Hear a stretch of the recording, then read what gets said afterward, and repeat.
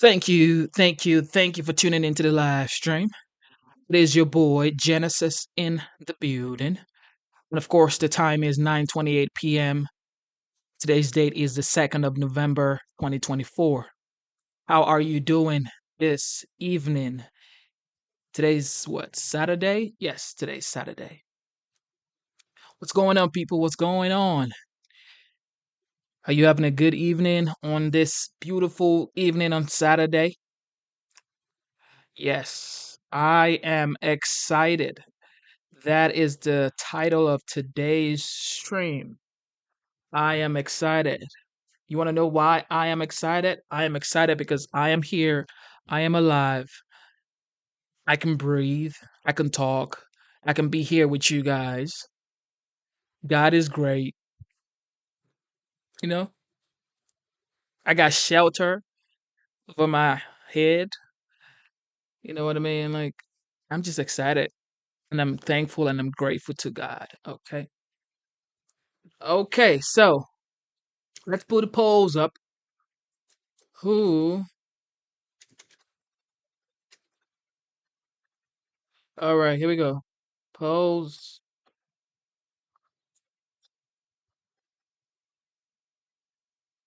Okay. Yes, y'all. Let me know, man. Let me know. Let me know how you guys feel this beautiful evening, this beautiful Saturday evening. Are you somewhere having a good time? Or are you somewhere just eating, watching the show? Or are you just chilling and just been waiting on the live stream? Or you've been like, okay, when is Genesis going to get back here? Yes, I am here. All right, like we all know, election day is Tuesday. Tuesday, November 5. Isn't that just mind blowing? Tuesday, which is in 3 days, election day. Wee! That is just wild. That is just wild. This is part of why I am excited. Okay, this is just part of the reasons. One of them reasons why I am excited. Okay, because by Tuesday, we would kind of know, if not know, because some people are saying we're going to know on Tuesday or maybe a little bit after Tuesday. I don't know for sure. However, I am excited for Tuesday as well, you know, for the possibility of in my opinion, of the 45th also being the 47th. But that is just my opinion, all right? All right, shout out to C. Shelley. God bless you, C. Shelley. I see you, Dennis. Shout out to the Prince of Amsterdam, Zima. All right. Okay, so the legendary Donald J. Trump campaigns in battleground North Carolina. Let's go ahead and tune into that right now and listen to what he has to say. It is getting close, so everybody's trying to close in and close with a strong performance, or a strong policy, or a strong bank, I guess. All right, let's listen.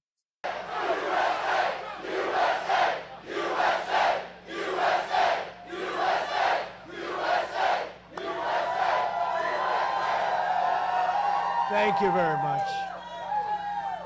Oh, you know, this was supposed to be a small little stopover. You got 20,000 people here. This was going to be a little stopover, Tim. No, this is great. We were just going to stop over real quick, a little group of people. This is not a little group of people. Hello, North Carolina. This is going to happen. I predict, let's make a prediction. This will happen on Tuesday, I think, right? This will happen on Tuesday. I think they'll end up having many more people than they thought. This is going to be great, but we have to get out and vote. And we will, because I am thrilled to be back in this beautiful state. What a great state. You know, I have a little granddaughter named Carolina. You know that, right? With thousands of proud, hardworking American patriots, which is what you are. You really are. You're amazing people. It's an amazing place. You've been through a lot. Your government has not helped you too much, I can tell you. Your government, FEMA, has let you down because they wanted to spend the money on illegal migrants instead. But we'll be here on January 20th, and you'll see quick service, all right? I'd like to begin by asking a very, very simple question. Are you better off now than you were 4 years ago? I don't think so. I don't think so. I've come today with a message of hope for all Americans. With your vote on Tuesday, I will end inflation. I will stop the invasion of massive numbers of criminals that have come into our country. And I will bring back the American dream. We don't have the American dream. We had it. We had it. You know, we also had energy independence 4 years ago. This is all you need to know. Kamala broke it. She broke it. We will fix it. I will fix it. It'll be fixed very fast. And America will be bigger, better, bolder, richer, safer, and stronger than ever before.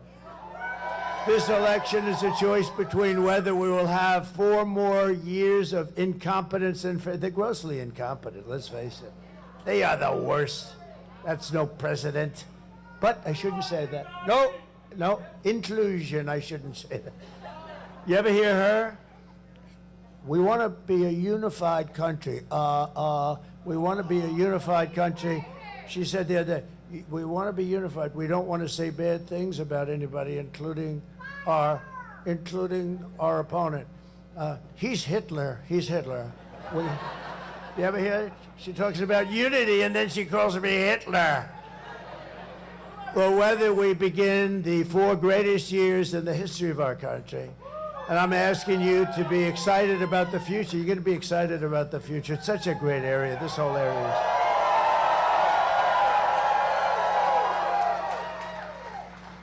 And I'm asking you to dream big. Again, we're going to dream big, and we're going to make this America's new golden age. It's going to be the golden age. Every problem facing us can be solved, but now the fate of our nation is in your hands. We win this state, we're going to win the whole ball game, you know.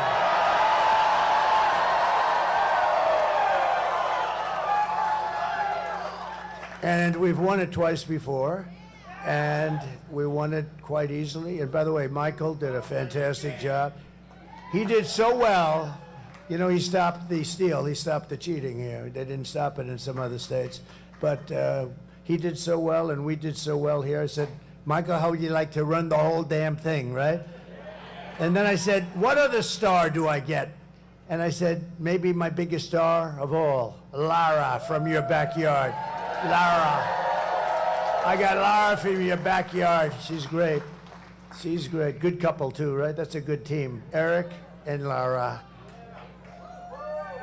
On Tuesday, you have to stand up and you have to tell Kamala that you've had enough. You can't take it anymore. You're grossly incompetent. Kamala, you're fired. Get out of here. You're fired. Get the hell out. Get out of here. We got to fix our country. I watched her this morning. She gives these press conferences that last like about 2 minutes. It's the weirdest thing. You know, I get all set. I want to watch something, right? Ladies and gentlemen, the vice president, oh good. She comes onto the stage like for 2 minutes, and all she does is talk about me. She never talks about what she's going to do. Donald Trump. Did you ever see the clip where they go, Donald Trump? The last time she spoke, she mentioned my name like 28 times or something. She didn't talk about what she was going to do, and economically, she doesn't know anything. In fact, what she's proposing, well, wait a minute. You just saw, you were going to go over it in a second, the worst numbers I've ever seen. How good was that? To get those numbers 4 days before the vote was, thank you very much, sir. Thank you. Thank you, thank you, sir.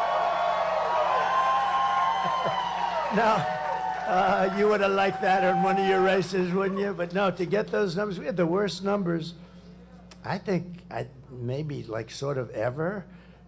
And they were like 4 days. And I want people to remember it because, you know, a lot of people said, well, this won't affect the election because a lot of people aren't thinking about that. Of course, these people, they'll say, look at all of them. Look at all of the fake news. They say all of that. They always, they always say that, but I think it's unbelievable timing. If I had my choice of, I think it's perfect. I covered it last night. We were in Milwaukee, in the biggest arena you've ever seen, same size as Madison Square Garden. It was packed hours before the event. We could have filled it up twice. And that's Wisconsin, the great state of Wisconsin. And a great Green Bay player, the great Brett Favre, you know, he endorsed me. He endorsed me, and that's a big thing in Wisconsin. He was on the Packers, as football fans know. He could rip the ball. He could throw that ball so hard, so fast. Sometimes it would hit the receiver in the face. He couldn't see the ball was coming so fast. It was a lot of embarrassment, you know. It just ripped the ball into their hands, and he was great. I shook his hand. He had the biggest hand I've ever seen. Now I know why he threw. His hand was like 3 times the size of a normal hand. His fingers were like sausages. I said, "They're the big." I looked at it. I said, "That's the biggest hand." I mean, you know. And so he was born to do that. But you know what? He said, "I've never done this before." He did a beautiful little speech, and he said, "I've never done this before. I've never endorsed anybody. I'm endorsing President Trump because we want him to just do the same job he did." Really nice. Really nice. Never did it before. For these past few years, we've been fighting to take back our country, and it's been a failed and corrupt administration, a horrible administration, an administration that, you know, you like to see like a football coach. He brings something there. He brings a little esprit de corps. There's no esprit de corps. Biden, look at, and by the way, they're fighting like hell, the two of them. Biden said, you stole my presidency, and you're no better than I am. No, it's the same thing. I think the numbers, I think Joe, maybe, we're going to see on Tuesday, right? But I think Joe might have done better. But Joe, the reports are, look, he hates me. We had a debate. He didn't do too well, but that's okay because, you know, you don't take an election away. He didn't do well, and his numbers went down a little bit. And you know what happened? They walked in and they said, "You're not running anymore. Get out. You're out of the race." This is the president of the United States that they did this. It was a coup. I don't like the word, but it was a coup. But it was sort of worse than a coup because a coup takes a little more time. This was like Crazy Nancy and some others. They walked in. She's crazy as a bedbug. And somebody should look at her Visa stock. She sold her position. This is a woman started off with nothing. Now she's worth $200 million. Do you think she's been honest? No, she has a big position in Visa, right? I think it's Visa, one of them, whatever, who the hell cares, but it's Visa. And, you know, she plays the market. It's not really playing when you have the information she's got. So she sold her entire position the day before it was announced that Visa's under massive investigation. Now, is the fake news going to do anything about that? I doubt it. Together we have overcome every attack, every abuse, and even 2 assassination attempts. I remember them. And now it all comes down to this. Remember, assassination, nasty, but it really is. I mean, they go after people that are meaningful. They go after people that are meaningful. They go after people that believe in making other countries pay for what they do. We're tired of being ripped off. Consequential, I guess, is the best word. They seem to go after consequential presidents. And I didn't know it was such a dangerous profession. Being president is a very dangerous profession. Who would have thought? But if you look at race car drivers, I have a lot of race car driver friends. You know, I own a job down the road in a place called Charlotte. Have you ever heard of it? And it's been such a pleasure. But we have a lot of the race car drivers are they're members, and it's been a great place. Just I'd like to be able to come here sometime and actually play at the course. And the beautiful, I bought a whole big thing there years ago, and it worked out beautiful. It just works so beautifully. But I was talking to somebody, and they were talking about a consequential president, and then all the race car drivers, and I said, let's see, and I asked somebody, and you got to be careful when you talk about this subject. You don't like to say, what's the level of death when you drive a race car driver and you're talking to a race car driver, right? So I did a little, so it's like 1/10 of 1%. And the bulls are a little bit more, 1/10 of 1%. President, it's a lot. That percentage is like up there, high. It's probably the highest thing you can do. Nobody told me this when I was thinking about it. Nobody told me this. But I wouldn't have changed my mind because we're going to make this country greater than it's ever been before. We had the greatest economy in the history of our country. We had the strongest border in the history of our country. The strongest. Should I bring down my favorite chart of all time? Bring it down. Bring it down. It's my favorite chart of all time.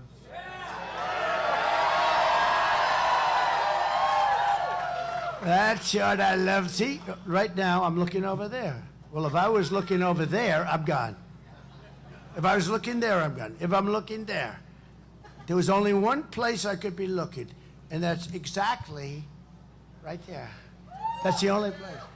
If I was looking there, no good. And I was looking there, no good. Had to be here, because the lunatic was right there. And I looked over here at the chart, which was right here. I looked over, ping. Can you imagine? I love that chart, Tim. I love that chart. I love it. Even if the numbers were bad, if those numbers were terrible, if I was like in one of the lines to the right, look, it's like an Elon Musk rocket ship. That's what happened. So that was my last day in office. That was the lowest illegal immigration we've ever had. I had it fixed. It was beautiful. And that included trafficking of women. They traffic, mostly it's women, by the way. I hate to tell you that, but it's women. 325,000 children are missing. Can you believe during their administration? Nobody talks about it. They should be talking about it. That is a human tragedy. 325. Think of what that is. That's take your biggest stadium and multiply it many times and load it up with children. That's what we're talking about.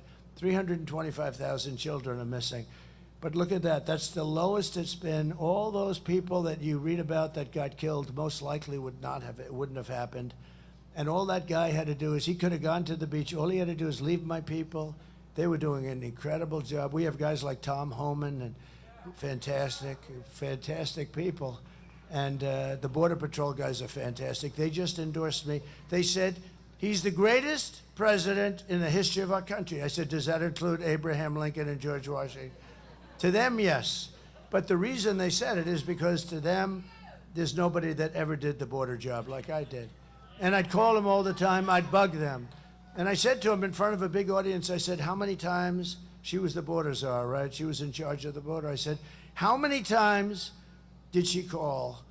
And they said never. So in almost 4 years, I looked, there were like 10 officials behind me. They all gave me this beautiful endorsement.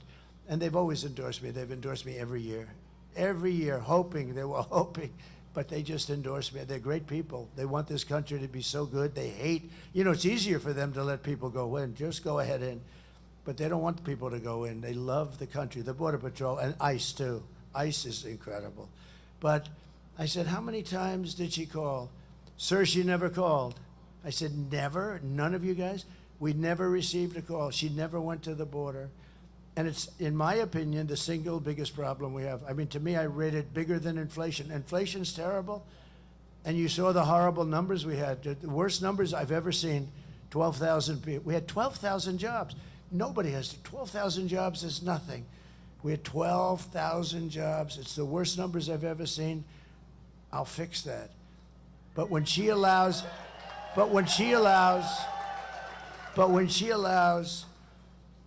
13,099 murderers.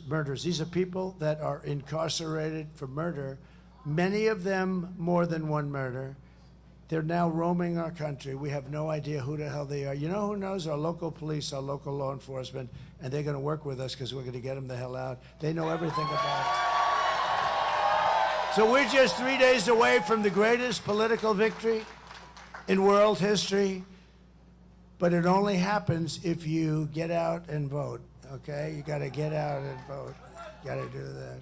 I haven't felt this much heat on me in a long time. That sun is brutal. They'll say, what happened to you? You got really red. The next one, I'm doing another one. Can you believe I do 3 or 4 of these a day? Can you believe it? But this one I like. This one I like. You know what she does? She does like 1 and then takes a day off. I say, wait a minute. So we've gone now, I think it's 62, 63 days, something like that, in a row. I can't believe I've kept my voice. The big thing is you don't want to lose the voice. Because if you lose the voice, it's no good. It tends to not do well. It tends not to play well for those people in the back. But you know what? 62, 63. And you know who knows that?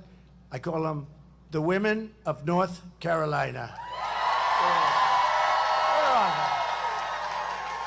Where are those women?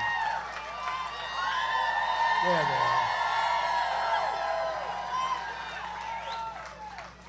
are. There they are. But where are the women that I know of North Carolina? I can't believe. Where are they? Huh? Oh, they're coming later. Oh, I've never seen that before. Whoa. They are the most incredible. They've been to 259 rallies. Huh? There's no way they're not here. Where are they? There. Where the hell are they? Put up your hand.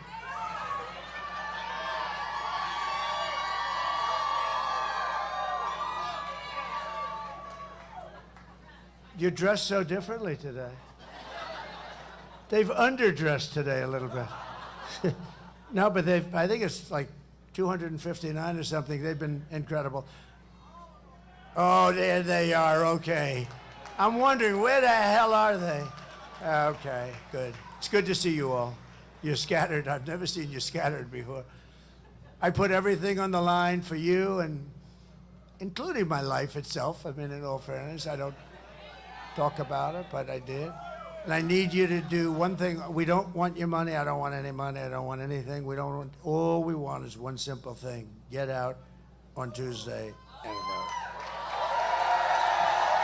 Because we can't take a chance. Too big to rig. We got to make it too big to rig. We can't let anything happen. With your help, we're going to defeat Kamala Harris, and we're going to make America great again. We're going to make it great. We're going to make America great again. Yesterday it was announced that Kamala's economy added only 12,000 jobs. Nobody's ever heard of that. You know, look, you've been doing this. Even if you're not into that world too much, I am. But, you know, you see it, 250 jobs. We were doing badly this month, 250. It's usually like 200, 250. Sometimes you have 300, 400. 12,000 jobs. I never heard it before. I've never heard of that number before. It's automatically, you know, you have automatic growth. One of the worst jobs report of all time, they say. I mean, how good is that if you happen to be running against the people that did that, right? It's only good for one thing. Same thing with the border. The border is horrible. It's death, it's destruction, it's the ruination of our country. It's only good for one thing. If you happen to be running against the idiots that allowed this to happen, open border. It's the only thing I can think of. There's no other reason. There's no other reason it's good. We lost nearly 30,000 private sector jobs. Think of that. And the jobs created were mostly government jobs. Now, that's easy. You just call up, hire 100,000 people this month, you know? No, we don't want that. We want private jobs. Along with nearly 50,000 manufacturing jobs were lost in a single month. I've never heard of these numbers. These are depression numbers, I hate to tell you. Don't worry, I'll fix it. Don't get scared. Don't worry, because I know what to do. Under Kamala's catastrophic agenda, more than 100,000 manufacturing jobs have been wiped out since just the beginning of the year. It's not, these are numbers that are crazy. 150,000 Americans joined the unemployment rolls in October.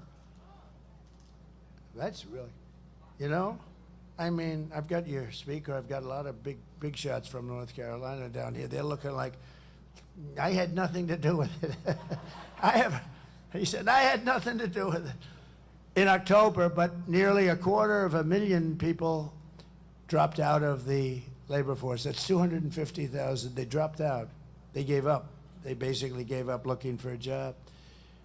We cannot take 4 more years of this calamity. You may not be able to take a couple of months more of this. This isn't this.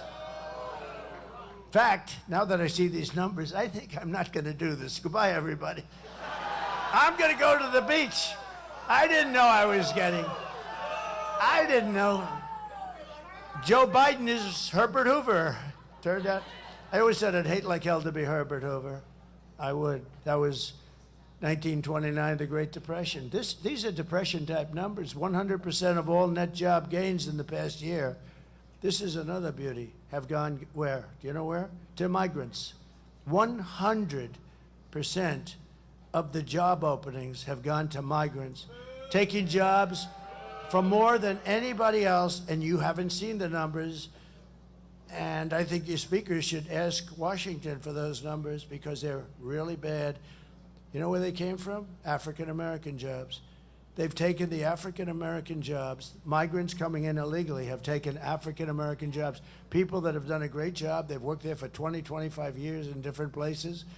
And to a lesser extent, Hispanic jobs, but large numbers of African-Americans. It's going to probably be announced right after the election. They should be forced to announce it before the election because I'll tell you, they won't get one African-American vote. They're letting these people come in by the millions, and they're taking jobs of African Americans. And you're going to see it right after the election. They'll announce it. And they did another thing. They had 818,000 jobs that were fake. They were fake jobs. They were made-up jobs. They were fraud. If I did it, they'd throw you into the penitentiary for 20 years. Crooked Joe Biden. They don't call him Crooked Joe for a reason. I mean, it's a reason they call him that. He's a crooked guy. And she knew everything about it. They created 800, and you knew this? It came out like a week ago. They created 818,000 fake jobs. And on top of it, it was just announced that they had to readjust last month and create another 112,000 fake jobs. So they thought that they'd do the readjustment. Now, there's never been usually it's an adjustment of like 2,000 jobs or something. So this is almost 1 million jobs that these people defrauded you on because they wanted to go into the election with at least a decent picture. Wasn't great, but at least a decent picture.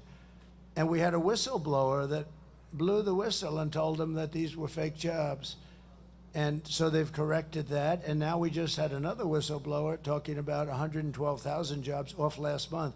In other words, last month where the numbers were terrible but okay, not like this, they took 112,000 jobs. So that's almost 1 million jobs between the two of them.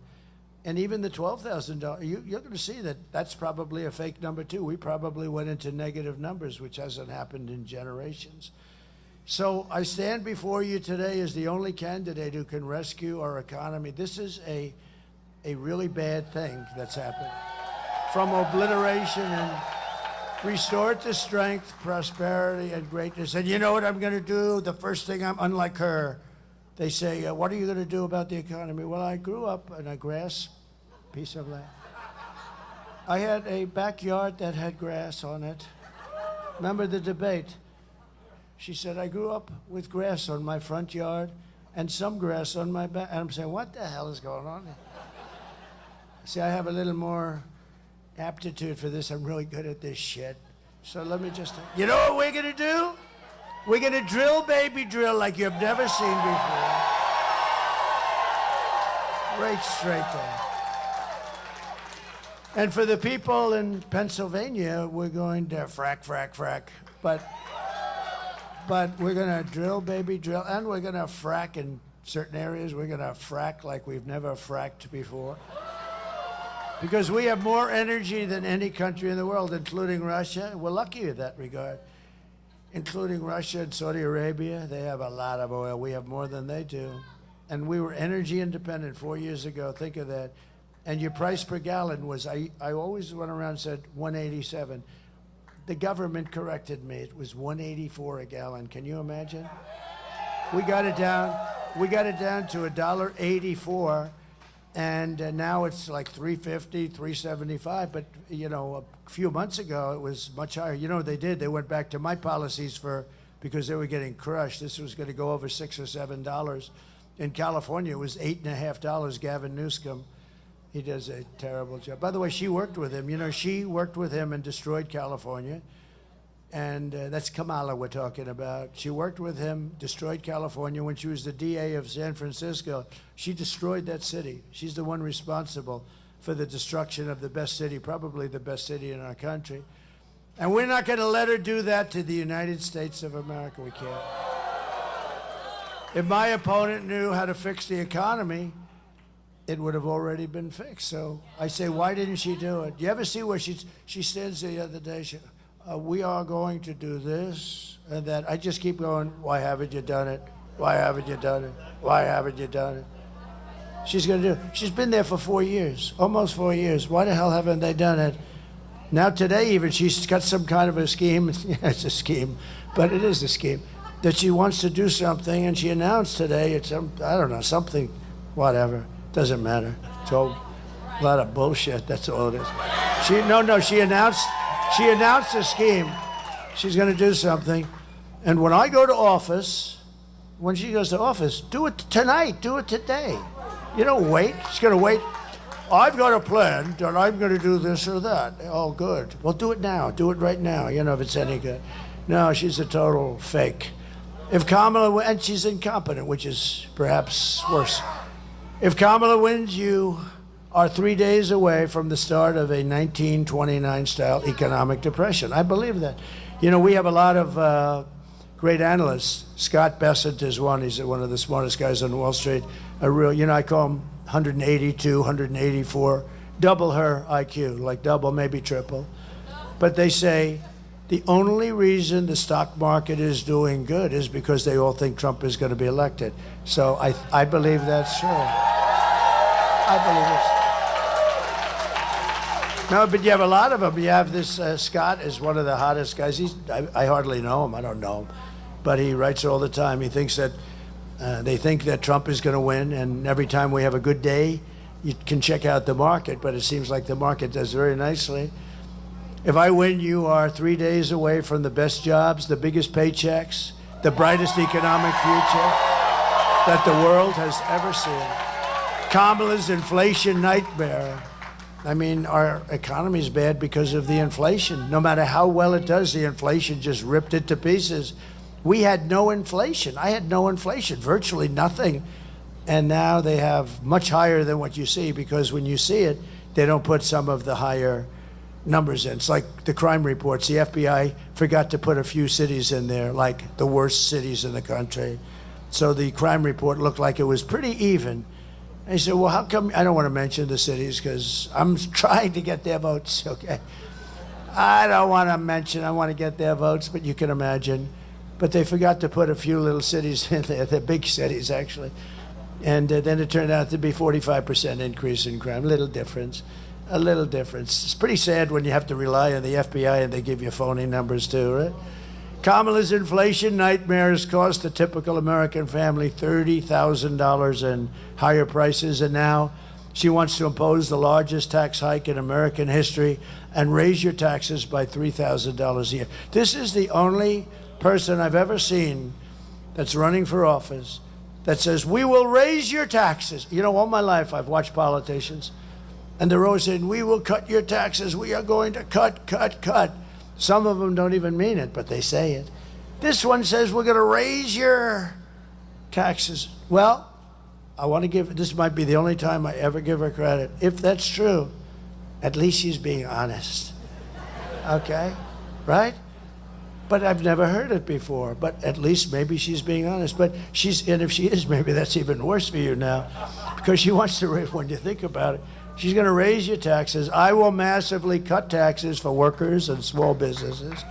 And we will have something that I think is just great. She came out with it right as soon as I said it. A couple of weeks later, she came out when she's making a speech. And she said, and I will have, and she said it quickly because she knew she was going to get hammered. I will have no tax on tips, no tax on tips. She got hammered. But we will have copycat. He said copycat. We will have no tax on tips, no tax on overtime, and no tax on Social Security benefits for our seniors. All right? Which of them is the best? Okay, ready? We'll just do this quick. This is a free poll. Because, I pay these guys a lot of money, these pollsters, and I don't even think they send people into the fields person. Let's see, it's 51-49. Now send me a check for $300,000, right? I don't think they even send people into the field. You know what that means. They're supposed to have hundreds of people that go into the field. They make a lot more money when they don't even bother. They say, Trump is leading 51-49. By the way, I think we are leading. We're leading in every poll. But you're going to prove on Tuesday that we're leading by a hell of a lot more than just saying. We have to do it. We have to do it. Okay, ready? No tax on tips, right? No tax, wait. We'll go no tax on tips, no tax on overtime, no tax Social Security. Ready? Face it, number one. Which is the best of the three? No tax on tips. Well, that's not too good. Do any of you work in restaurants? Who works in a restaurant? Not too many. You get a lot of money in this place. All right, because when I do that in Nevada, when I do that in Las Vegas, I say no tax on tips. I have to stop the speech, leave the podium for 20 minutes. It blew everything away. Okay, again, no tax on tips. No tax on overtime.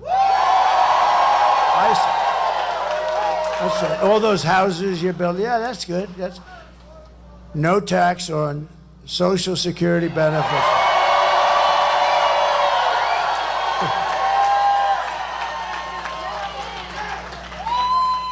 And these guys are going to say, Trump has a conflict of interest. He's giving himself a tax break. No, can you believe? Because I'm a senior, I don't feel like a senior. Wait a minute. Do the seniors here feel like seniors? I feel better. I actually feel better than I did 30, 40 years ago, I think. I actually think I'm sharper. Now, there'll be a time when that won't be, but I feel I'm sharp. You have to be sharp when you can escape these monsters back there. These horrible, horrible, dishonest people. The fake news, I came up with the name. I came up with the name fake news. Unfortunately, there's a mistake with the fake news. The term is not strong enough. I need a stronger. It's fake is the least of it. They are totally corrupt. To lift up American families, I will protect and expand the child tax credit we created. We created it. And I will support a tax credit for family caregivers who take care of their parent or loved one. These are great people. I'll tell you what, these people, if you didn't have caregivers, these family caregivers, we call them angel moms and angel wives, where a husband comes back from the war or something and lots of problems. And if you didn't have them, our hospital system wouldn't be able to survive, literally. It would be, you'd have to make it 3 times bigger. These people have contributed so much, and they haven't been recognized. We're going to recognize. We're going to give tax credits to people that take care of people. No, you'd have the people in the hospitals instead of at home in a bedroom with their family, with their mother or their wife or whatever, and or their husband. And they're unbelievable people. And a lot of them are, a lot of them leave. A lot of them say, I can't take it.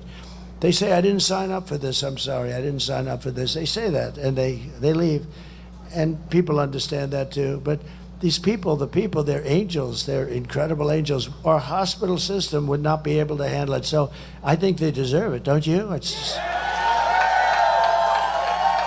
They don't even ask for it. I don't have any big lobby or anything asking me for it. I have lobbies asking me for everything, but I have no lobby asking me for that. Just something I feel. I've always felt it. I've seen so many of them, met so many of them, and they want to just take care of their son or their husband or their daughter. I mean, they just want to take care of these people. And you could never get that kind of a care in a hospital. As good as a hospital is, as good as the hospitals are, you could never get that kind of care. So it's a beautiful thing, and we're going to do it. We're going to do it immediately. We're going to get it done immediately to rapidly reduce inflation. Thank you, Angel Moms. I will end Kamala's war on American energy, and we will drill, baby, drill. We're going to drill some.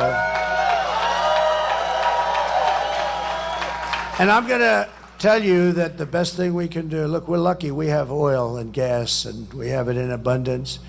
I got Anwar approved in Alaska, which is the biggest, perhaps the biggest in the world. It might be as big as Saudi Arabia. It's massive. Reagan tried to do it. He couldn't get it done. Everybody tried. Everybody, well, the Democrats not so much, but everybody tried, and every Republican tried, I can tell you that. And they tried like hell, and I got it done. I got it done. And we were ready to drill and go, and this guy gets in within the first short period of time.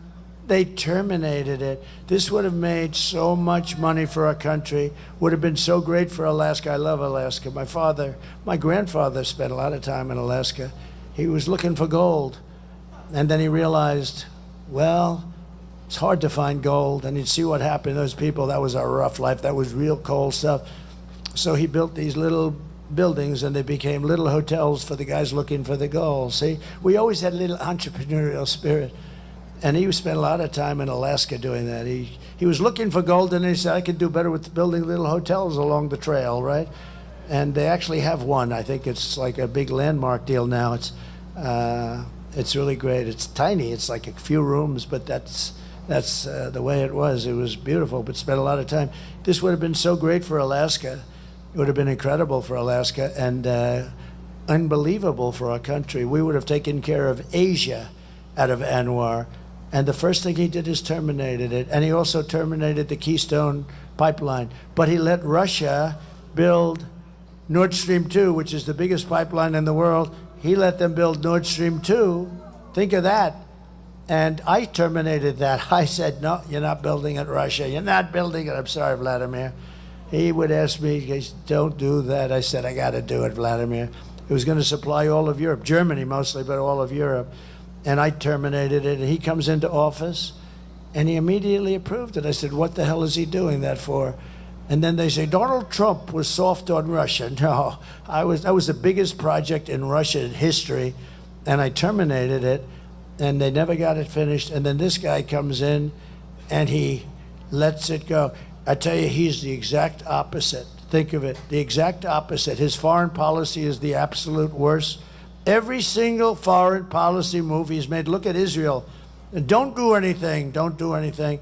And at least now they're in a position where there's some defense, where they can defend themselves from what might happen. You know, we're very close, I'll tell you what, we're very close to going into a thing called World War III. And we have people that do not have the mentality to even think about keeping us out. They have no idea. Again, should have never happened, Russia going into Ukraine. Afghanistan would have never happened, never. Getting out was right. I was going to get out, but with dignity and strength, and keep Bagram, which is the big air base. They gave up Bagram. It was 1 hour away from where China makes its missiles, nuclear missiles, 1 hour. That's why I would have kept it, not for Afghanistan. 1 hour away, think of it. And he left Bagram, and you know who occupies it now? China occupies it. China, he gave this multi-billion dollars, and this is from many years ago it was built, got the biggest runways in the world, can handle anything. The biggest runways, most powerful, deep, thick concrete runways. To build them today would cost billions, tens of billions of dollars. He gave it up like you give up nothing. I'd never seen, always keep Bagram, and now China occupies Bagram, 1 hour away from where they make their nuclear weapons. It's so sad. What's happened in this 4 years is so sad. And she's now running for president. She shouldn't even be allowed to run for president. I'll cut your energy prices in half within 12 months because we're going to get it going. And to bring jobs back, millions and millions of jobs. We'll give our companies the lowest taxes, the lowest energy costs, the lowest regulatory burdens, and free access to the best and biggest market on the planet, but only for those who make their product right here in the USA and hire American workers for the job. We're going to bring your furniture guys back. You know, I love this state. You know when I got to know your state? When I was in this hotel phase of my life, I did great. I loved those hotels. And I'd come to North Carolina because you had the greatest craftsmen, the greatest everything, right? And they're mostly gone. Where are they? Oh, they're in China. Not them. They didn't even take them. They end up getting jobs where They don't want to do that. They were the most incredible. I said, could you do something with the arm of that chair? Yes, sir. Ding, ding, ding, ding. They were like artists. I said, boy, that's beautiful. Could you do that? Yeah, we can do that. But we can do something better. Watch. I said, man. And I'm telling you, you had the greatest craftsmen in the world for furniture, and that business has been obliterated by stupid politicians. They're going to all come back. You watch. They're going to all, because we are now going to protect them. We're going to protect them with, as I said, the most beautiful word in the dictionary, tariffs. And if these companies don't make their products here, then they will pay a very stiff tariff when they send their products or bring their products into the United States for the privilege of competing with our companies and our workers. Our companies are going to be protected.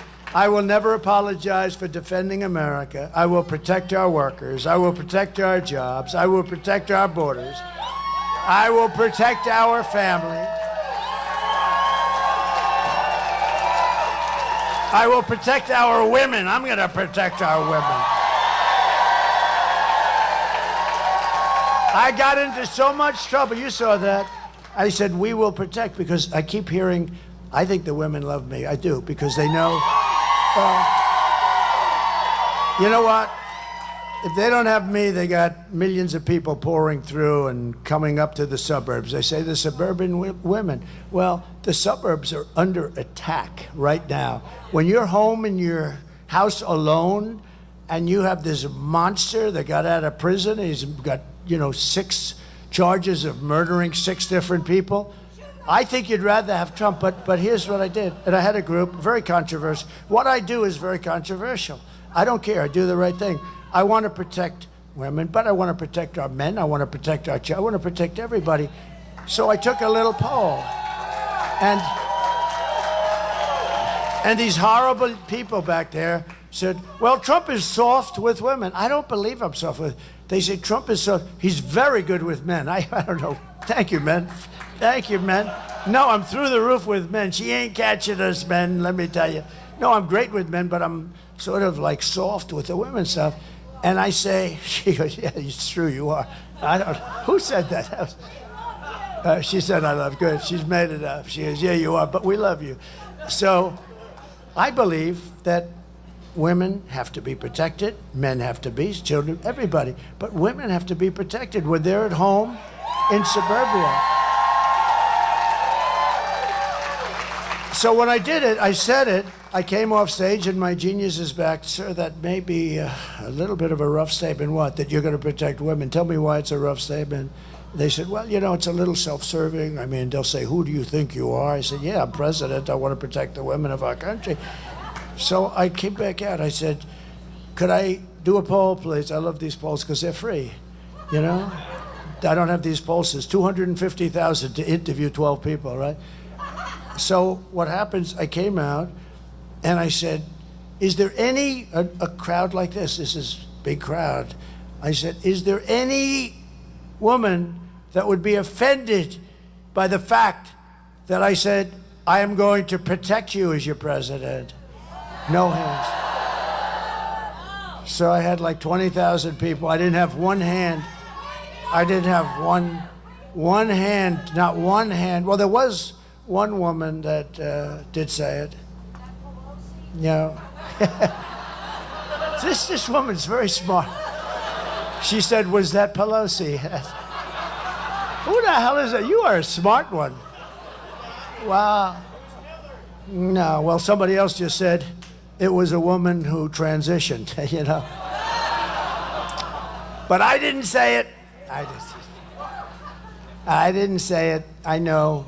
You have to be very careful. Everything you say, like there's some women that are very beautiful in the audience. I would never say that, because if I said like that, her, we got a lot of her. If I said they were beautiful, that's the end of my political career. You're not allowed to say a woman is beautiful. You're not allowed to say, hello, you're a beautiful woman. You're a beautiful, very beautiful woman. If you do that, that's the end of your political career. But I've never had, women sort of like it, but you can't do it because we have to remain a politician for 4 more years to straighten out this mess that these stupid people have given us. No, they want you to be very politically correct, and well, they picked her because they wanted to be politically correct. She was the least qualified person. You had 12 other people, and she was number 13 in every poll. If he got out, but it should have been his decision. You know, he goes through and he gets these 14 million votes. It should have been his position. I don't know how you can just take it away. They really think of it. This is a famous moment in our country's history. They went in and they said, "You're out," to the President of the United States. They said, "We're taking your presidency away." He said, "No, you're not." He said, "Yes, we are." And by the next day, he said, "Yes, you are." They said something. But they went in and they took his presidency away from him like taking candy from a baby. It's really wrong when you think about it. I mean, what's the purpose of the primaries? And it was very shortly after he got the nomination, you know, not talking about a long period of time. And they should have done it, or if they were going to do that, they should have held another primary and let 20 people run, and if she could run too. But they just had it because they wanted to be politically correct, right? And it's a very bad thing for our country, although I happen to probably think of all of the people, she would be my first choice to run against. So I shouldn't be complaining.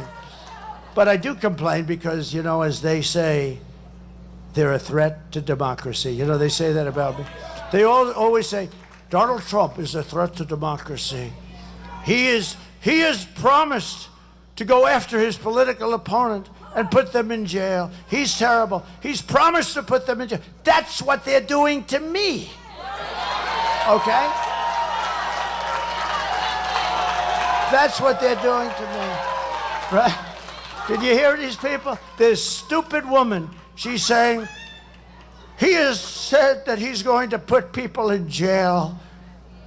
And he's going to go after this one and that one. I won't mention their names. But he's going to go after them, put them in jail. And I said, how stupid. That's exactly, I had like 20 calls. She's talking about this. That's what they're trying to do to you. And they're trying. But we're going to be very successful. You know, we won the big case in Florida, right? We won a lot of them. They're scammers. As we rescue our economy, I will also restore our borders. Again, I believe the borders are the single biggest problem that this country's had in 100 years because they're disturbing our country. They're really disturbing. What they've done to our country is not even thinkable. Over the past 4 years, Kamala has orchestrated the most egregious betrayal that any leader in American history has ever inflicted upon our people. There's never been anything like this.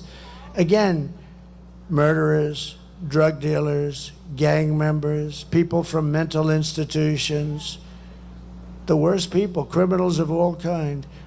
Venezuelan crime is down 72%. Our crime is through the roof. Tell David Muir he's a real stiff. What a dope.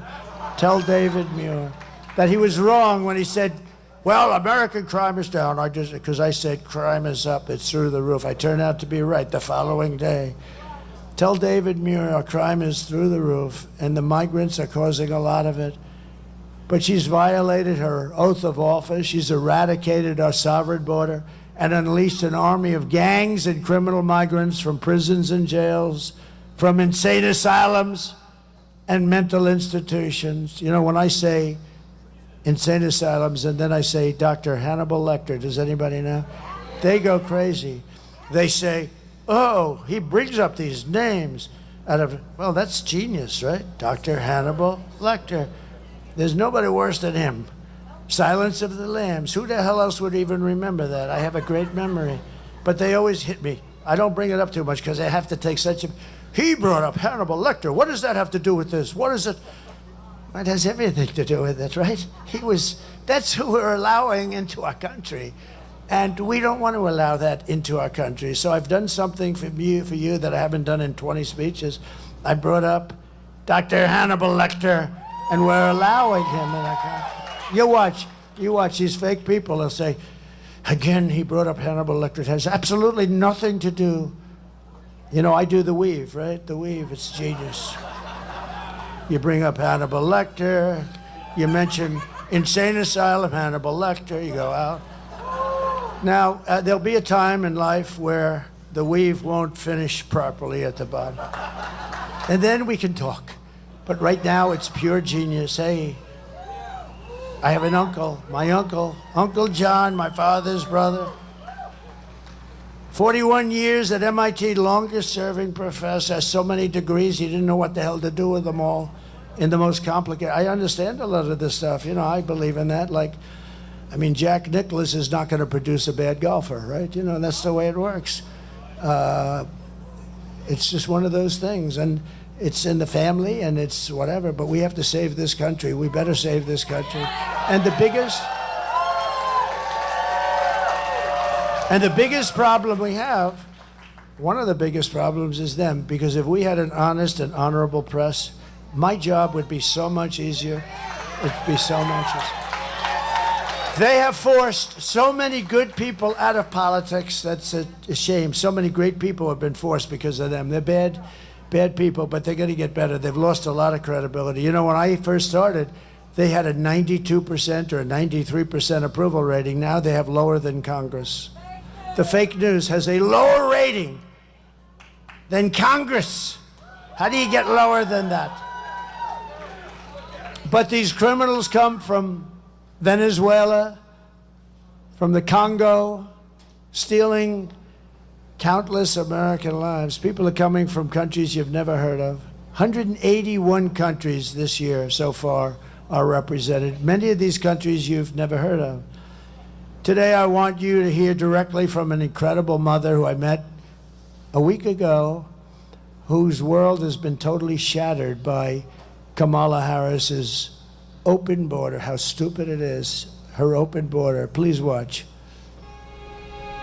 Sunday night, I asked her to not stay up super late because of her coming to work with me in the morning first to do her summer school. She said, okay. I told her good night and I love you. I went to bed, not realizing that that was going to be the last time I saw her. We're best friends. Yeah. We're going to shake it again. I woke up to notice she wasn't in her bed. I'm in my heart trying not to lose my mind because I don't know where she is. I finally remembered her phone had a location on, and her phone was pinging just 2 minutes down the road, right behind the skate park. I start driving to the direction the phone was being pinged at, and I see a couple cop cars with lights on. I see yellow tape, and immediately my heart drops and sinks to the bottom of my stomach. My daughter's hands and ankles were both bound. She was strangled to death, left with no pants. And I know in my heart, she fought incredibly hard. She was not going down without a fight. We begin with two men we're learning are charged with capital murder tonight, accused of killing a 12-year-old girl. Police say these men strangled her before dumping her into that creek. Both men were in the country illegally. Apprehended, then released by Border Patrol less than 3 weeks before Jocelyn's death. The men accused of killing Jocelyn Nungare are affiliated with the gang known for brutal violence. Kamala Harris was in charge of immigration in our borders. If we had better border policies and not open borders and not these catch and release policies, I truly believe this all could have been prevented. Under her being vice president of this country, my daughter's life was ripped away from her. She had her entire life ahead of her. Happy birthday, dear Jocelyn. My daughter is 6 feet in the ground based off of policies that she allowed to keep. Kamala Harris did have one job, and she not only failed, not me, she failed my daughter. She failed Jocelyn. You know, she was only 12. President Trump reached out, gave me his sincerest condolences as not a former president, but just as a father, someone who cares. I believe Donald Trump needs to be back in office, I can at least know that my next child will be safe in this country.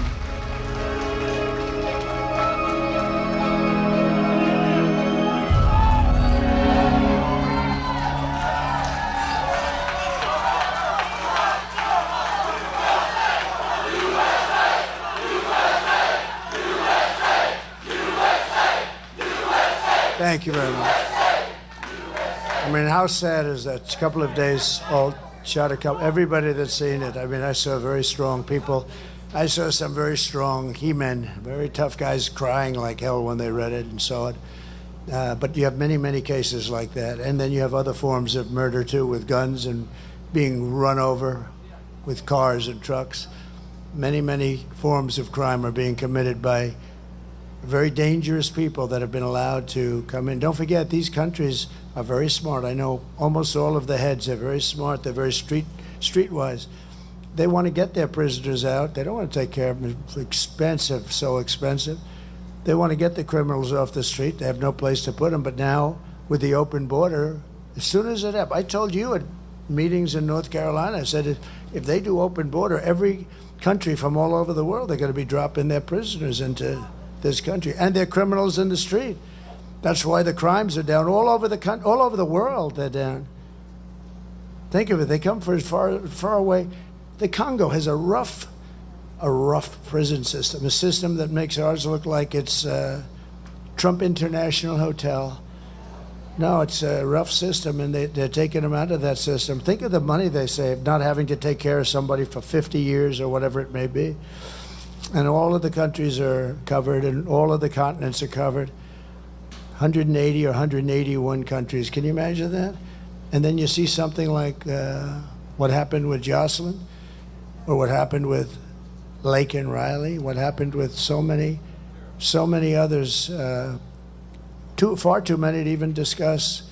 But this was a woman I met when I got the endorsement from Border Patrol. That's when I met her. She was such a nice woman. I said, so what happened to my daughter? And I guess they came and took her out of her room or something. It's not even believable. So when you vote on Tuesday, vote in honor of Jocelyn and Lake and Riley and Rachel Morin and every American who's been stolen from us. Maybe you vote in honor of the 325,000 missing children. Think of that. Who would even believe it could be like that? 325. And they're responsible, just like they pulled the trigger of a gun, they're responsible for that. The day I take the oath of office, the migrant invasion ends and the restoration of our country begins. In Ohio, a small town of 3,000 people has just been besieged. So you have 3,000 people, and it's just been besieged by an influx of 3,000 illegal aliens from a country 6,000 miles away that doesn't speak the language and that nobody ever heard of. And the town is like, what do we do? And you know, Springfield, also in Ohio, Springfield has 50,000 people, and they dropped 30,000 people into Springfield, Ohio. Now, the hospitals are a disaster, the schools are a disaster, and on top of everything else, it's a very troubled country that they come from. Tough country, tough. But on top of everything, they don't speak the language. And the mayor's a nice man, and he wants to go and help, and he doesn't know what to do. And all he's doing is looking for interpreters. Think of it. No, you have to move them out. You have to move them out. You can't do this to our country. And this is happening all over the country, all over our country. Actually, and to a certain extent, the world. But the world doesn't let people come in like we do. We let people just come in. We're run by very stupid people. They're low IQ people, very low IQ. She is.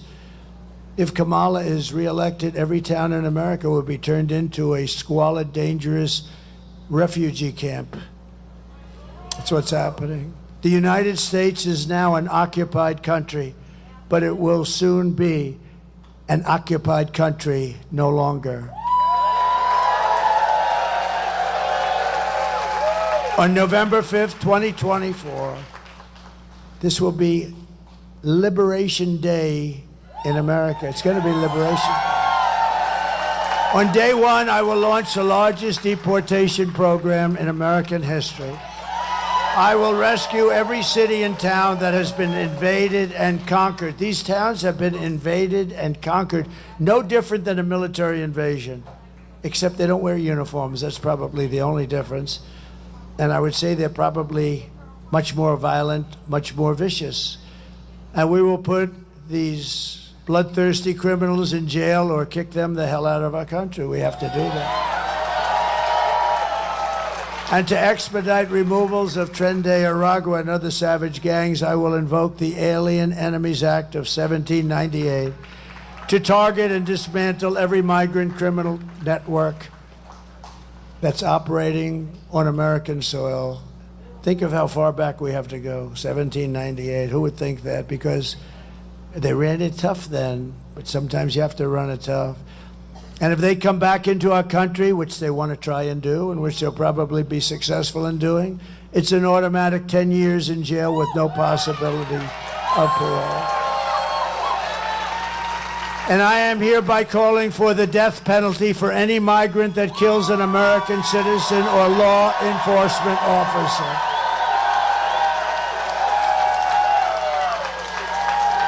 Have no choice. And I will immediately ban all sanctuary cities in the United States of America. Sanctuary for criminals. Despite all of the damage that Kamala has caused, she spent the final week of her campaign comparing her political opponents to the evil, the most evil people, mass murderers, all of us. Then Joe Biden called, and he said that we're garbage. We're all garbage, remember? Remember Hillary deplorable, right? I actually said they're deplorable and irredeemable. And I said, oh, she made a terrible mistake. That word irredeemable to me was worse. Actually, it was worse than deplorable. But that one didn't get picked up, Tim. That one didn't get picked up. It was deplorable. It was deplorable that got picked up. And how did that work out for Hillary? Not too good. But garbage is a hell of a lot worse, I think, than deplorable, right? Garbage. We're garbage. My response to Joe and Kamala is very simple. You can't lead America if you don't love Americans. Very easy. And you can't be president if you hate the American people. And they have to be hating us. Everything Kamala says is a lie. Her entire campaign is one hoax and slander after another. But the only way to stop the lies is to swamp them with your votes. You got to do that on Tuesday. Kamala has no vision, no ideas, and no solution. All she ever talks about is Donald Trump. Good evening, everyone. Tonight I will speak about Donald Trump. Donald Trump. Donald Trump. Donald Trump. Donald Trump. Donald Trump. Donald Trump. Donald Trump. Donald Trump. Donald Trump. Donald Trump. Donald Trump. Donald Trump. Donald Trump. Donald Trump. Donald Trump. Donald Trump. Trump.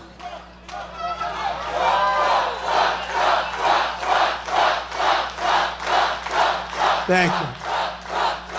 Thank you very much. There are some people who thrive under pressure, and there are some people that crack, and you got to see her. She's not looking good. I watched her news conference. It was bad. If Kamala can't handle an interview with Joe Rogan, then she can't handle the presidency, and she certainly can't handle Putin and President Xi of China. She will get overwhelmed, a meltdown, and millions of people will die, perhaps. And this is not a charity event. This is an election for the biggest and toughest job anywhere in the world. This is the toughest job in the world, they say. I think probably is. Do you want to lose your life savings because we put a weak and foolish woman in the White House? No. Do you want to lose your job and maybe your house and your pension because Kamala has the economic understanding of a child? That's what it is. If you would have heard her speaking a couple of days ago, she had no idea what she was, like I tell you, these things we're doing. She has no idea what the hell she's talking about. Would you trust Kamala Harris to talk to Russia or China and talk them out of a war? Think she'll talk them out of a war? I don't. She'll talk them into a war. By the way, you know, she went and dealt with the Russian situation with Ukraine, and she was solely responsible. She went in, they put her there 3 days before Putin invaded. She was nearby someplace. She had big meetings with Russia. They invaded 3 days after the meeting, and that's fact, all fact. I give you only fact because I have all these people. If it's anything less than fact, for instance, I tell them, I look at them in the eye, and I say that this is the greatest political movement in the history of our country. There has never been anything close. There has never been anything close. I tell the story about Pat Buchanan. A lot of you know Pat Buchanan. He's a great old-timer, a good guy, too. But he came in second in the New Hampshire primary, right? And it was such a big event that he had a whole, 50-year career, great career, as a pundit. He was on television because he came in second in one primary in New Hampshire.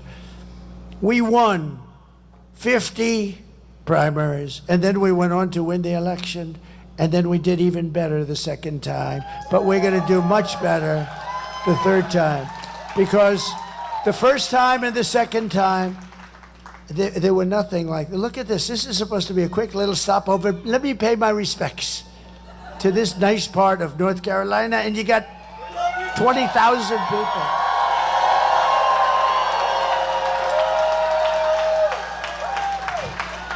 No, this is the greatest political movement, and let me give you a little information.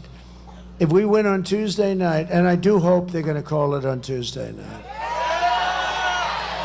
You know, you spend all that money on machines.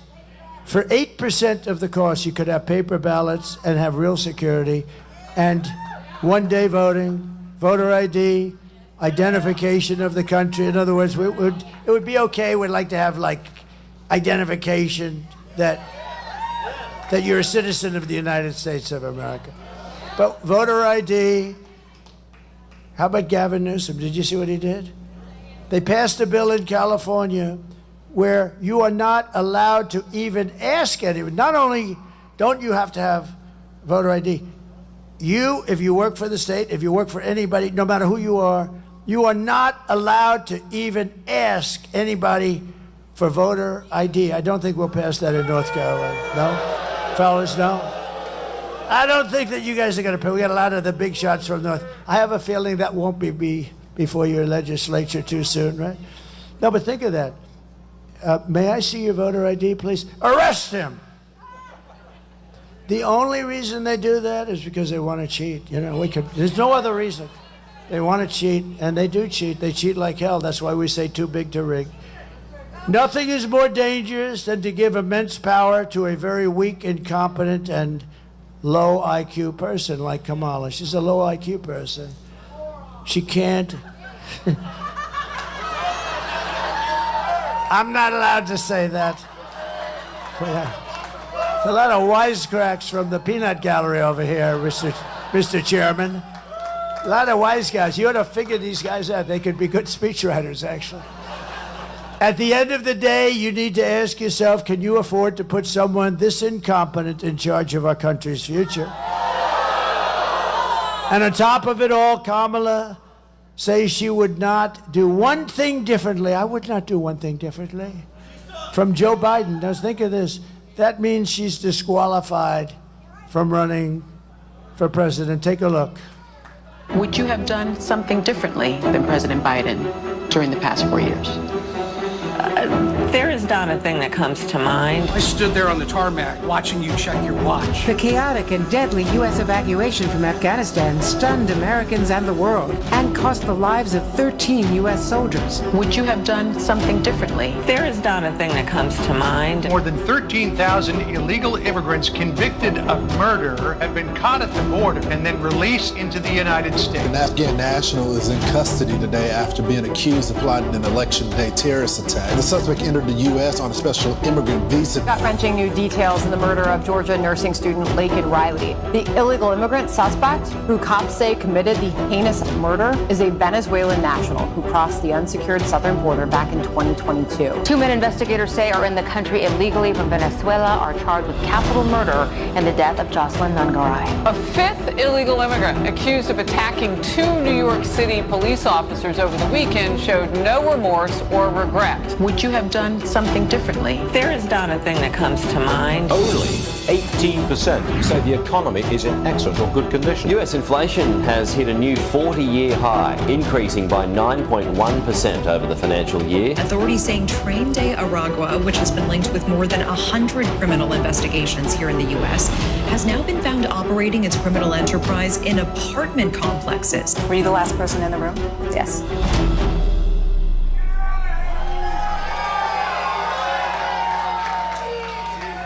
So if you want to end this disaster, you have to get out and vote. So important. Get everybody, get friends, get your friends, drag them in. You have some people there.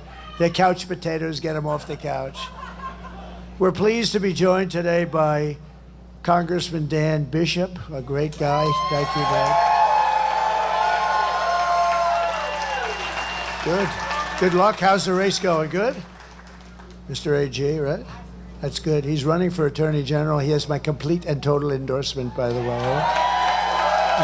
He's been a great congressman. I was there at the beginning, right?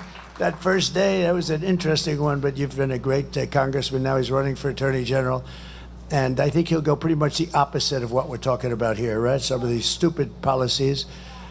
A great gentleman, a friend of mine. He's been your speaker, and he is really a good speaker. And he's sitting here marking down all the stuff that he's watching. And he says, we're going to do just the opposite. We will do the opposite of no asking for, right? We don't. Can you imagine a thing like that? If you ask for voter ID, they criminally punish you. So I think Tim Moore, North Carolina Speaker, I think he's going to. I have a feeling he's got a lot of good notes. You're doing a great job. Thank you, Tim, very much. Appreciate it. Congressional candidate Pat Harrigan, who's doing very well. Ooh, he's a handsome dude. Is that good? This guy's central casting. Dan, we need a couple of guys that look like that, right? Good. Good luck. I heard you're doing really well. Good. Great job. Secretary of State candidate Chad Brown.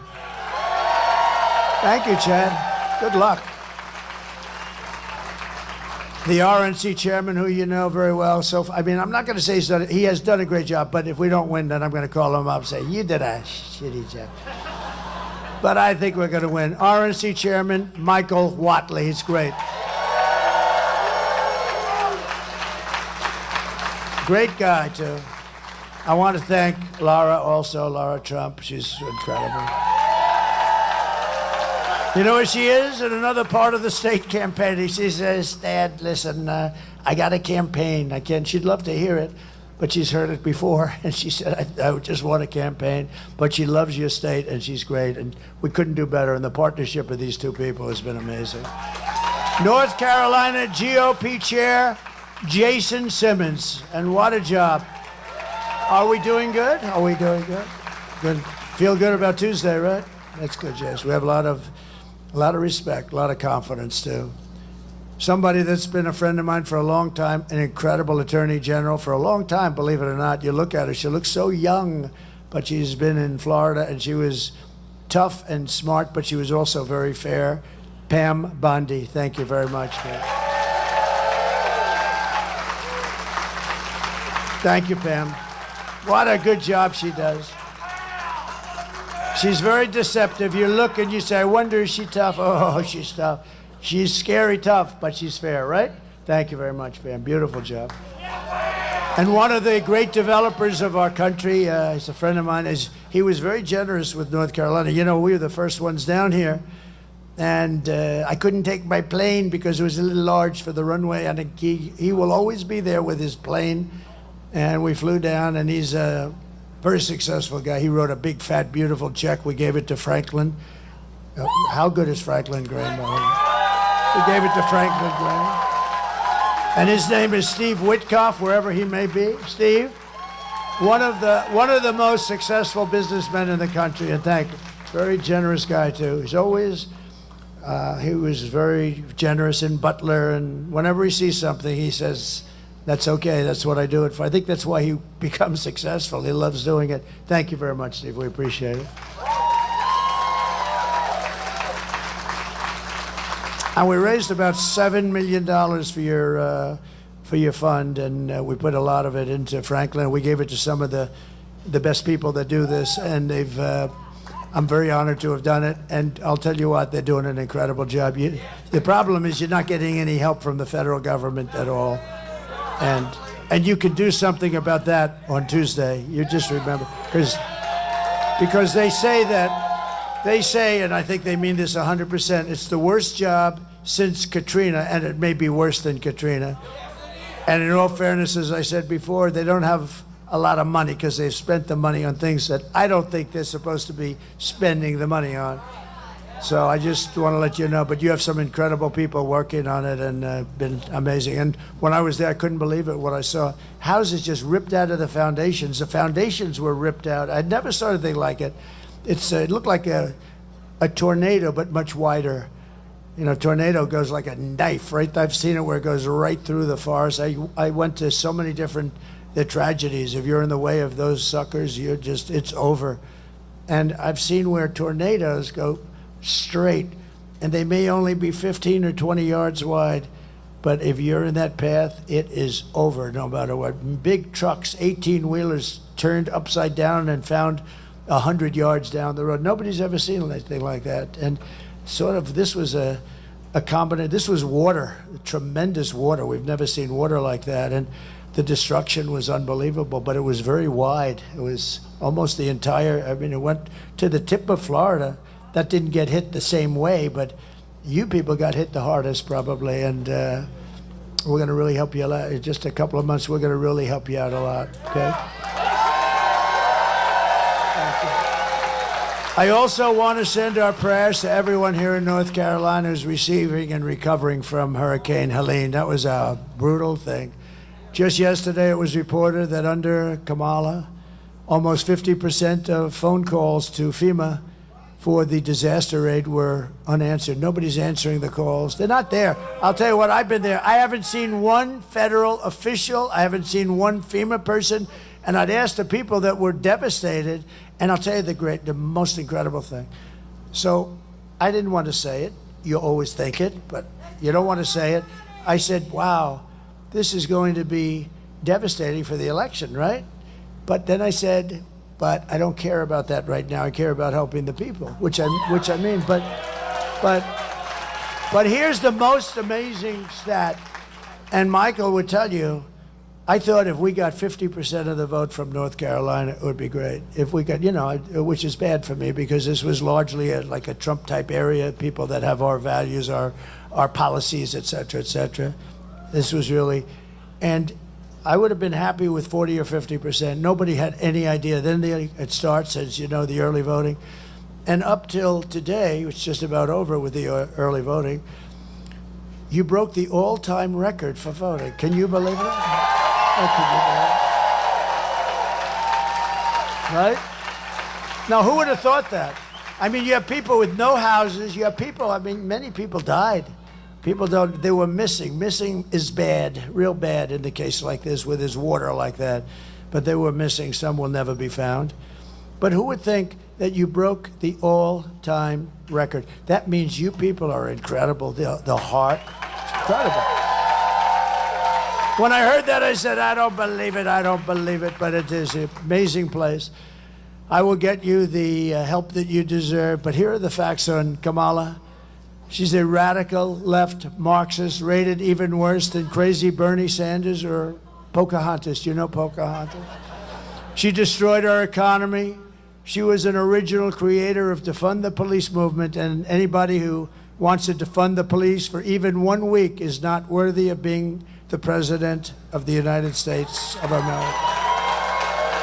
Kamala vowed to abolish ICE. She pledged to confiscate your guns. Would anybody like to give Kamala their gun? Please raise your hand. We'll pick it up immediately. So crazy.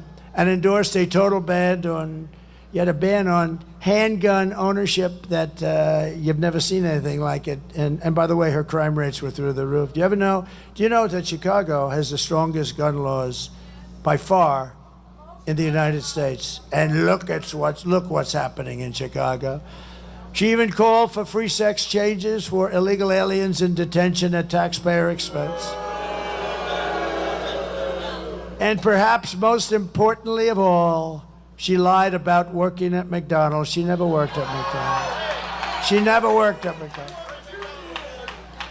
So in conclusion, with your vote this November, we are going to fire Kamala and we are going to save America. We will cut your taxes, end inflation, slash your prices, raise your wages, and bring thousands and thousands of factories back to America and back to North Carolina. And we're going to bring those furniture guys back. Some of them are a little older now. Tell them to get ready. They're going to have some good years left. We will build American. We will buy American. We will hire American. I will end the war in Ukraine, which would have never happened if I was president. I will stop the chaos in the Middle East, and I will prevent World War III. We're very close to World War III. Very, very close. We will crush violent crime and give our police the support, protection, resources, and respect that they so dearly deserve. We will strengthen and modernize our military. We will build a missile defense shield, the biggest one anywhere. We're going to build it over our entire country, and a lot of it's going to be made right here in North Carolina. Made in the USA. Going to be made in the USA. We will rebuild our cities, including our capital in Washington, D.C., making them safe, clean, and beautiful again. We will teach our children to love our country, to honor our history, and to always respect our great American flag.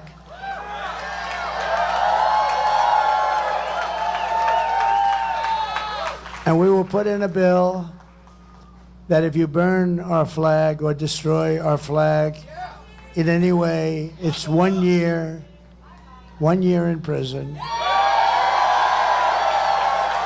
Right? They say it's not constitutional. We're going to have to check that, Tim. They say it's not constitutional. I just think it's crazy. But we are going to do it. We're going to try and get that done. But they do say that, and I don't know whose definition that is, but I think I do. We will get critical race theory and transgender insanity the hell out of our schools. And we will keep men out of women's sports. I will defend religious liberty, I will restore free speech, and I will defend the right to keep and bear arms, your Second Amendment, which is understood. After years of building up foreign nations, defending foreign borders, and protecting foreign lands, we are finally going to build up our country, defend our borders, and protect our citizens. And we will stop illegal immigration once and for all. We will not be invaded. We will not be occupied. We will not be overrun. We will not be conquered. We will be a free and proud nation once again. Everyone will prosper, every family will thrive, and every day will be filled with opportunity and hope and the American dream. We're going to bring back the American dream. But for that to happen, we must defeat Kamala Harris and stop her radical left agenda with a landslide that is just too big to rig. So you have to get out. You have to get out and vote. I'll tell you what. A couple of days, Tuesday, you got to just wake up, and no matter what the hell you're doing, there's nothing that you can do more important. You want to take care of your house. This is more important. You won't own your house anymore. You gotta get out. You gotta vote, because our country is being destroyed. Our country is under siege from the radical left lunatics, and we can't let it happen. You have to get out. For the past 9 years, we have been fighting against the most sinister and corrupt forces on earth. With your vote this election, you can show them once and for all that this nation does not belong to them. This nation belongs to you. It was hardworking patriots like you who built this country, and 3 days from now, it is hardworking patriots like you who are going to save our country. You're going to save it. After all we have been through together, we stand on the verge of the 4 greatest years in American history. That's true. This is so important. This is the most important election you've ever voted in, and I really believe it potentially is the most important election we've ever had. With your help from now until Election Day, we will restore America's promise, and we will bring back the nation that we love. We're going to bring it back. We're going to bring it back fast, too. We are one people, one family, and one glorious nation under God. We will never give in. We will never give up. We will never, ever back down, and we will never, ever, ever surrender. Together, we will fight, fight, fight. We will win, win, win. We will vote, vote, vote.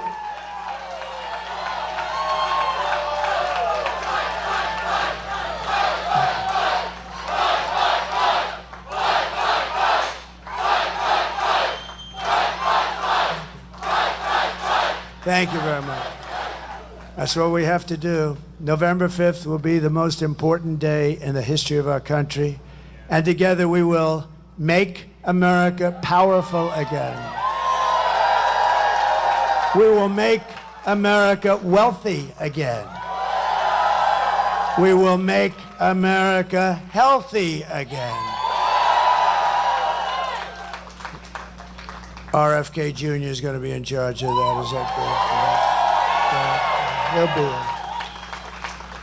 I said, Bobby, just leave the liquid gold alone. Let's go. Let's roll. Just leave me alone with the liquid gold. We're going to pay off so much debt and lower your taxes.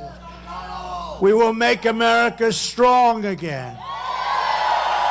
We will make America proud again. We will make America safe again. And we will make America great again. Thank you. Thank you, North Carolina.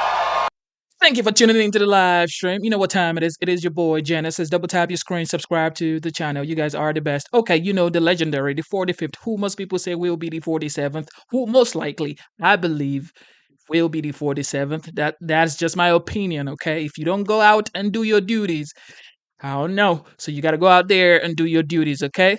All right. He had 3 events today. I'm telling you, this man is working his bout off. 3 events. The first one was North Carolina. Of course, you know it's a battleground state. And then the next one was in Salem, Virginia. So we're going to be here for a while. Okay, so like the live stream. Let's like the live stream. Subscribe to the channel. And let's enjoy the stream. Let's get it.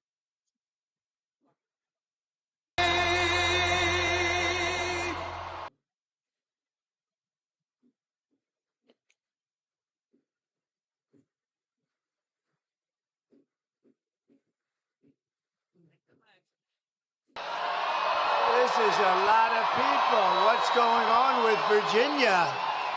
What's going on? We're going to win Virginia. You know that. We got to get out and vote. And outside, you have exactly 5 times the number of people. So you're going to win this. We are going to win this on Tuesday. Thank you, Mr. Governor. We're going to win. Thank you very much. You have a great governor in this state. He did a great job, and your attorney general and the whole group. Thank you, Glenn. What a job. So a very special hello to Virginia. I know it well, to put it mildly. And I'm thrilled to be back in this beautiful Commonwealth with thousands of proud, hardworking American patriots. That's what you are, you're patriots. And I'd like to begin with a very simple question for you to answer, if you don't mind. Are you better off now than you were 4 years ago? I've come today with a message of hope for all Americans. With your vote on Tuesday, that's a big day. You got to get out. We win. I'll tell you what. we win Virginia, we win the whole thing without question. The whole thing. Now, it's very possible that without winning Virginia, we're going to win the whole thing, too. But wouldn't it be cool? Wouldn't it be nice? We got to do it. We're going to win Virginia. I really believe it. We felt it. Your governor felt it. I felt it for a long time. But I will end inflation. I will stop the invasion of criminals into our country, and I will bring back the American dream.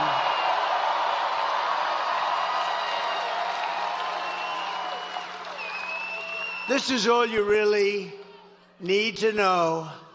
Kamala, a low IQ person, broke it, and I will fix it. I promise I will fix it. Go quickly. It's going to go quickly. They've done a lot of damage, but it'll go quickly. America will be bigger, better, bolder, richer, safer, and stronger than ever before. And this election is a choice between whether you will have 4 more years of incompetence and failure, or whether we will begin the 4 greatest years in the history of our country. That's what's going to happen. And I'm asking you to be excited about the future again. Be excited. You know, it's hard for you to be excited. You watch what they've done to this country. It's hard. Just be excited. It's coming back, and it's going to come back for us. And I'm asking you, remember this, to dream big again. You're going to dream big, and we're going to do some incredible things, because this will be America's new golden age. It's going to be a golden age of America. We're going to get the stupid people out of here as quickly as possible. What they've done.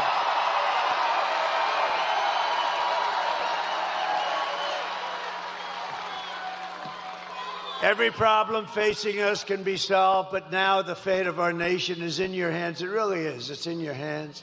On Tuesday, you have to stand up. You have to tell Kamala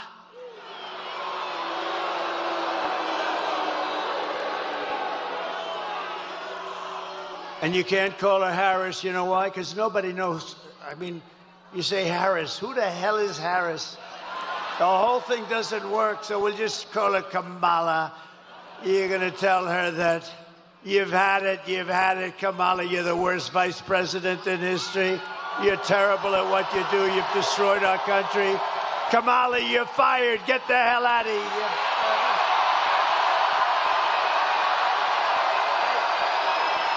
Get the hell out of here. I'm here today in this incredible Commonwealth for one very simple reason, because I believe we can win Virginia, and that would be unbelievable. And working with your governor, we will get MS-13 the hell out of your communities. You're loaded up with them.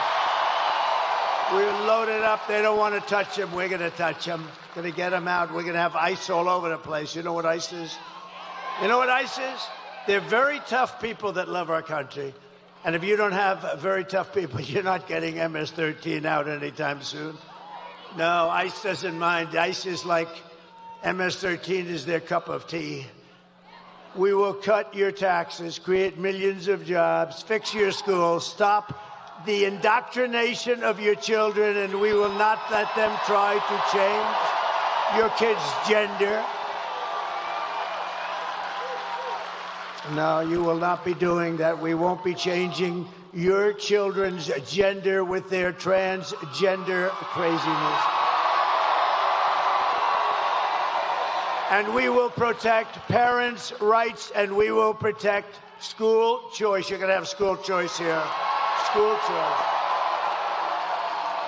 And we'll bring back an education system based on merit. Don't forget, our Supreme Court gave us in a very great ruling a decision that we're actually allowed to use merit again, merit, so that if somebody works hard, they do well. They work so hard and do so well. We actually have a merit-based country again. Can you believe it? Isn't that nice?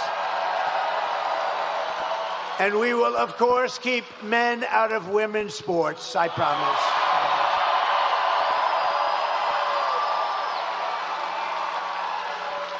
Last year, the radical left's gender insanity arrived right here in Salem when a man was allowed to transfer onto the Roanoke College women's swim team.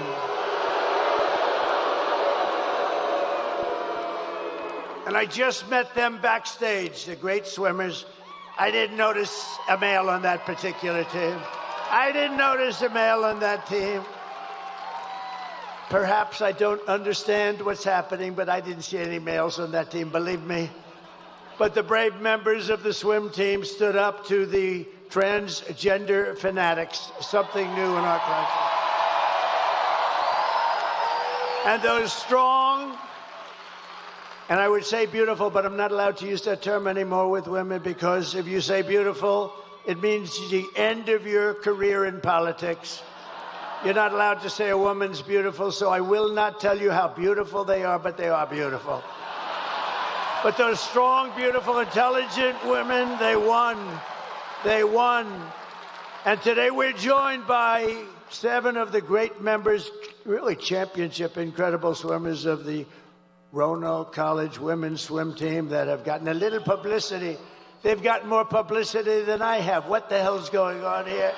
Including team captain Lily Mullins, a real champion. Come on up. Come on up, ladies.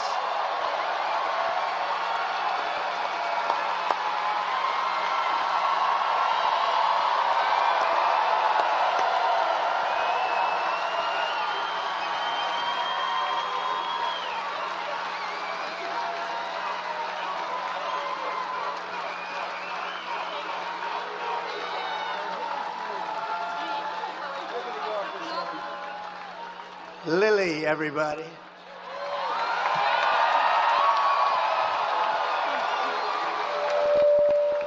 Sorry.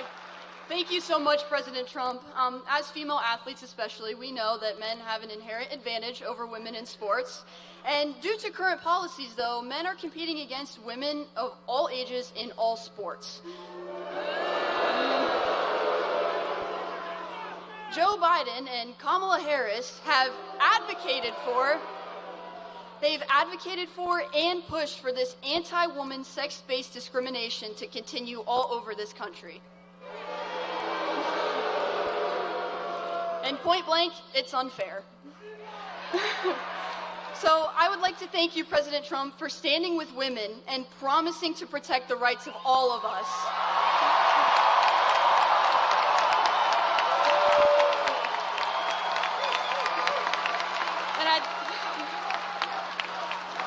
We are so lucky to have a leader like Donald Trump with common sense who knows what a strong woman is and will fight for generations of girls to come. Thank you so much, and God bless America.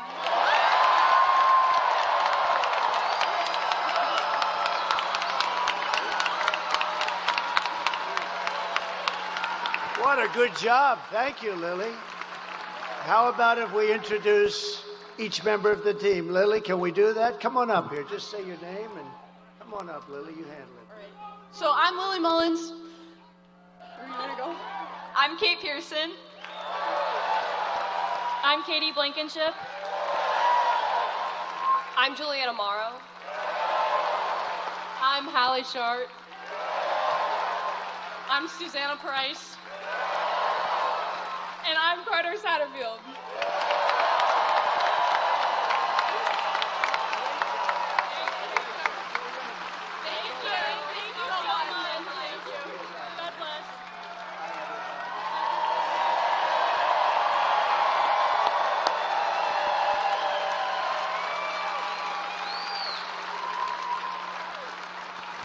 What the hell is going wrong with our country? Can you imagine? And the men don't realize they're tougher and smarter than us. I hate to say it, but they're tough. The men. All right, that's a great job. Good job you did, Lily. Beautiful. Thank you very much, girls. Go win that championship now, please. So we're just 3 days away from the greatest political victory in the history of this country, probably in the history of the world. But we have to get you guys out. You got to get out. We have to get out. We want to win everything. We want to win the popular vote. We want to win everything. And, you know, it's always tough when you have California. They send out like 38 million ballots. They don't know where they go. Well, they actually do sort of know where they go, but they don't know where they go. They don't know where they're coming from. They come pouring back in the millions, and then they lose. A Republican always loses from 5 to 7 million. You know, I was in California. You know, we took a poll just recently, not us, it just came out like today. Did you see it? That I'm winning with Hispanics over the Democrat by 8 points. And I'm telling you, if God came down and agreed to be our vote taker for one day, just one day, God would only need 1 second, actually. If he came down and he was going to be our vote taker, meaning if we had an honest election in California, we would win California. But when you have New York, Illinois, and California that like automatically, it's like ridiculous, automatically goes to a Democrat, it's tough to win the popular vote because they're 3 big states and it's like automatic. Nobody's supposed to question them. You have Gavin Newsom, who's a governor of California. And he just signed a bill. And in signing the bill, you know what it says? If you're an official, if you're anybody, you are not allowed under any circumstances to ask whether or not somebody has voter ID. If you say, let me see your voter ID, you are criminally liable. They will give you the electric chair. Ma'am, may I please see your voter ID? How dare you ask me for voter ID? How crazy is this place? But you have a very sane, very solid governor. There's something very nice. I can imagine. Glenn's like me. I think when we heard that one, we said, this is getting a little bit crazier. So now it's not only that you don't have to have voter ID, now you're not even allowed to ask for it under penalty of a lot of problems. It's crazy. We got to straighten that whole mess out. And then they say he lost the popular vote, but you know, it's tough. But I have a feeling, I mean, the polls are showing we're going to win everything. We're going to win the popular vote. We're going to win everything.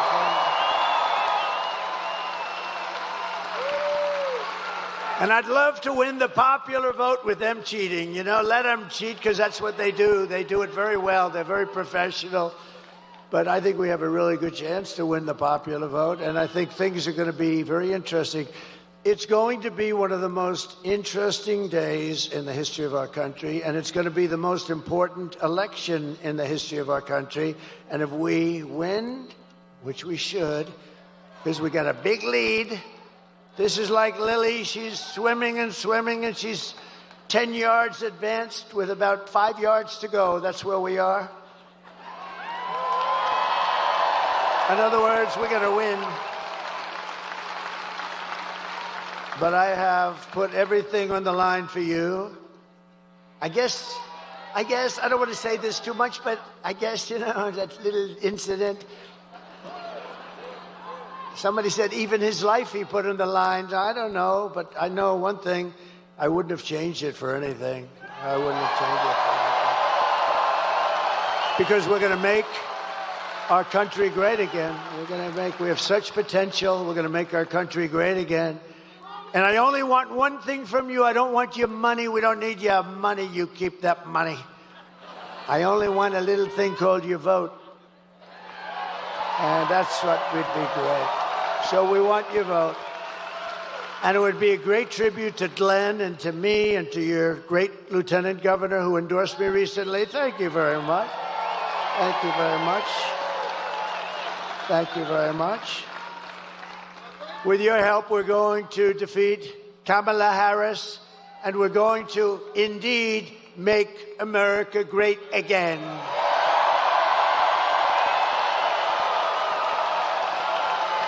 So yesterday was a big day. I can't believe this happened. I can't believe it happened. You know, I don't think anybody can believe. I've never seen numbers like this in my life, because it was announced that Kamala's economy is like in a depression. The worst numbers I've ever seen, the worst numbers in many, many, many years. Kamala's economy added only 12,000 jobs. I've never heard of that before. Just by normal growth, you add 100 or 150. And for years, we've been looking, for many years, for decades, 200, 250,000. So yesterday it was announced that they added only 12,000. It's the lowest number in many years. But that's the good part. That's the good part for them, because we lost nearly 30,000 private sector jobs, along with nearly 50,000 manufacturing jobs in 1 month. This is not recession stuff. This is depression. I hate to tell you that. Under Kamala's catastrophic agenda, and Crooked Joe, but I don't even know, is he still around? What the hell? You know, in all fairness to him, you might have noticed I'm not a big fan. But he was running. I spent $150 million trying to defeat this guy. We spent, think of it, and we were doing well. We had the debate. He didn't do great, but he did fine. We had the debate, and his numbers weren't great. And they walked into him and they said, we want you out. He said, I'm not going to get out. I got 14 million votes. You didn't get anything. We want you out, Joe. You're going out. Think of think of the consequences of this. This is a guy who's the president. He won it in the primaries. Whether you think he's great or horrible, it doesn't matter. He won it in the primaries, right? You know, they would look at me. If we ever did that, they would say, this is a threat to democracy, right? Everything I do, he's a threat to democracy. If I walk 2 feet over in the road, he's a threat to these people are sick. Can you imagine if I walked into a president's office, said, we want you out? But, you know, crazy Nancy, she's crazy as a bedbug. And I don't know, I think the Attorney General, maybe you can look at it. You have a great Attorney General. By the way, we just won a big case to Mr. Attorney General. We just won a big case. Because our Republicans have to activate a little bit. So did you know that Nancy Pelosi was a big investor in Visa? Okay? She started off with nothing, and now she's worth $200 million. Other than that, I think she's been quite honest. Her average pay was about $139,000 over those years. And now she's worth $200 million, but she's quite an honest woman. But did you, Mr. Attorney General, I think this is most important for you. I don't know, maybe you can look at it. You know, you touched that little Washington area a little bit, so maybe you could look at it. So she's a big investor in Visa, right? Big. I mean, you know, she's got plenty of money, plenty of cash, and not a good woman. She's a bad woman. Bad woman. I think she hates our country, actually. When she impeached me, knowing that I did nothing wrong, I said, that's a bad woman. Bad. But she had Visa stock. She had Visa, big position of Visa, Mr. Attorney General. And guess what happened? She sold her whole stake. And then the following morning, the Department of Justice announced that we're doing a major investigation of Visa and the stock. So I don't know, maybe it's coincidence, Mr. Attorney General, but think of it. She has Visa stock. She sells, and the following sold all of it. She had it for years, and the following morning they announced a major investigation into Visa. You know what happened to that stock? It wasn't a pretty thing. So we'll check that out. I hope that he checks that out, because you know what? She's a crook. And she's been doing that for years. She's been doing that crap for years. You ought to look at her. Under Kamala's catastrophic agenda, more than 100,000 manufacturing jobs. This was just announced yesterday. They've been wiped out since just the start of the year. These are our prime jobs. These are manufacturing jobs. These are the best jobs. 150,000 Americans joined the unemployment rolls. Can you imagine? This stuff is just all coming out. Remember, 818,000 jobs 2 months ago were fake. They put them in. It was going to be through the election. They put in 818,000 fake jobs, and they were going to announce and revise, biggest number ever, they were going to revise the numbers right after the election. These are crooks, okay? And fortunately, there was a whistleblower that couldn't stand it, and he blew the whistle, and we've learned. And now yesterday, with these numbers, we learned a revision down also of an extra 112,000 jobs. These are big numbers. You know, normally it's like 2,000 jobs, 4,000 jobs. It's almost 1 million jobs that were fake. These are fake jobs. This is why they call him Crooked Joe, I guess, right? Crooked Joe Biden.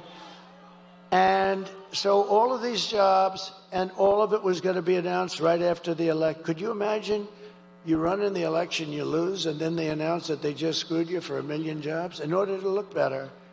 And this is what we're dealing with in our country. This is what we're dealing with. 818,000 plus 112. Nearly 250,000 people dropped out of the labor force this month. How about that? That's like a depression. I never wanted to be Herbert Hoover, honestly. They say, who's your favorite president? I give them names. And I do like Ronald Reagan, right? I liked him. But they say, who's your favorite president? I tell you, he could have been a little tougher on trade, frankly. I would have liked him even better if he was tougher, because we are tough. You know, China paid us hundreds of billions of dollars in taxes and tariffs. No other president got 10 cents from China. Hundreds of billions of dollars. But I always said I don't want to be Herbert Hoover. I refused to be Herbert Hoover. That was a bad one. He was the president, and we had the Great Depression. You could end up with the Great Depression right now, the way that's going. Nobody can believe the numbers. Everyone was shocked. I was shocked. I heard it, and I said, you know, TiVo, one of the greatest inventions in history, right? TiVo or its equivalent. Now they're going to use me in a damn ad. I got to be careful. You cannot use that for ad purpose. No, TiVo or its equivalent. You know, you just play it back. I said, I must have misunderstood it. 12,000, and we lost hundreds of thousands of jobs. We cannot take 4 more years of these incompetent people running our country. And a statistic that's really terrible is 100% of all net job gains in the past year. In other words, all of the gains. You know where it went? To migrants. 100% of the gains. And the other stat that you have to see, and if you are an African American, you're not going to be happy with these numbers, but African American jobs have been decimated by the people that are coming into our country illegally, and they refuse to give the numbers. The fake news, look at all of that fake news. That's a lot. That's a lot. They must have heard that your governor is going to be here. He has done a job. He's not going to take it easily, because, think of it, the numbers are so bad. They came in, and they come in illegally, and many are murderers, drug dealers, and criminals of all kinds. You know, the crime rate in Venezuela and other places where they come from all over the world. But the crime rates in many of these countries, all of the countries, is way down. Because they're giving us their criminals, they're bringing them into our country. But for African Americans, the job numbers are horrific, and they're not going to be announced until right after the election. I think people should demand, because I heard numbers that are so bad. And Hispanic Americans, great Hispanic Americans, I just had a poll. Can you believe it? I'm leading the Democrats with Hispanics. That wasn't supposed to happen. You think that's shaking them up a little bit? That's not a number that was supposed to happen, but it does happen because they're great people, and they know I know it. They're entrepreneurial. They're hardworking. And in many ways, I've faced them many times. They're brutal. They can be brutal. They're unbelievable. But you know what? They're starting to be affected, too. but the African American population of this country is being decimated by the hundreds of thousands of people that just keep pouring through the open borders of stupid Kamala.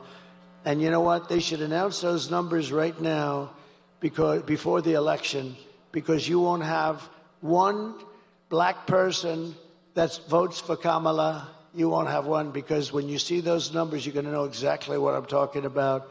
That's just like they didn't want to announce these other numbers, but they had the whistleblower. Maybe there's going to be a whistleblower for what's happened to the job markets for hardworking, wonderful black people that have had jobs, for years, for 20 years, and they have houses with mortgages on them and everything else. And what the hell's going to happen to them? So you ought to take a good look at what they're doing, because they're holding those numbers because they want to get the election over with. And I don't think it's going to matter. I think we're going to win anyway.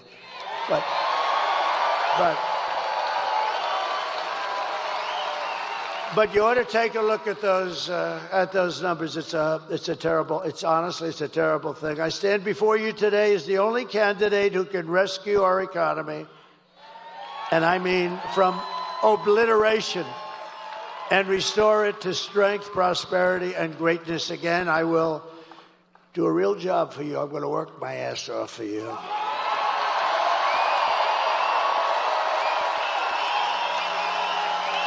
And I didn't need this. I didn't need to be with you today. I could have been at a gorgeous beach in lots of places. I own some of the most beautiful beaches. I could have had that salt water from the oceans. I like oceanfront property best. I could have been standing on a beach, my beautiful white skin getting nice and tan, being smacked in the face by a wave loaded up with salt water. And I could have said, the hell with everything. I could have had the greatest life in the world. Instead, I got missing a little piece of my ear.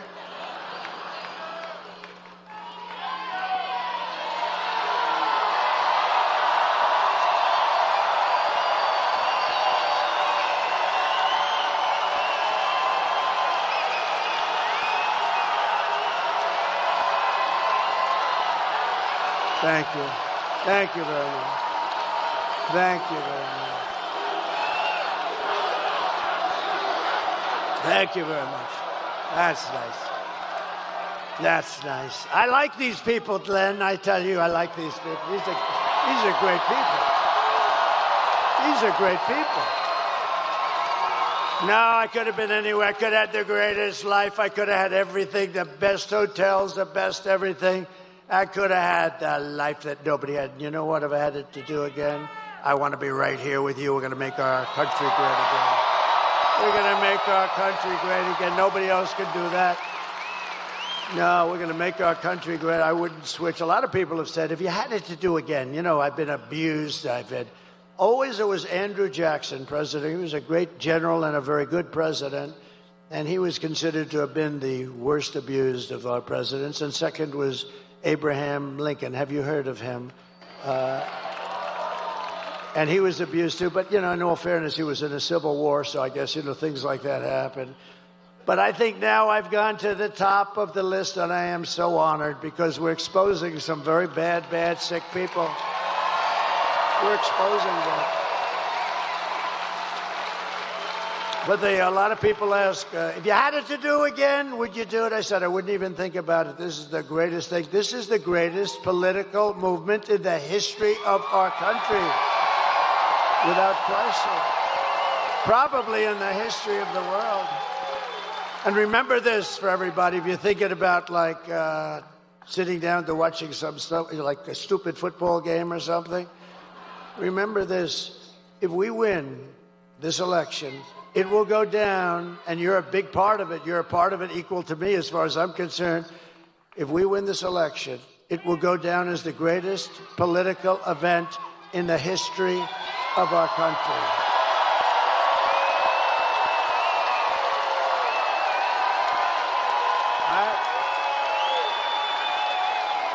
If my opponent knew how to fix the economy, it would already be fixed, right? Why didn't she do it? You ever see where she gets up And she said, we're going to do today she had a new thing.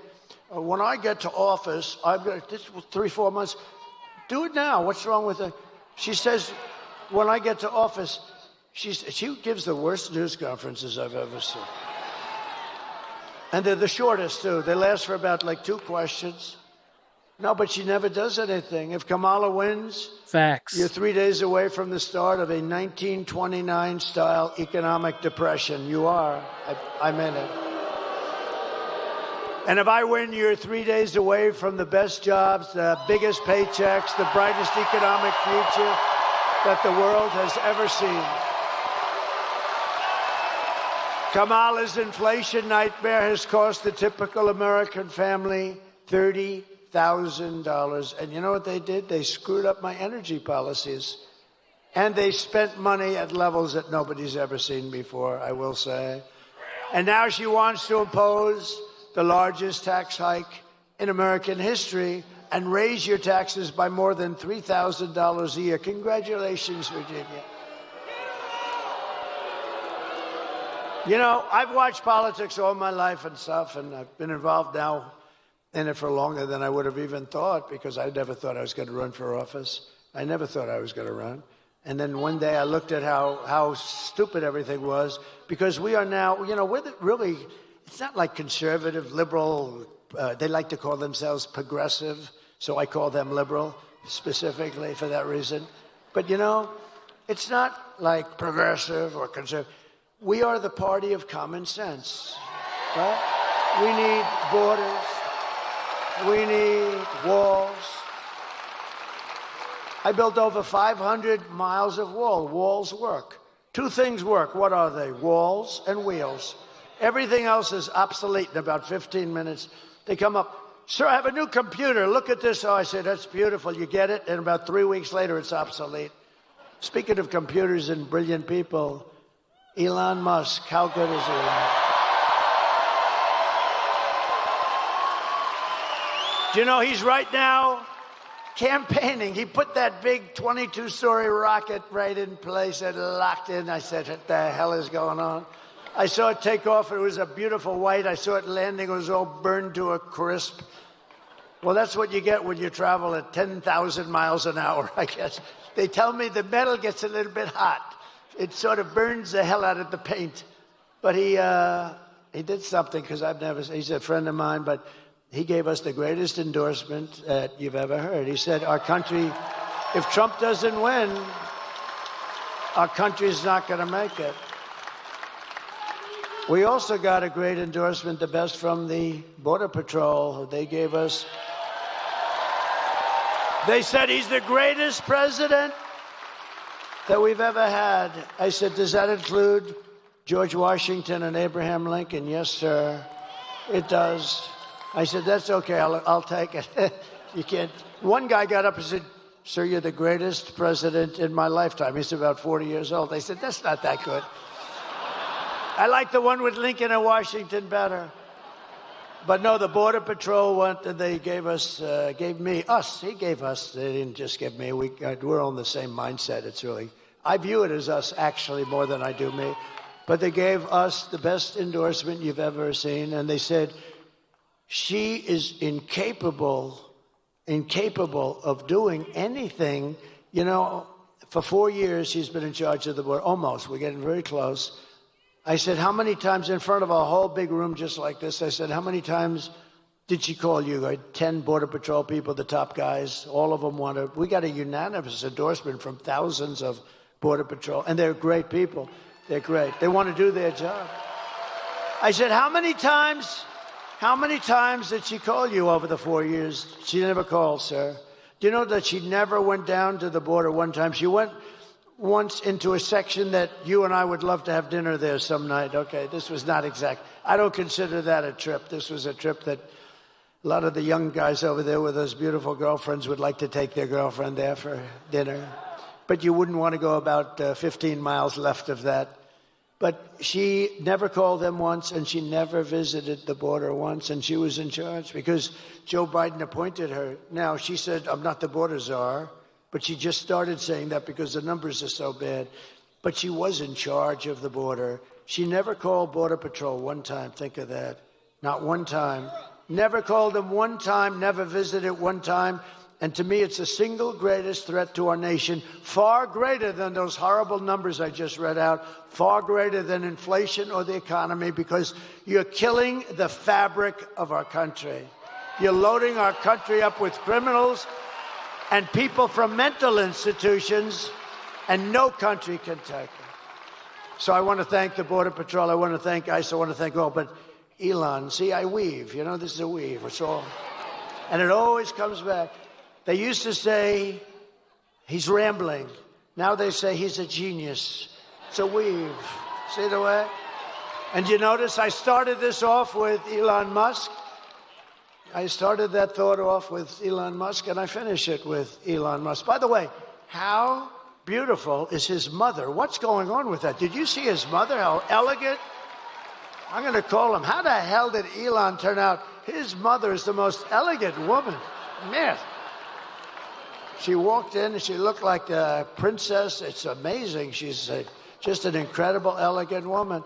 Anyway, I'll tell you one thing. I guarantee you one thing. She's a smart woman, because you don't produce Elon if you're not. You got to have a couple of smart parents, that's for sure. But so I said to Elon, Elon, was that your rocket? Yeah, it was. I said, so have you ever seen anything like it? First of all, he wanted to be here, but he said, I really love Virginia, and he has a lot of stuff around here. I think he's got a lot of stuff everywhere. You want to know the truth? But he's an incredible guy. And you know where he is now? He's campaigning for me in Pennsylvania. Think of that. Nobody has been. And people respect him. People respect him so much. You know, he's just a unique guy. You know, we have to protect our brilliant people because we don't have too many of them, right? But think of it, he's campaigning for me right now, and he felt it was more important, and he sends his regards. But he gave us the most beautiful, but I said, I watched this thing going, and I told the story. You might have heard it 2 nights ago. I'm on the phone with a very important guy. It wasn't Glenn.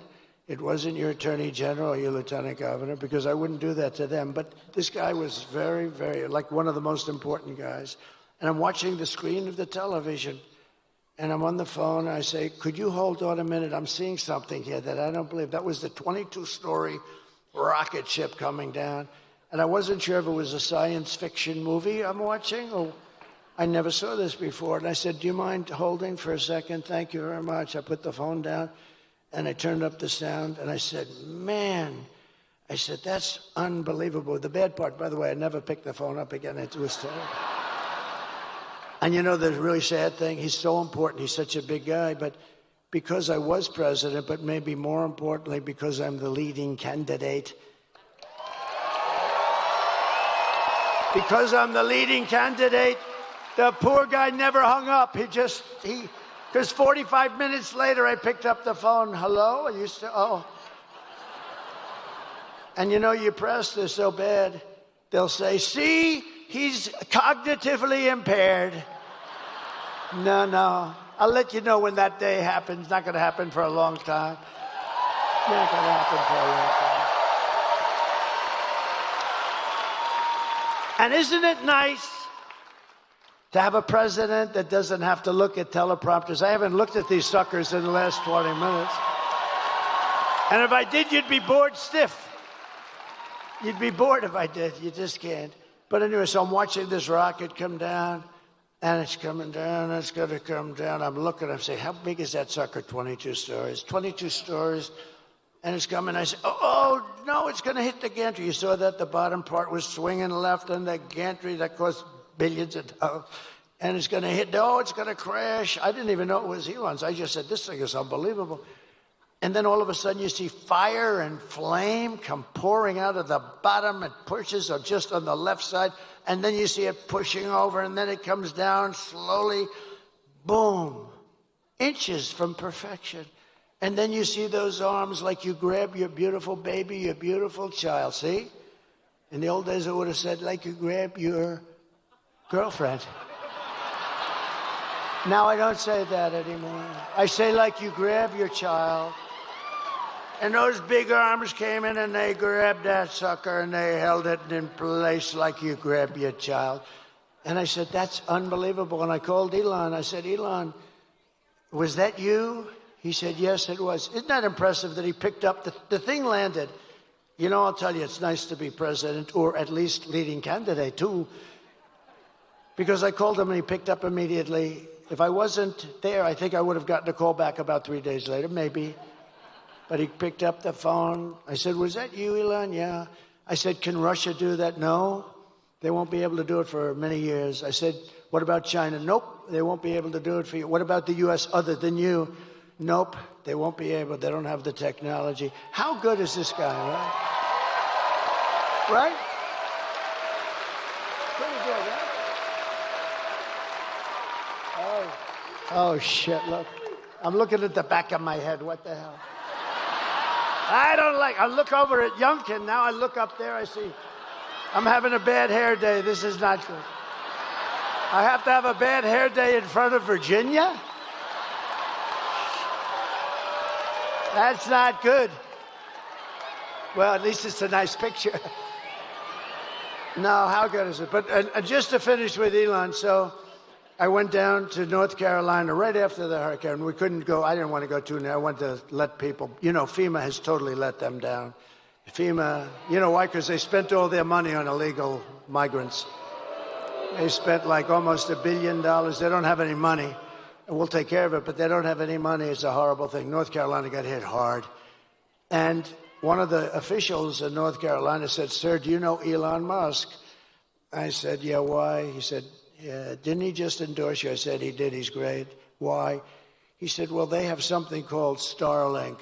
And North Carolina has literally been cut off from the mainland. We have rivers where we never saw water before. And we literally have rivers, and people are dead, and people are missing. And we have no communication to, now they're calling it the mainland. Before it was part of the mainland. You had to see it. I was there shortly after, actually on the site. I've never seen anything like it, the devastation. Massive trees are just ripped out like they're toothpicks, and houses, the foundations are pulled out, everything's pulled out. I've never seen anything like it. And wide, too. You know, a hurricane goes this way and narrow, but this thing was just like a hurricane, but it was, you know, hundreds of miles wide, but the worst section. And I said, why, what do you need with Elon? He said, he has something called Starlink. I said, well, I said, what do you want? He said, we desperately need it in North Carolina because we have no communication and people are dying and we're missing and it's a disaster. We have, because all the poles were ripped down, the wires are all lying all over the ground dangerously. I said, well, I'll get them. And what do you need? He said, we need Starlink as much as we can have. I didn't know what the hell it was. I said, Elon, I called up Elon, I'm in North Carolina. They desperately need, and so they need in Georgia a little bit, but they needed a lot in North Carolina. It got hit hard. That was like center. And I said, we need Starlink. He said, I told him, I said, I don't know what the hell it is, but that's all they want is Starlink. I said, so, you know, if you could, would you get as much as you can? And I gave him the guy's number. In the meantime, I get a notice from the guy. I'm still talking to Elon. I get a notice. President Trump, thank you so much. The Starlink will be arriving tomorrow morning at 8 o'clock.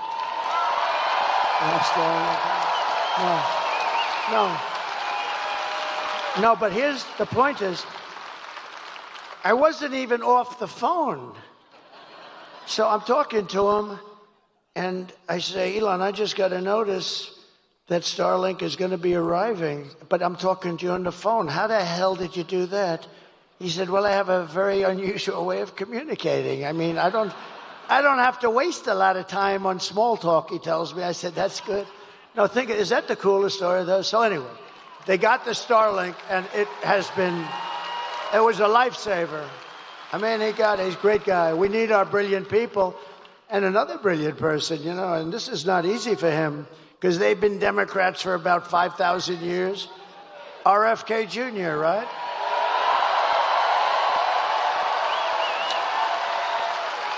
Bobby, he's a great guy. I was with him last night. We did a thing together, and Tucker Carlson did an interview with me. And it was great. And Joe Rogan did an interview. That was great. Yeah. Good people. They're great people. They're great people, smart people. Like We need our smart people. We have to protect our smart people, don't we? But Bobby's going to be working on the food and the pesticides and all of the things to make it healthy. And I told him yesterday, I was with him in the plane, I told him, Bobby, look, here's the story. You can work on food, you can work on anything you want. He wants health, he wants women's health, he wants men's health, he wants kids, he wants everything. I said, here's what you can't touch, Bobby. You can't touch our liquid gold. I'm handling that. We got more than anybody. And Bobby, we cannot, that's the only thing, Bobby, you got to leave that to me. We're going to make so much money. We're going to pay off debt, reduce your debt. We got more liquid gold than Russia, Saudi Arabia, Bobby. So have fun with pesticides, but the liquid gold you have to leave with me. We'll do very well. Nice, clean energy. We're going to give you so much energy. But we have a lot of people. We have all these endorsements. Tulsi came in. She actually just turned Republican. Tulsi Gabbard.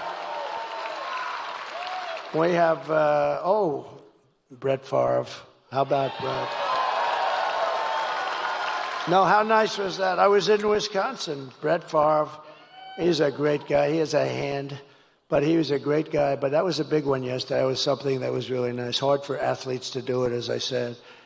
But I will massively cut taxes for workers and small businesses, and we will have something called no tax on tips, no tax on overtime, and no tax on Social Security for our great seniors.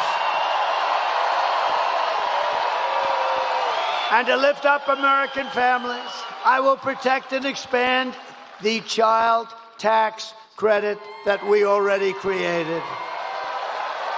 And I will support a tax credit for family caregivers who take care of a parent or a loved one. Do you know? They're not spoken about. Angel moms and angel wives, a lot of great people. But you know that if they didn't exist, they take care of their son who may be horrifically wounded in an accident or in war. That if we didn't have these angels, I call them angels, they're all angels. If we didn't have these people, you could build your hospital system 3 times bigger and it wouldn't be big enough. The money that they save us and the incredible credit that they give, the care that they can give is something that's unbelievable. And I just think, we have to acknowledge it, so we're going to do a nice big credit for them. And they didn't even ask for it. They didn't ask for it. They don't ask for anything. They don't ask. A lot of people ask. Everybody asks for everything. Everybody wants. They want. They didn't want. They just want to take care of their beautiful baby. The baby may be 45 years old, maybe 40. To them, it's their baby. They want to take care of their baby. I mean, think of that, how incredible. And you could never give that kind of care in a hospital. I don't care what hospital you're talking about. You could never do what they do. But you'd have to triple your hospitals, and you wouldn't be able to do that. And it could never be what they give. So it's pretty amazing. So we're going to take care of them, right? It's going to be good. We have so much liquid gold. We'll just take a little bit of extra. Think of it. More than Saudi Arabia. And I had approved, and then Biden ended it, Anwar. Anwar is the biggest fund. It's in Alaska. The biggest, every president for years. Ronald Reagan couldn't get it done. Nobody could get it done. They all tried. I got it done, all set. This guy gets in. He gets in and he terminated it, immediately he terminated it. But we're going to get that going. That would supply all of Asia. It would supply all parts of Europe. We would make so much money. We have such great wealth. But we have to use it. We don't need to buy our oil from Venezuela. Can you believe it? To rapidly reduce inflation, I will end Kamala's war on American energy, and we will drill, baby, drill. We're going to be drilling. We're going to be drilling. And I will cut your energy prices in half within 12 months, 50%. 12 months from January 20th, that's when we assume the office of president, assuming we win. We got to win. You got to get out. You got to vote. Crazier things have happened. You got to get out and vote. Otherwise, we didn't win anything yet. All we're doing is we have a nice lead. We're heading down the home stretch. But you got to get out. You got to vote. You got to bring everybody you know. Just make it. And by the way, the bigger the victory, the more it looks like we can do the kind of things we want. So. And as we rescue our economy, I will also restore our borders. We're going to restore them. You know, we had the safest borders. And would you drop, if you have it, drop my all-time favorite chart. I love this chart. I love this chart. I wouldn't be here if it wasn't for this chart. Where the hell?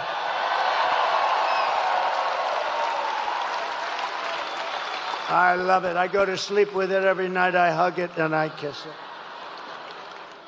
My wife says, what the hell are you doing with that damn chart? No, if I didn't turn to the right, I wouldn't be talking to you. And I go, bing. That chart was over there. It's always on my left. Tonight it's on my right. But it's always on my left. And it's usually at the very end, not the beginning. And it was like in the first paragraph, first sentence. And I said, let me see the chart. I was talking about how well we did with illegal immigration. And that's what came down. I looked to the right. If I didn't look to the right, I wouldn't be looking at you at all right now. So it's pretty amazing. So I love that chart, but. So if you look at the arrow on the bottom, that's when I left office. That was the day I left office. That was the lowest in the history of the border illegal immigration. That was the lowest point. We had the border fixed. It was so good. All this stupid person had to do is leave it the way it was. We had remain in Mexico. You couldn't come into the country. We had catch and release into Mexico, not into the U.S. We had everything perfect. And then they decided to just blow everything up. It was so sad. You think it was easy to get remain in Mexico from Mexico? Not that easy. Although they were nasty, but I was much more nasty. And they agreed. Tijuana was probably the fastest growing town in the history of the world. Tijuana was growing at levels that nobody's ever seen anything grow, and it was all in Mexico. They couldn't, and by the way, they couldn't get by. You know why? Because I built the wall. So, but that chart tells you. And look what happened as soon as I left. It looks like an Elon Musk rocket ship. Look at that. It went from the best numbers in history to the worst numbers in history. And all of those criminals started pouring in. There were criminals, massive numbers of criminals. And I said that was going to happen. I know all the guys that head all those countries. But it's much more than South America. It's from all over the world. But I know all those guys. They're very smart. They're very street smart. They're very savvy. They're like your governor. They're savvy. He's a savvy guy. You know, he has that nice way. Hey, how you doing? Hi, I'm Glenn. Hi. He's a killer. Okay? I say that affectionately. Hi, I'm Glenn. Hello, everybody. Nice guy. Oh, he's a killer. Okay, trust me. You know that's a compliment. He understands it's a compliment, but it is. He's smart. But they're smart people, and they are. They're streetwise. I said, if you have an open borders policy, every country in the world is going to drop their prisoners into our country. And that's what happened. They're criminals. They're gang members. They're drug dealers. They're terrorists. They're all in here. You know, I had in 2019, I don't even believe this number, Border Patrol numbers. They had 0 terrorists, 0. The next year they had 11. My years, 2 of my 4 years. This is after I got it really fixed and really good. Think of it, 11. That's not a lot. It's dangerous, but it's not a lot. But they actually had 0. I don't even believe that. I think somebody had it, but they had it at 0. Now you look at it, they come in by the thousands. The worst terrorists in the world are in our country, from the Middle East, from all over. And nothing good's going to happen here. Nothing good is going to happen. These people are what they've done to our country is unthinkable. It's the single biggest problem that we have. And we're going to fix this problem, and we're going to fix it fast. Thank you. Over the past 4 years, Kamala has orchestrated the most egregious betrayal that any leader in American history has ever inflicted on our people. She has violated her oath eradicated our sovereign border, and unleashed an army of gangs and criminal migrants from prisons and jails, from insane asylums and mental institutions. You know who comes from the insane asylums? You know who it is, right? They always give me a hard time. Hannibal Lecter, the great Hannibal Lecter. You know the press to show you how bad they are? I'm talking about insane asylums, and then I'm talking about Hannibal Lecter. A little lighthearted humor about a very unfunny subject. And they always go, he always brings up Hannibal Lecter. What does that have to do? It has to do with the fact that these are the kind of people coming into our country from insane asylums. That's what it has to do. They always say, oh, he's rambling. But now most of them realize that it's the weave, and nobody else can do a weave like Trump. No. Joe Rogan said it the other day. We did a great interview. He's a great guy. And I started talking about something, and then I went to another very pertinent subject, but it was, related barely. Bing, then bing, bing, bing. And he goes, that's brilliant. That's the weave, isn't it? I said, that's the weave, Joe. But they come from Venezuela to the Congo, and they're stealing countless of American lives. I mean, they're stealing American lives. In other words, they're just killing people. These are violent people. The only thing good is they make our criminals look like nice people. These are killers, and they're just killers. You know all about MS-13. You have an MS-13 problem. I'm going to work with your governor, and we're going to get MS-13 out of Virginia within 1 month. 1 month.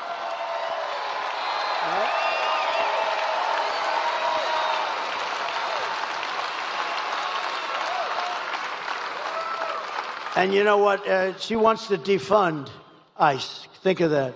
She wants to defund. If we didn't have ICE, I couldn't make that promise. I'll get them down here in force. They're going to clean out this state, and we're going to get them the hell out of here in 1 month. But today I want to hear directly from a mother, and I'd like you to just listen, because this is such a sad thing. This is brand new from a couple of days ago. And the people that I was in a room of people when they first put the tape on, because you have a lot to choose from. There's so much crime and so much horrible crime with the migrant crime. I call it migrant crime. And we saw that. And I had some of the toughest people, and like 75% of them were absolutely crying all over the place. These are men that probably haven't cried since they were a baby. Maybe they didn't cry even then. And they're crying all over the place. But I'd like you to take a look at this, and it's so unnecessary. It should have never happened. Please, thank you. Sunday night, I asked her to not stay up super late because of her coming to work with me in the morning first to do her summer school. She said, okay. I told her good night and I love you. I went to bed, not realizing that that was going to be the last time I saw her. We're best friends. Yeah. We're going to shake it again. I woke up to notice she wasn't in her bed. I'm in my heart trying not to lose my mind because I don't know where she is. I finally remembered her phone had a location on, and her phone was pinging just 2 minutes down the road, right behind the skate park. I start driving to the direction the phone was being pinged at, and I see a couple cop cars with lights on. I see yellow tape, and immediately my heart drops and sinks to the bottom of my stomach. My daughter's hands and ankles were both bound. She was strangled to death, left with no pants. And I know in my heart, she fought incredibly hard. She was not going down without a fight. We begin with two men we're learning are charged with capital murder tonight, accused of killing a 12-year-old girl. Police say these men strangled her before dumping her into that creek. Both men were in the country illegally. Apprehended, then released by Border Patrol less than 3 weeks before Jocelyn's death. The men accused of killing Jocelyn Nungare are affiliated with the gang known for brutal violence. Kamala Harris was in charge of immigration and our borders. If we had better border policies and not open borders and not these catch and release policies, I truly believe this all could have been prevented.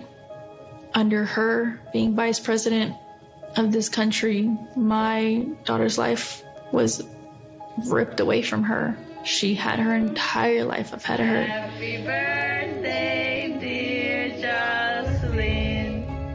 My daughter is 6 feet in the ground based off of policies that she allowed to keep. Kamala Harris did have one job, and she not only failed, not me, she failed my daughter. She failed Jocelyn. You know, she was only 12. President Trump reached out, gave me his sincerest condolences as not a former president, but just as a father, someone who cares. I believe Donald Trump needs to be back in office. I can at least know that my next child will be safe in this country.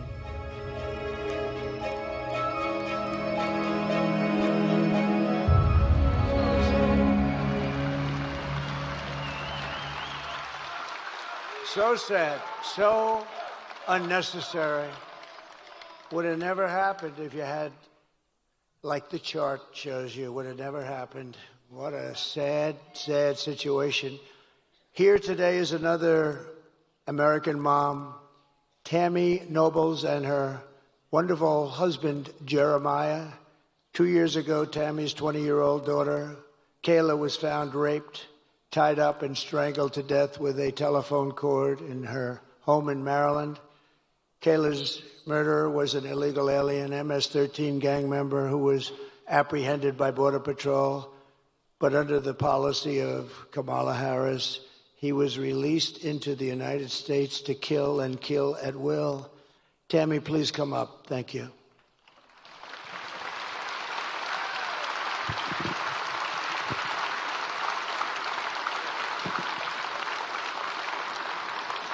Thank you, brother. Thank you. I'm really honored to be I'm here. going to help it out. Thank you.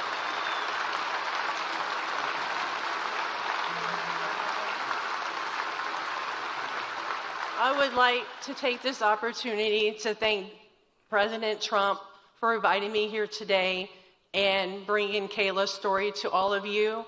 He brings real people and real stories. Kayla celebrated her 20th birthday 3 days before she was murdered.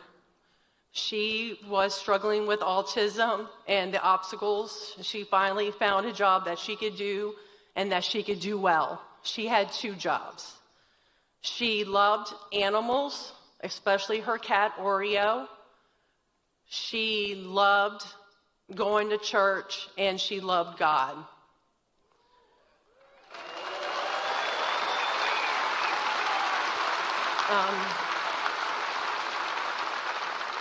Department of Homeland Security did not do their job. Health and Human Services did not do their job. The Biden and Harris administration did not do their job. If they would have made that one phone call to El Salvador to know that her murderer was an MS-13 gang member and had a criminal record in 2020 for illicit gang activity, my daughter would still be alive today, and he would not have been allowed to even cross this border.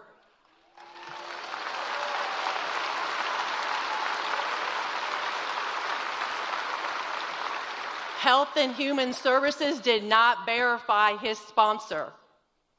Under the Biden-Harris administration, ICE refused to retain him until DNA results came back. Guess where he got to go? Child Protective Services put him in an unsecured group home with other children and enrolled him into 2 different Maryland high schools.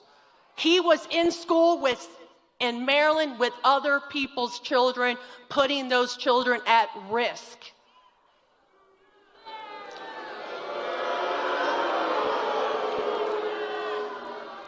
I am Kayla's voice. For those that have not voted yet, Please think of Kayla and the countless others who lost their lives to an open border. Thank you.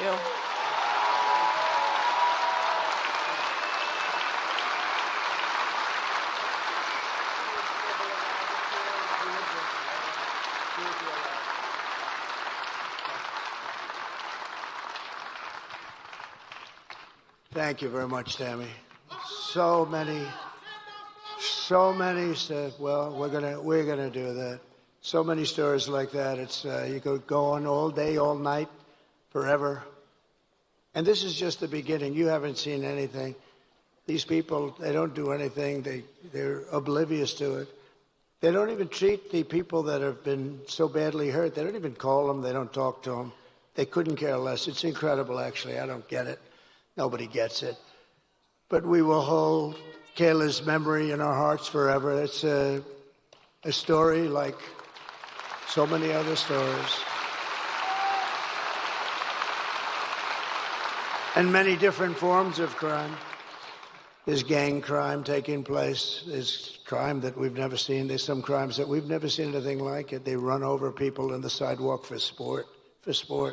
See that guy? I'll run him over. Watch. These people are sick. We just can't. We can't have a country like this.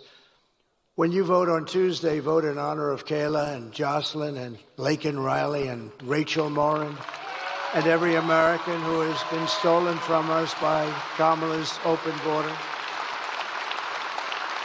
The day I take the oath of office, the migrant invasion ends and the restoration of our country begins.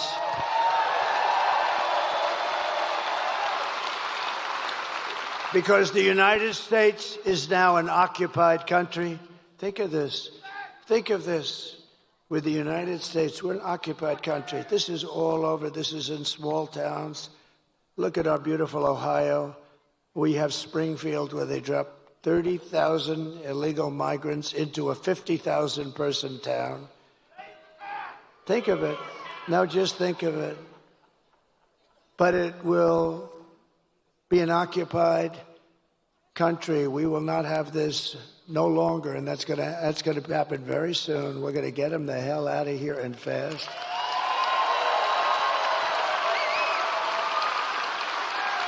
Look at Aurora in Colorado. You have a governor, unlike your governor. He's radical left.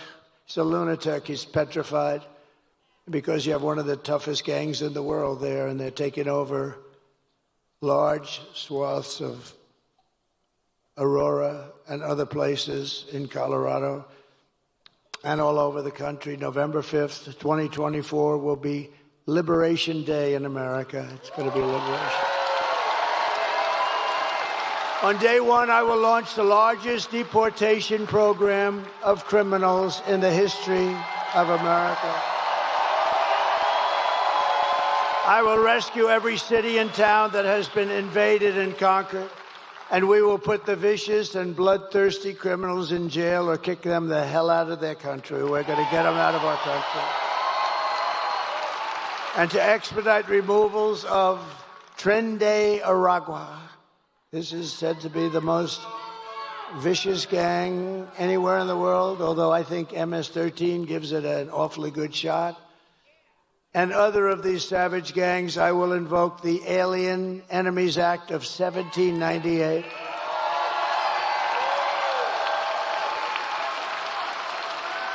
And think how far back we had to go, because they ran a little different country. They ran it a little bit tougher then. We had to go back to 1798 to target and dismantle every migrant criminal network operating on American soil. And if they come back into our country, it's an automatic 10 years in jail with no possibility of parole. And I am hereby calling for the death penalty for any migrant that kills an American citizen or a law enforcement officer.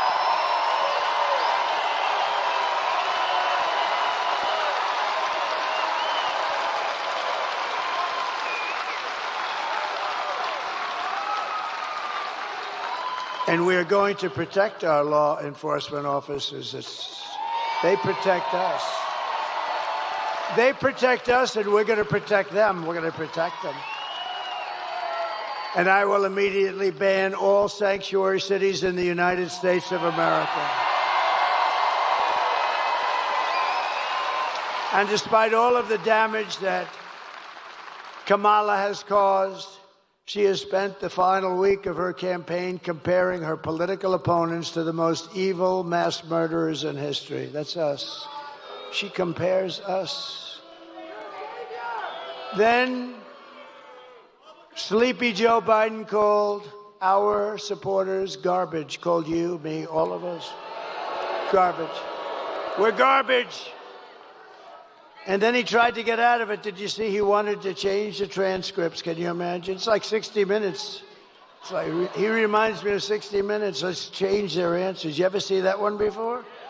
She gave a bad answer. They took the answer out and they put another answer in. They haven't done that for me. But because I think it'll make you happy, I'll tell you right now, we just sued them yesterday for a lot of money.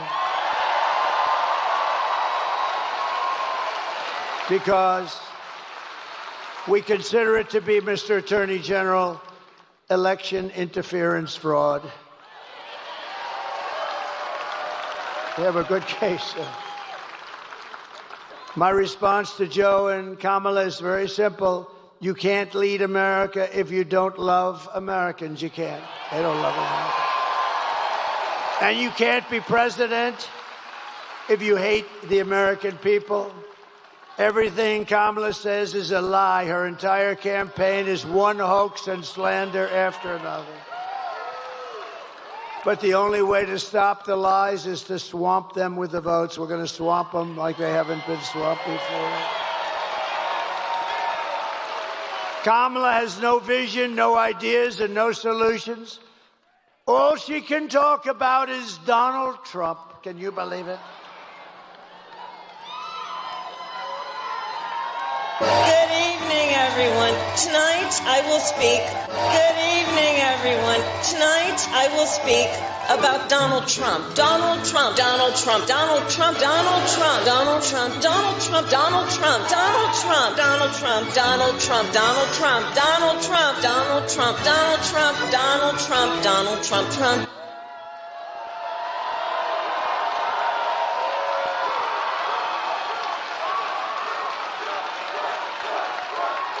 That was the other night. That was 2 nights ago. She's supposed to be talking about economic development, which she knows nothing about. She kept saying, Donald Trump this, Donald. She's crazy. She has got a massive and untreatable case of Trump derangement syndrome.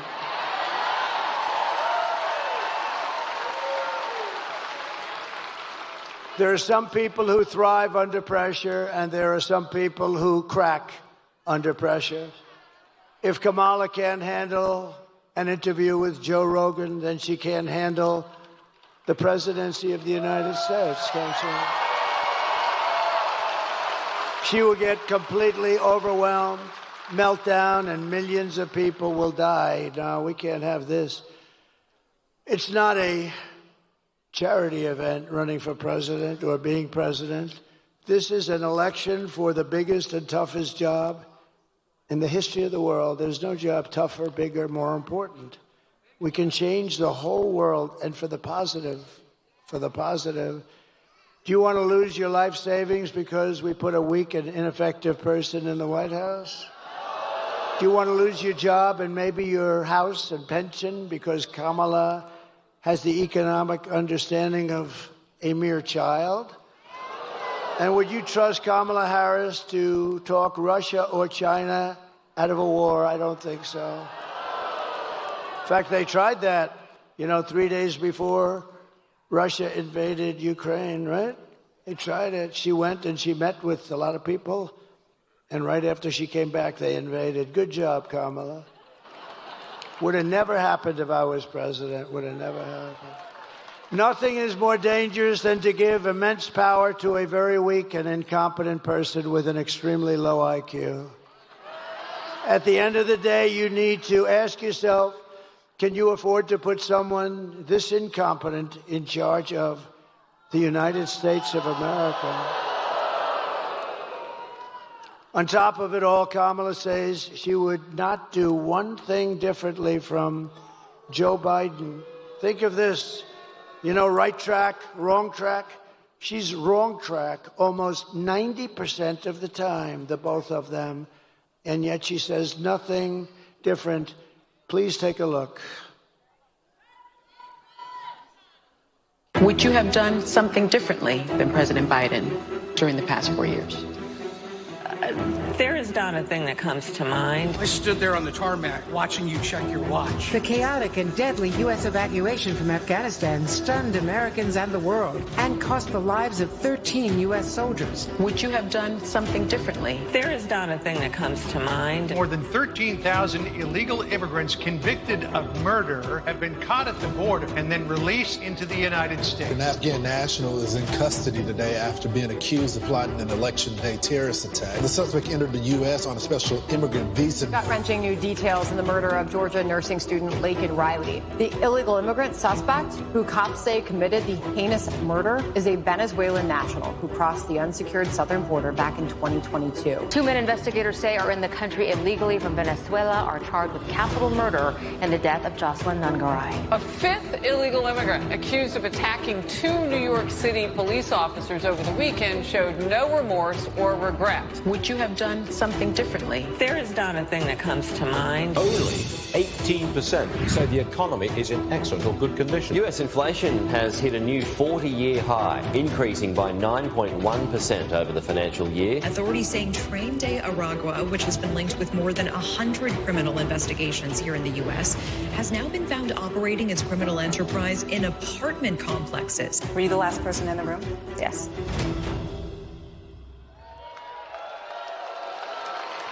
Nothing comes to mind. Nothing comes to mind.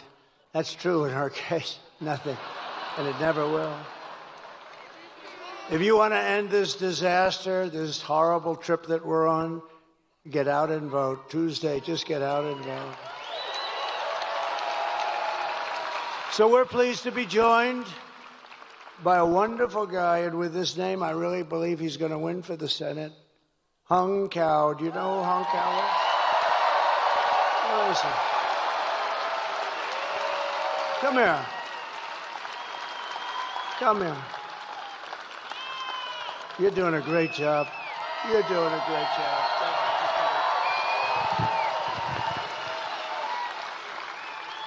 Sir, the Italians make this car called Fiat, and it made me think of something. You know what Fiat stands for? Fix it again, Trump. Joe Biden and Kamala Harris broke it, and we need you to fix it again, Trump. Virginians, look to your left and look to your right.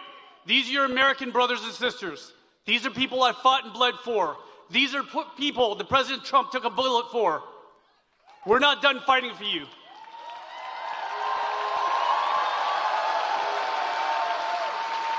So on Tuesday, when we go out, unlike the left, we're not going to vote for the hatred of one man.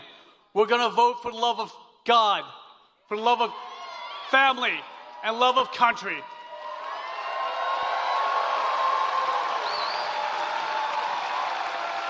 And Mr. President, we will deliver 13 electoral votes for you.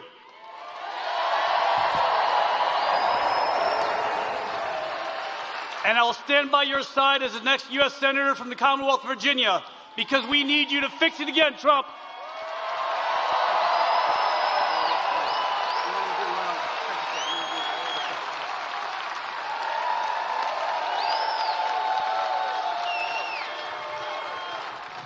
Thank you very much. He's going to do well. You got to get out, vote for him. It's a big deal, too. That would be a big one. And he deserves it. A great hero, He's a great hero, great military hero. A man who's also a hero, in my book. A man who's done a spectacular job running your beautiful Virginia. He's done a beautiful job. I called him about this. Do you think we should do it? What do you think? He said, I'm telling you, we can win. And he's worked so hard on this event. We spoke many, many times, Glenn, didn't we? Many, many times. And I just want to thank you. And I know you spoke before, but if you'd like to come up and say a couple of seconds, or you could just stay where the hell you are. Come on up. Come on.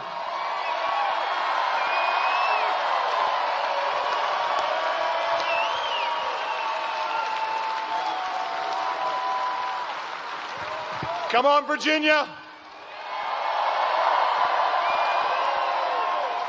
We had the greatest economy in the world, and Kamala Harris and Joe Biden broke it, and Donald Trump will fix it. We had the most secure border in the history of America, and Kamala Harris broke it, and Donald Trump will fix it. We had no wars. We didn't have war in Ukraine. We didn't have war in the Middle East, and China was not threatening Taiwan. Kamala Harris and Joe Biden broke it. Donald Trump will. My friends, America needs Donald Trump. Let's go win Virginia.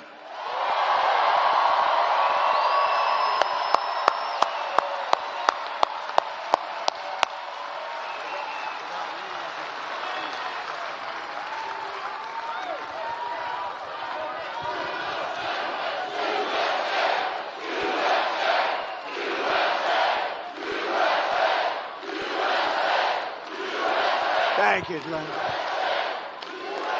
You got a great governor. You have a great governor and a great guy. Thank you very much. Also with us, Lieutenant Governor Winsome Sears, Lieutenant Governor. Thank you very much. Great honor to have you. Thank you very much.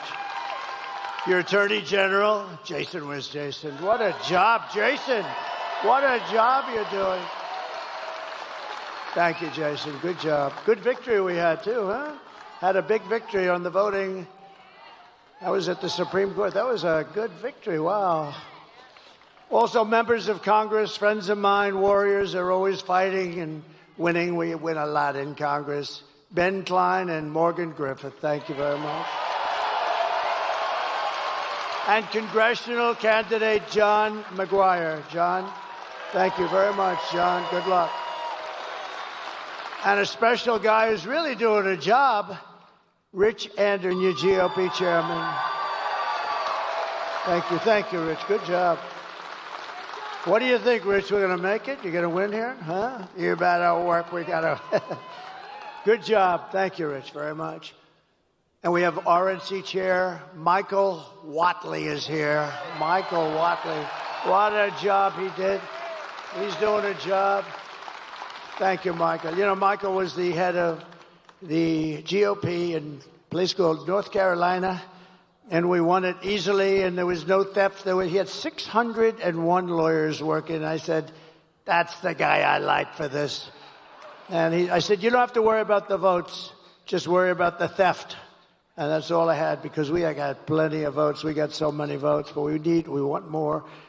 Michael, say hello, please. Just raise that beautiful hand. Thank you very much. He's doing a great job. And one of the greatest entrepreneurs in America, Mr. Steve Witkoff. He's a great gentleman. Thank you, Steve, wherever you may be. Thank you, Steve. Most generous guy. But here are the facts. Kamala is a radical left Marxist, rated even worse than crazy Bernie Sanders himself. Even worse than Pocahontas, I would say. Kamala destroyed our economy. She was an original creator of defund the police movement. Anybody that wants even defund the police for 1 day, 1 second is not worthy of being president of the United States. Kamala vowed to abolish ICE. She pledged to confiscate your guns and endorsed a total ban on handgun ownership. She wants to confiscate. She will confiscate your guns. Would anybody in the room or anybody outside, you have 25,000 people outside. I wish I could show them. Can we show them? Is there a way? Because they are outside. And, I mean, they are the greatest people.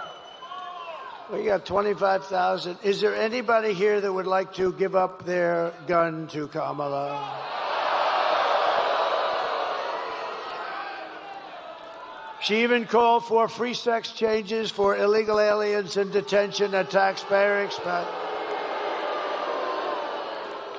And perhaps worst of all, she never worked at McDonald's. Can you believe it?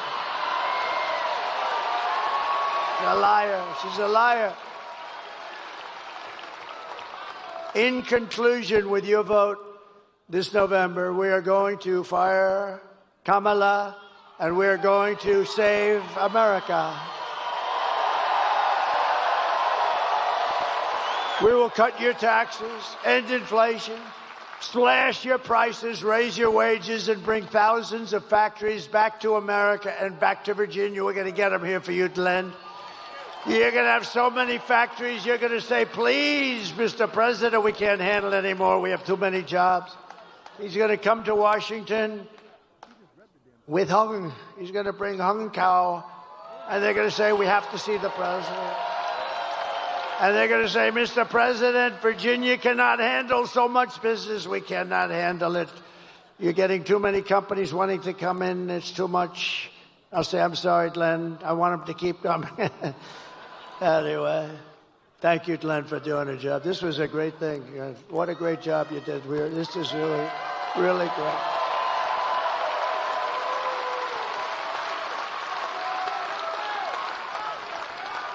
We will build American, we will buy American, and we will hire American. And I will end the war in Ukraine. And I will stop the chaos in the Middle East. October 7th would have never happened if I were president. And I will prevent World War III from happening. We're going to prevent it. And we've never been so close to World War III. We have never, ever been so close to it, with the Middle East all over the place. You know, the great leader of Hungary, Viktor Orban, he made a statement very recently. He says it a lot. They said, what's happening with the world? It's blowing up in the Middle East. It's blowing up with Russia, Ukraine. Nobody knows what's happening, what's going on. He said, put Trump back as president. When he was president, there were no problems with the world.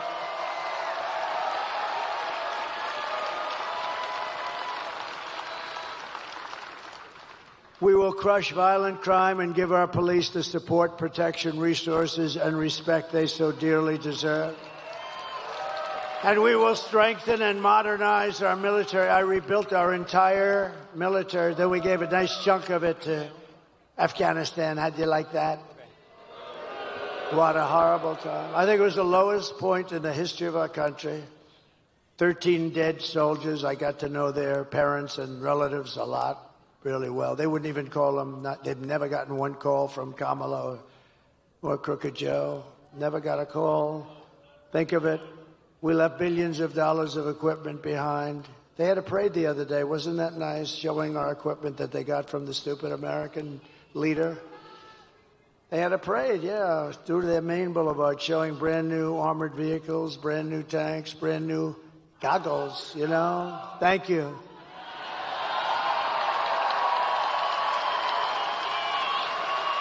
Thank you. What a nice group. Where's that group? Let me see. Stand up. Let me see. Whoa. We're going to get you a better seat next time. You're right at the top row. We will build a missile defense shield around our country. It's going to be made, a lot of it right here in Virginia. It's going to be made in the USA.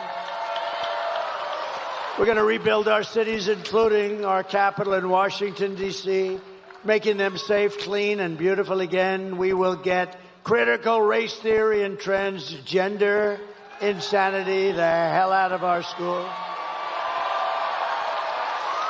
And we will teach our children to love our country, to honor our history, and to always respect our great American flag. I will defend religious liberty.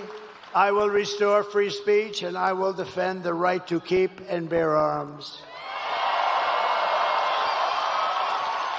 After years of building up foreign nations, defending foreign borders, and protecting foreign lands, we are going to build up our nation, defend our borders, and protect our lands and our citizens. And we will stop illegal immigration once and for all. We will not be invaded. We will not be occupied. We will not be overrun. We will not be conquered. We will be a free and proud nation. Once again, everyone will prosper. Every family will thrive, and every day will be filled with opportunity and hope and our beautiful American dream. We're going to have our American dream back very soon. But for that to happen, we must defeat Kamala Harris and stop her radical left agenda with a landslide that is too big to rig. You have to get out and vote. That's all you have to do. I'm one of the few politicians that comes up. Can you believe I'm calling myself a politician? I just realized that's a terrible thing to say. But I'm one of the few politicians that I don't want your money. I don't want anything. I just want that vote. You got to get out and vote. I don't want your money. For the past 9 years, we have been fighting against the most sinister and corrupt forces on earth. We have very, very evil people and forces. With your vote in this election, you can show them once and for all that this nation does not belong to them. This nation belongs to you. It belongs to you and you. It was hardworking patriots like you who built this country. And 3 days from now, it is hardworking patriots like you who are going to save our country.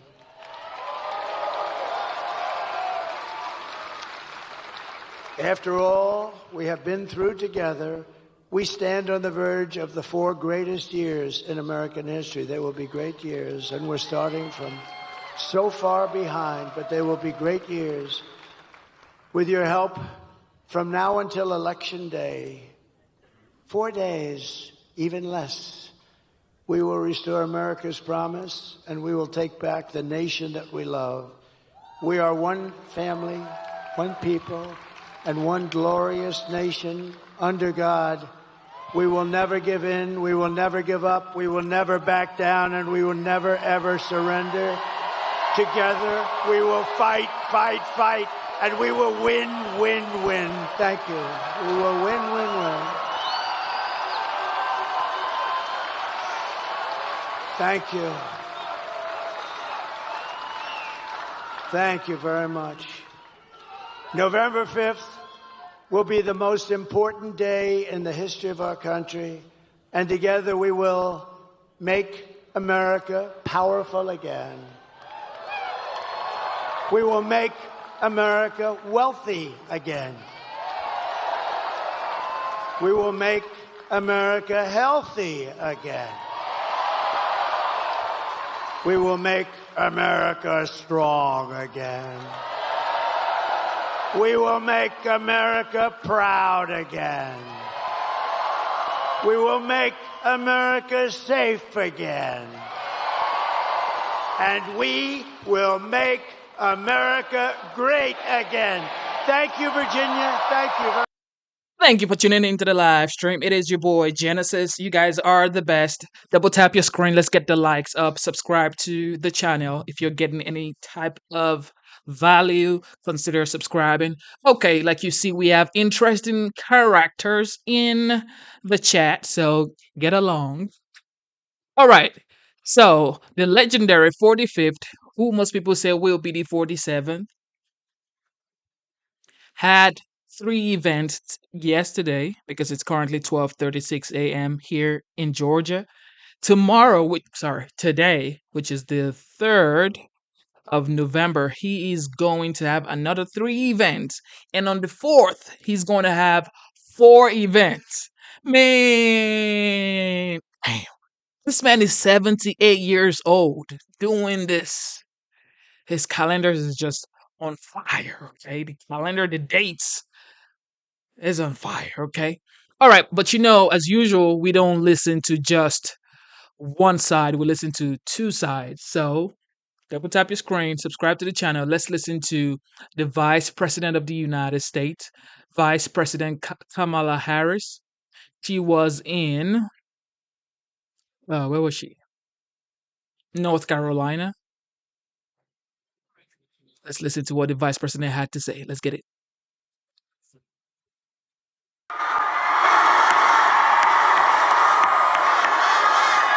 Oh, it's good to be back.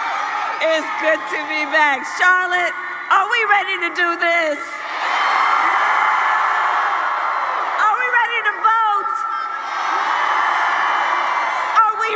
to win. Oh, it's good to be back. It is good to be back. And it is good to be back with so many friends and so many leaders. And I want to thank everyone for taking the time out of your busy lives to be here. We do. And we are here together. And I thank you all so very much. Governor Cooper, you are a dear friend. You are an incredible leader. I thank you. Your next governor, Josh Stein. Your next Attorney General, Jeff Jackson. Congresswoman Adams, Mayor Lyles, DNC Chair Harrison, Kerry Washington. Let's give it up for all of them. And for Brittany Spencer and Khalid, the War and Treaty, and John Bon Jovi.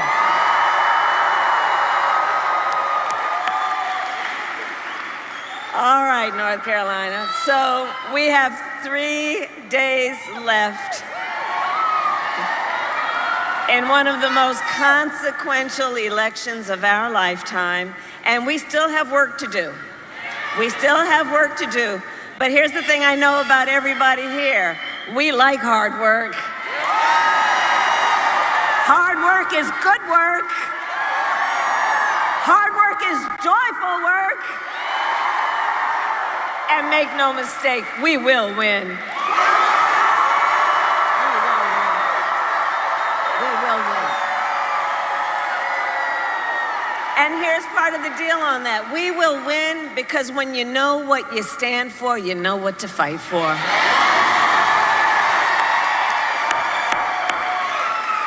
And we have an opportunity in this election to turn the page on a decade of Donald Trump trying to keep us divided and afraid of each other. We're done with that.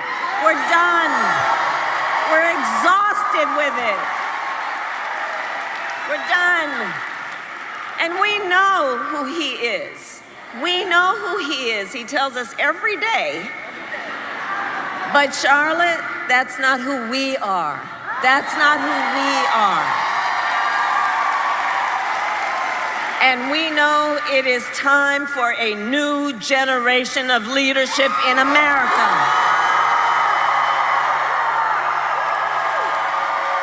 And I am ready to offer that leadership as the next president of the United States of America.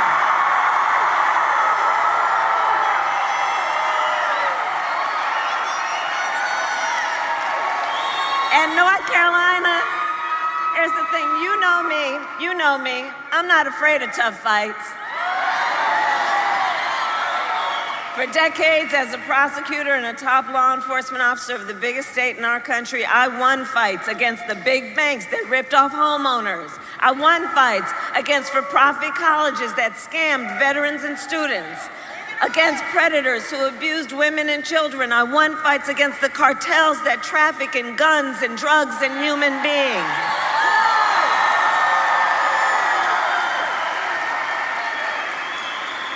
And I pledge to you that if you give me the chance to fight on your behalf as president, there is nothing in the world that will stand in my way.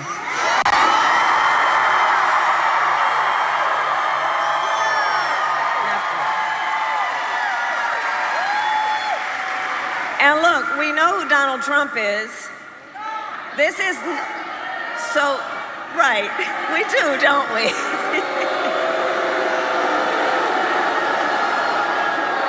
And here's one of the things we know about him. This is not someone who is thinking about how to make your life better. And this is someone who is increasingly unstable, obsessed with revenge, consumed with grievance, and the man is out for unchecked power. So look, in less than 90 days, it's either gonna be him or me sitting in the Oval Office.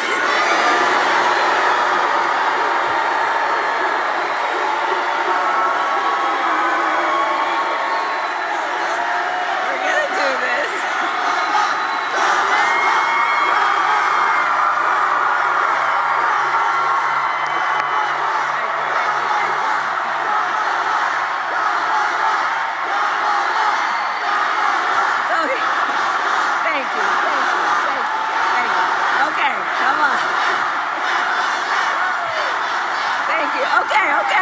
Thank you.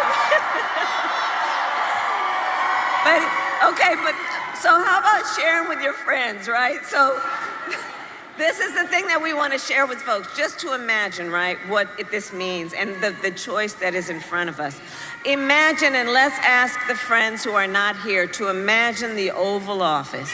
You've seen it on TV, right? Imagine the Oval Office, and if he is elected, Donald Trump on day one would be sitting in that office stewing over his enemies list.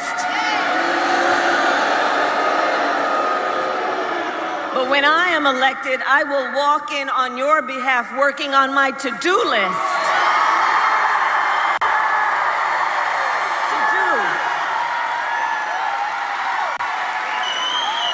And at the top of my list is bringing down the cost of living for you.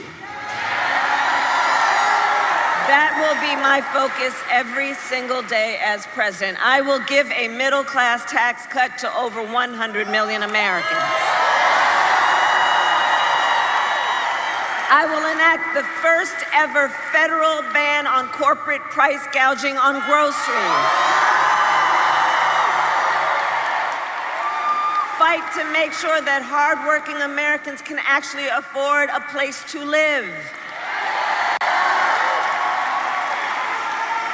And if you are caring for an elderly parent, my plan will cover the cost of home care under Medicare.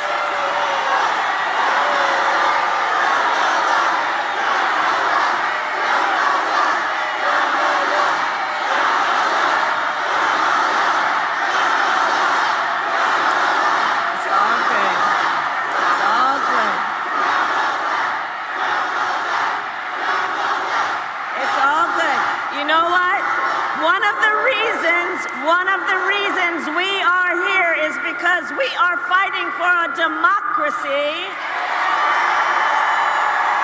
and the right of people to speak their mind, but right now I am speaking.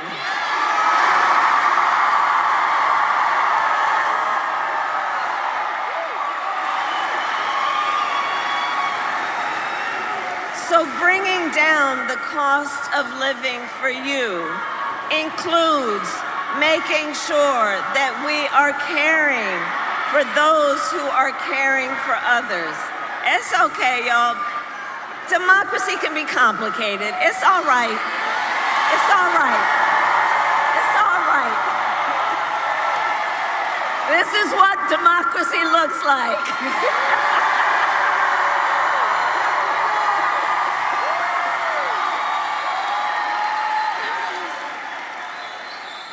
So included in the work we will do is ensuring that Medicare covers the cost of home health care for seniors. And I'll tell you, a lot of how I think about these policies is based on my own experiences. When my mother was sick, I took care of her. That's all right.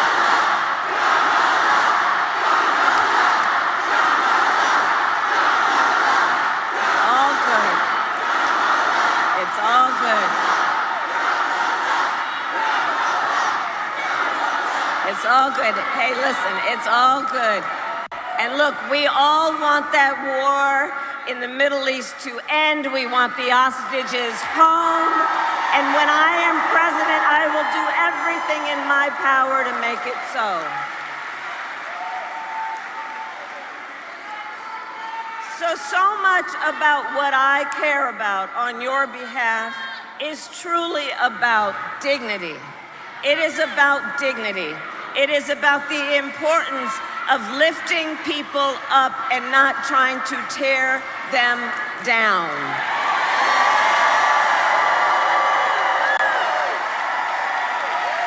Which is why my plan will lower the cost of child care. Cut taxes for small businesses. Do we have small business owners in the room? Here we do. I love our small businesses. You all are part of the big backbone of America's economy. Keep doing what you do. I love our small businesses. You are. And And our work will include lowering health care costs, because where I come from in terms of how I think about this, access to health care should be a right and not just a privilege of those who can afford it.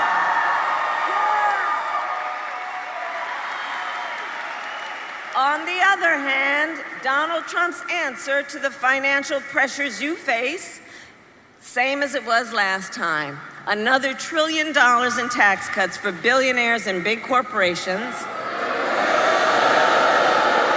And this time he will pay for it with a 20% national sales tax on everything you buy that is imported: clothes, food, toys, cell phones. A Trump sales tax that economists have estimated will cost you an additional $4,000 a year.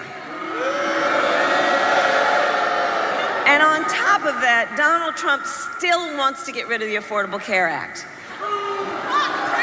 which would throw millions of Americans off their health insurance and take us back to the time when insurance companies could deny people with pre-existing conditions. You remember what that was?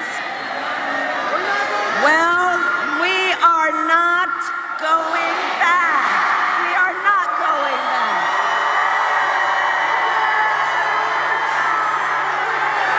We are not going back. We're not going back.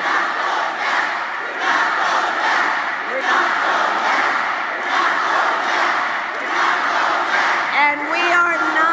And we are not going back, because ours is a fight for the future.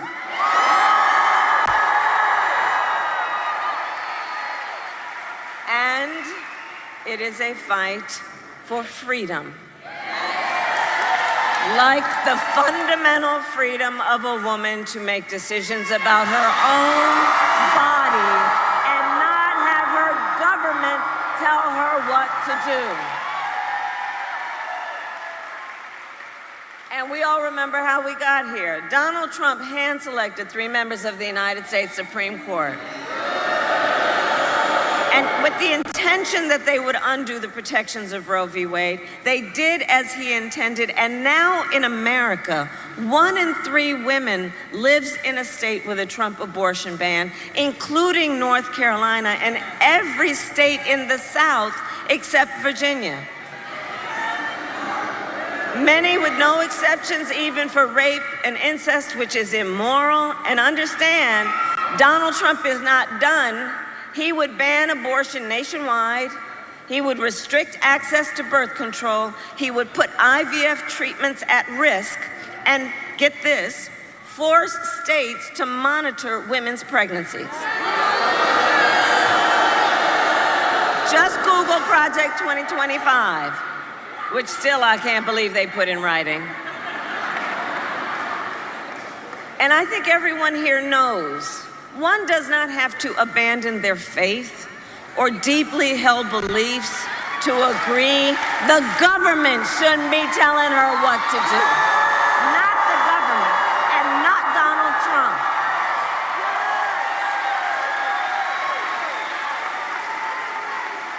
And when Congress passes a bill to restore reproductive freedom nationwide, as President of the United States, I will proudly sign it into law.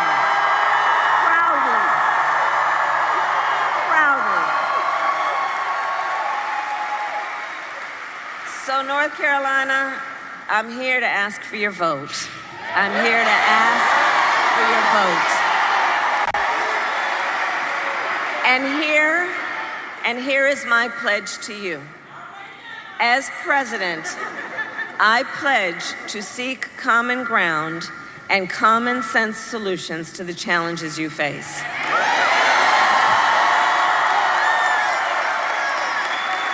I am not looking to score political points. I am looking to make progress.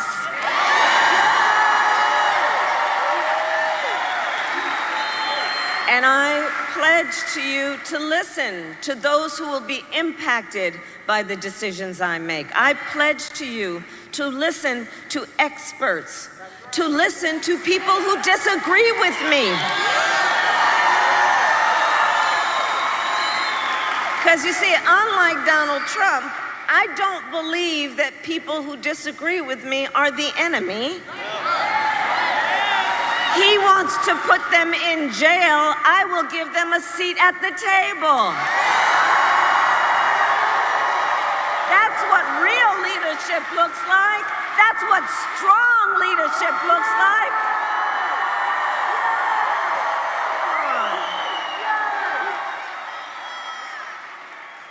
And I pledge to always put country above party and self, and to be a president for all Americans.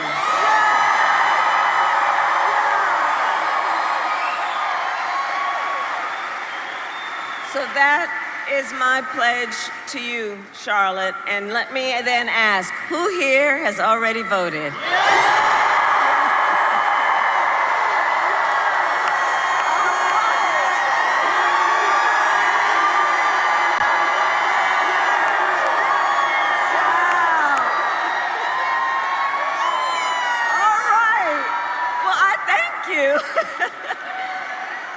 So now I'm going to ask you, just please talk to your friends and your family and your neighbors. And seriously, please share with them. You've taken such time out of all the other obligations you have. You've taken such time to be here. So please do share with them why you have taken this time and what your perspective is on this election. It's so important. And please encourage people. I love you back.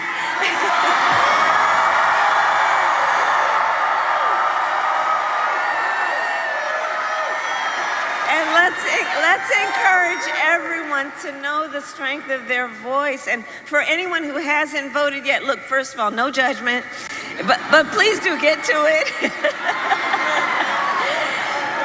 And please take a moment to think about your plan for voting, about when and where you will vote. Election Day is Tuesday, November 5th.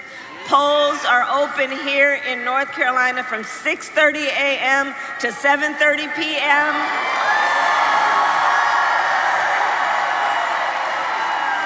Go to iwillvote.com for any information you need about when and where to vote, because listen, we need everyone to vote, North Carolina. You all will make the difference in this election. You will make the difference. So look, it all comes down to this. We are all here together because we love our country. We love our country. Yes. USA, USA, USA, USA, USA, USA. We love our country. And here's what we know. Here's what we all know. When you love something, you fight for it. You fight for it.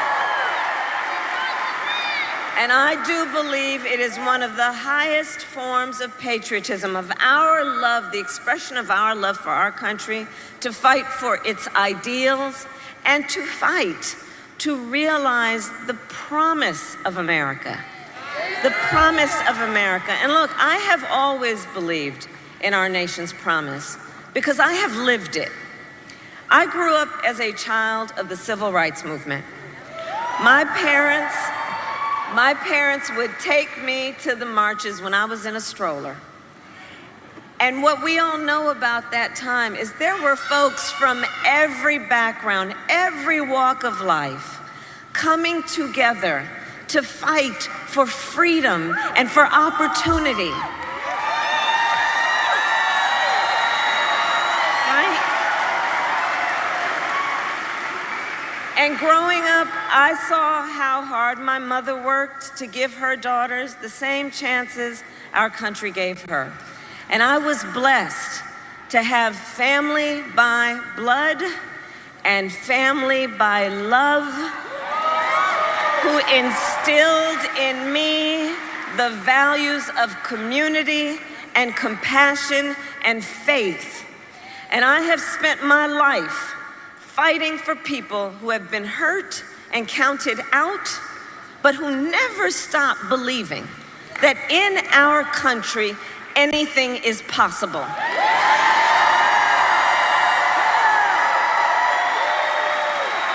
I have lived the promise of America. And today I see the promise of America in everybody who is here, in all of you, in all of us. We are the promise of America. We are the promise of America. In the fathers and the mothers and the grandparents who work every day for our children's future. In the women who refuse to accept a future without reproductive freedom. And the men who support them.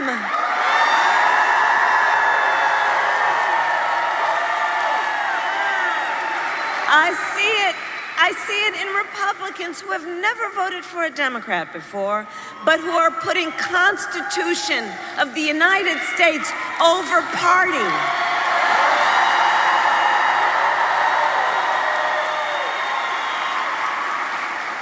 I see the promise of America every day in the young leaders who are voting for the first time. Where are you? Where are you? Let me see you. Right? I love you guys. I love Gen Z. I love Gen Z. I love this generation. And because, you know, here's the thing. You all are rightly impatient for change. They are impatient for change. You are determined to live free from gun violence, to take on the climate crisis, and to shape the world you will inherit. I know that. And for this generation, none of these issues is theoretical. These issues are not political. This is a lived experience for you all. And I see you, and I see your power, and I see your purpose, and I am so proud of you. Can we hear it for the first-time voters?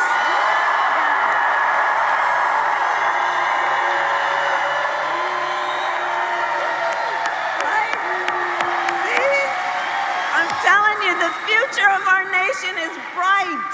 It is bright. We have so much to be optimistic about. So we got 3 days to get this done. And no one can sit on the sidelines. Let's spend the next 3 days so when we look back 3 days from now, we will have no regrets about what we could have done. Let's knock on doors, let's text, let's call, reach out to your family, your friends, your classmates, your neighbors, your co-workers, your play cousins. You know what I'm saying. And please, during the course of these next 3 days, I ask, let us please be intentional about building community.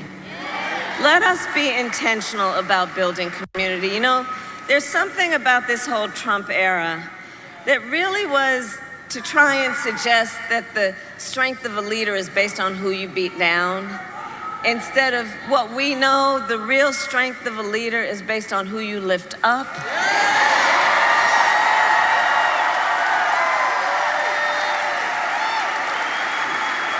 Let's be intentional about building community, and let's be intentional about building coalitions, remembering that the vast majority of us have so much more in common than what separates us.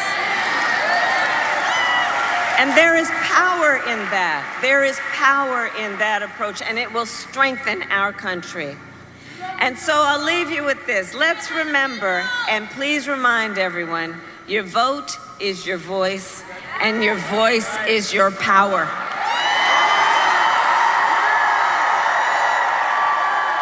And don't let anyone ever take your power from you.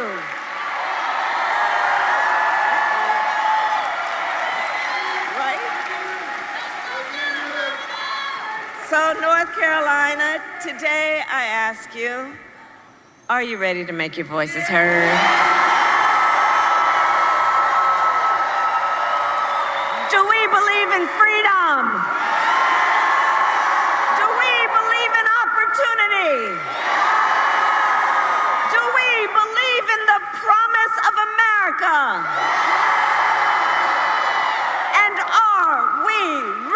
to fight for it. And when we fight, we win. God bless you, and God bless the United States of America. God bless you.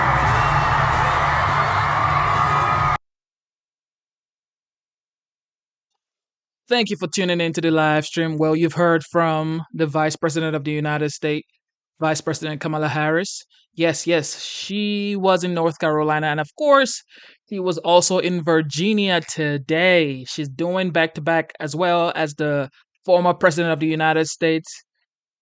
And she's doing two as well.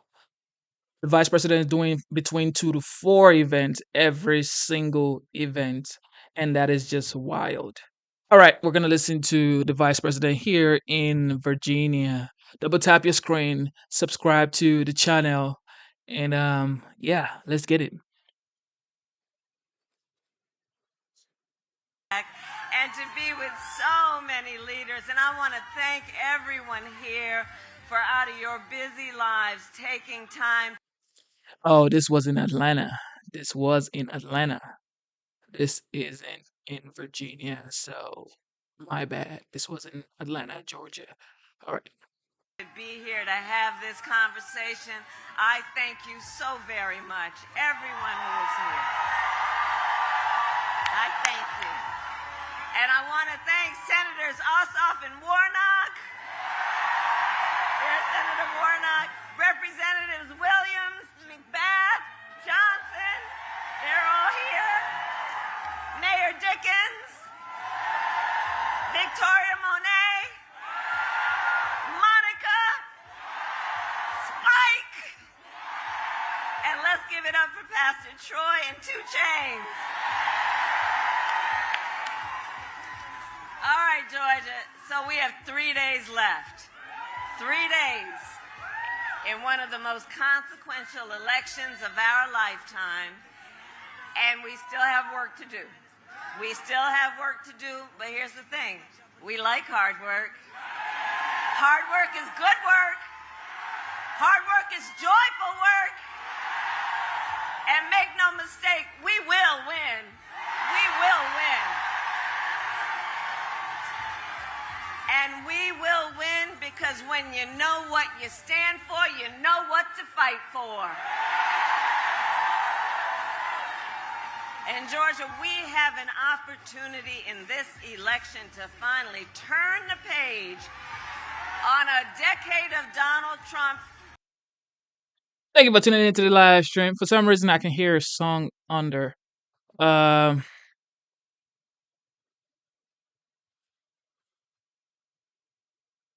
We're gonna all right, so we're gonna listen to the president's rally in Battleground, North Carolina, because I can't be listening to music under that rally right there. Thank you very much, and hello to a very special place, North Carolina. We love it. We've been making the rounds today. We've done a number of these. I don't know how many people could do them. I don't know. But you love it. You know why? There's like a love. It's a crazy love we have for each other. It's crazy. But I'm thrilled to be back in this great, beautiful place. It's a wonderful place with wonderful people. They really are proud, hardworking American patriots. That's what they are. And I'd like to begin by asking a very, very simple question. Are you better off now than you were 4 years ago? I don't think so. So I've come today with a message of hope for all Americans. With your vote Tuesday, I will end inflation. I will stop the massive invasion of criminals into our country. And I will bring back the American dream. And this is all you really need to know. Is she the worst or what? She's not worst. And you know what? I don't like to say it. Okay, you promise that you're going to be voting on Tuesday, right? If you haven't already voted. Because I'm not supposed to say this. You know, I'm going to be like the fake news. They're saying it's very close. It's really not very close. Based on what's been happening, it's not so close. We're leading in all 7 swing states, as you probably know.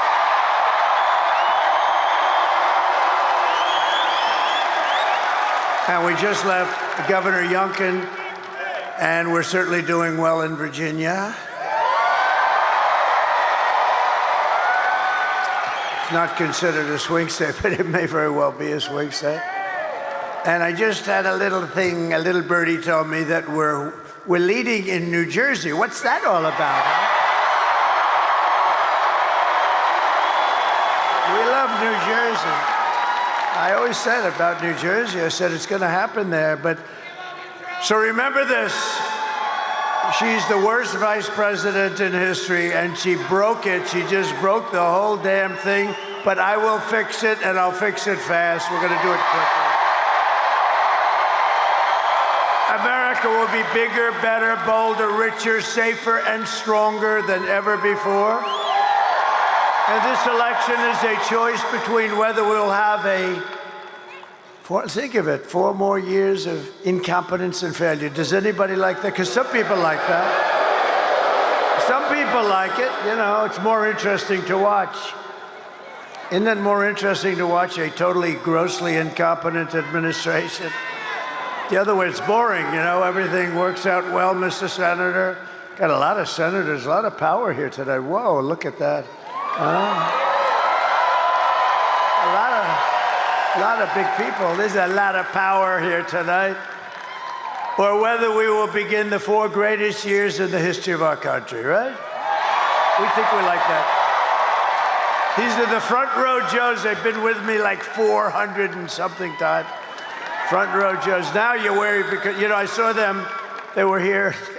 I did another one today. They were there too. These are the great. They got a lot of money too. I hear they're rich people.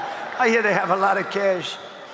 The front row Joes. But I was very upset because they were actually sitting in the second row. I said, what the hell happened to you guys? Never. But now you're back where you belong, right? The front row Joes. And we have about 50 of the most beautiful women anywhere in the world. And they're represented by about 20 tonight. And they've seen, I think it's like 251 rallies they've been to. They're beautiful women. They're wealthy women. They live in a place called North Carolina.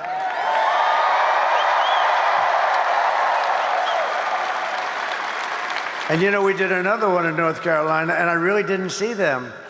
They had imposters. No, they had some imposters today. They were saying, we're the women. And I'm looking at these women that were like 16, 17 years old. I said, you're not the women. And I was insulted because I come to their state and they weren't there. And I said, well, what the hell? But now I see that they're here. You can't ask them to go to 2 and 1. Because that was in North Carolina today, early. We started early in the morning, and here we are late at night, and here I'm doing the same stuff. But, you know, I was a little insulted. I said, where are we? Call them the ladies from North Carolina. These are very successful ladies. I have no idea what's happening with their husbands. They're all happily married, but I never see the husbands at all. I'd never see them, but they've been to literally more than 250 rallies, right? So, but I was very upset today because in my first, it was North Carolina. Do you believe this? I go from North Carolina to Virginia and then back to North Carolina. Does that make sense? So now I'm no longer upset because nobody can expect them, as crazy as we all are, nobody can expect them to go to 2 rallies in one day. I think their husbands maybe would leave them for that. That would be the end. That would be the end of it, Mr. Senator. You're a great senator, you are. You are a great senator. The ladies from North Carolina, look at them. Thank you. Thank you. We're proud of you. And you know, it's sad, though, actually, because we've done this now for 9 years. We've had the biggest rallies in history of any country. And every rally's full. You don't have any seats that are empty. You don't have anything. I mean, the one we had today, you missed a beauty. We could have filled that place up 20 times. I mean, that was beautiful. And the Virginia rally, did you hear about the Virginia rally? That was, Glenn Youngkin did a great job, the governor of Virginia, and they had a crowd there that was incredible. And then we came here, and we don't want to be late, but it's very hard when you do these things. It's very hard, and you don't mind a little bit. We weren't very late. Just a few minutes. Just a few minutes, depending on your definition of when it's going to start. But you know, I was talking to some of the people. It's sort of, you know, in a way it's sad, and in a way it's beautiful. I was talking to them, and I said, you know, this is coming to an end. These rallies are coming to an end. We've been doing them, think of it, for like 9 years. We started a year before, and we've had tremendous success. In 2016, we did phenomenally, right? We went in, they gave us a 3% chance, and sort of like amazing, right? 3%. That means 97% for crooked Hillary and 3% for me. And I was saying, well, I went to Iowa, and I had 48,000 people, and she had about 300 people. And then we went to another one in another state. We had 49,000 people. She had 243 people. And I kept saying, why are we going to lose? Why are we going to lose? And we didn't lose, you know. We ended up winning, and we ended up winning the presidency, right? And that was an exciting night. Remember how it started? It started with a bunch of fake news. Look, there they are. That's a lot of fake news.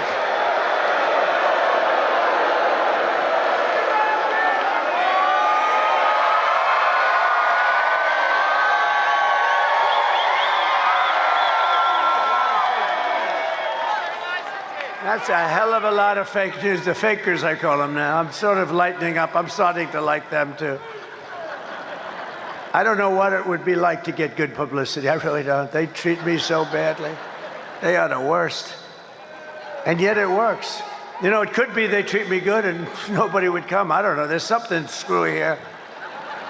But no, they treat us terribly. But I don't care because we keep winning. As long as we keep winning, we don't care.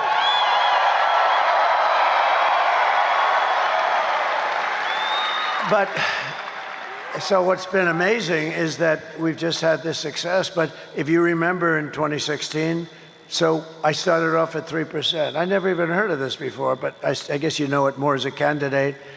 But I was given a 3% chance of beating crooked Hillary. And I understand that because, you know, she was a Secretary of State and she was married to the President of the United States. And she was a smart and is a smart woman. She lies like hell, but not as bad as Kamala. And I mean, she's much smarter than Kamala, but she doesn't lie as much. Hillary is a liar, a real liar, but Kamala is crazy. Kamala actually said, he is not going to frack. He is not going to drill for oil. He's not going to drill. I've been saying drill all my life. I'm saying we're going to drill. No, they made it up. He is not in favor of IVF, fertilization. I am. I'm like the father. I consider myself to be the father of fertilization, remember? We got they got a ruling from an Alabama judge, very conservative judge, probably a good judge, but he gave a very strong ruling. And Katie Britt, the senator from Alabama, called up, sir, you have to help us. You have to help us. I said, explain. She said about what happened with the IVF. The judge said, close all the clinics all over Alabama. And she said, everyone is furious. I said, explain it to me. And when she explained it, it took me about 2 minutes to figure it out. And I came out with a very strong statement, totally in favor. We want to help women, and totally in favor. And now, and it worked. And they passed, by the way, they met, the Alabama legislature met the following day and approved everything. I mean, it was amazing, really, when you think. And then, think of it. And so it was 100%. And she said, I'm against IVF. This woman, I've never seen anything like it. 2025, Project 2025. I've never read it. I don't want to read it because that way I can be honest with you. I don't want to read it. Some people got together. I assume they're extremely conservative, and that's okay. Then they came up with a plan, but I told them I don't know about the plan. They had a couple of people that worked for me in the administration, I guess, or something, but they came up with some kind of a plan, and it's on the conservative side, I assume. And they keep talking about Project 2025. And I said, I don't know about it. Everything she says is a lie. It's the most incredible. I can go point after point, when in fact, she's changed 15 policy positions, the most in the history of presidential politics. She wants to take away your guns. She said, no, I'd love you to keep them. I'd love you to keep them. Would anybody like to give up their gun to Kamala right now? No, everything she's changed. There will be no fracking. In my life, I will never approve fracking. I will never approve drilling for oil. Isn't it terrible? This is her. And then what does she do? She says, I'd like fracking very much, because she was getting creamed in the polls. Anyway, she changed 15 policies. There's never been anything like it. And I will tell you, we're winning by so much, because people aren't going to take that. They know where it's coming from. But all of the problems that she's caused tremendous problems for our country.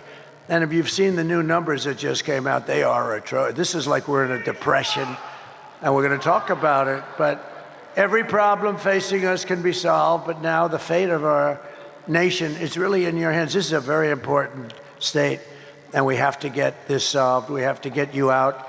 We're winning by a lot, but you know, you can lose by a little. You know, when you're winning by a lot, you can still lose by a little, and we can't take a chance of losing the great state of North Carolina. We're not going to lose the great state of North Carolina.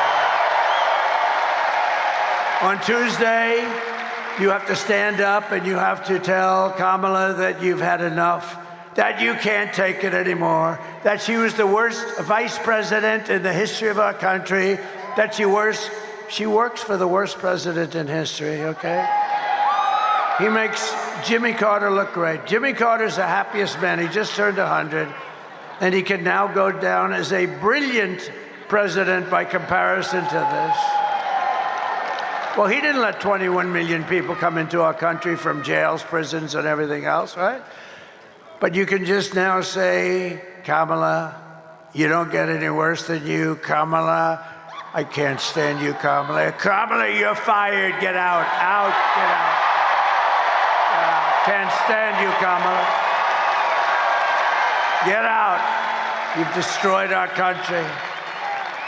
I want to send our prayers to everyone here in North Carolina who is still recovering from Hurricane Helene. It was a bad one. It was a bad one. I was there. I saw the devastation. I was there long before Kamala. Long before. They're still not seeing Kamala. They're not seeing federal government, that I can tell you. The job they've done is terrible. But, you know, they've spent all the money on illegal aliens coming into our country. It's true. As you know firsthand, Kamala's hurricane response was a disgrace and a betrayal of her duty as vice president or whatever the hell she is. Nobody even knows anymore. Where the hell is Biden? What happened to that guy? Where's Biden? Tell me, is this the worst administration in history? Where the hell's Biden? Where's Biden? The ladies from North Carolina, what happened to Biden? What the hell's going on? This is the worst administration in history. Nobody knows who the hell they're supposed to be talking to. The only thing that's good is you have totally confused the enemy. Because President Xi of China is saying, who the hell are we speaking to over there? What's going on with that place? Putin is calling, nobody ever calls me. I'm fighting a war, nobody ever talks to me. We can talk him into not fighting if we had competent people, but they are not competent. No, but think of these guys. They're probably saying, who the hell is running the United States of America? It can't be her. She's a low IQ individual. Now, just yesterday, it was reported that under Kamala, almost 50% of the phone calls to FEMA, it was a disaster. They went unanswered. FEMA was not even answering their calls. They had no money. They couldn't pay their damn phone bill because all the money's gone to the migrants. The migrants coming in from various and sundry prisons and mental institutions, right? North Carolina called out for help, and the phone rang, rang, rang. I had to get you. I had a call. They actually asked me, good people from North Carolina, let me tell you, but they were having, this was the worst water hurricane. They call it a water hurricane. It had more water than, I guess, anything they've ever seen. I know this, I was in Palm Beach, and we were actually hit, if you can believe it, lightly by comparison, but it spread all over the Florida landmass, which is amazing. But think of it, they had they weren't prepared at all, the federal government. You know who was prepared? Franklin Graham and a lot of other people.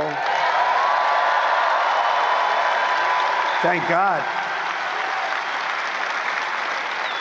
And I gave Franklin, we gave him a lot of money, and others too, $7 million. That's good. And the reason is they do such a good job. I was going to do it myself, and then I see Franklin, the way he works, and I said, you do it, here's the money, just do it. But he was great, and the whole group is great, but we had no help from FEMA. FEMA is a disaster. They are missing in action. They have no money. They took all of the money, and they spent it on the migrants. They have no money. What a disgrace. So they have no money for the people of North Carolina that have lost their houses. Many have died. Many are missing. And it's a horrible thing, and they don't have the money. But we're going to be here, hopefully, on January 20th, and you're going to see very good and very quick service. Right? Very quick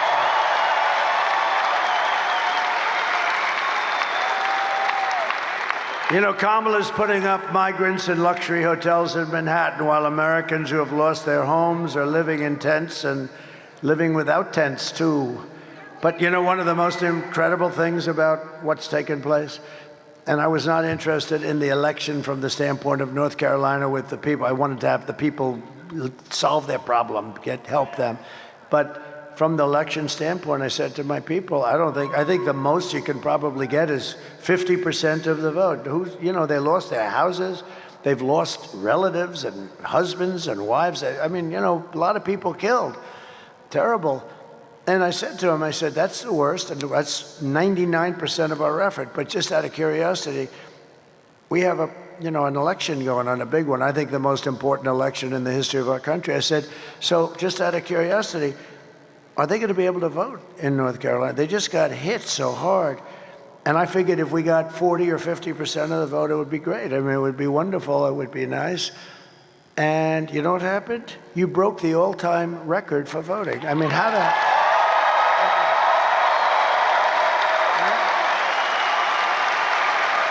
Think of it. You broke the all-time record thus far. In other words, this far in, and it's not even close. What do you think of that, Mr. Senator Budd? What do you think? That's pretty amazing people, right? No, but think of it. I figured if you got 50%, it would be a miracle. And they beat the records from other times. But we've had just a great time together.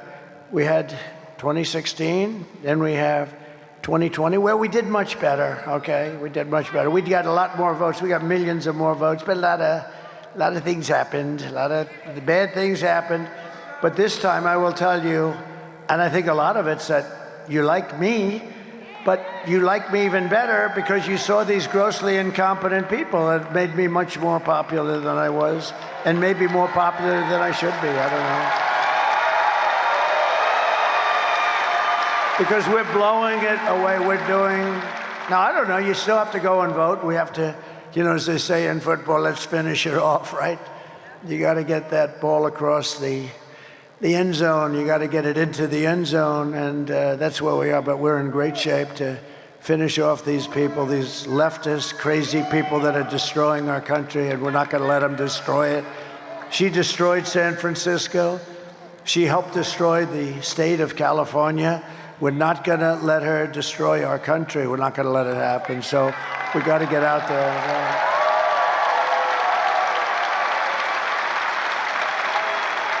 And when I'm president, we're going to evict the illegals and we'll take back our properties. You take a look at what they've done. They've actually taken over property all over our country. They've taken over property. And, we're going to get the housing and the relief and everything else that we need, but we're going to take back our country, okay?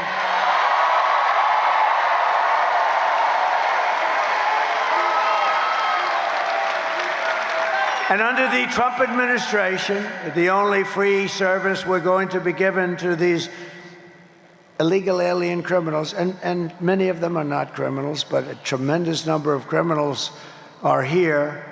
The only free aid they're going to get is a free ride back home.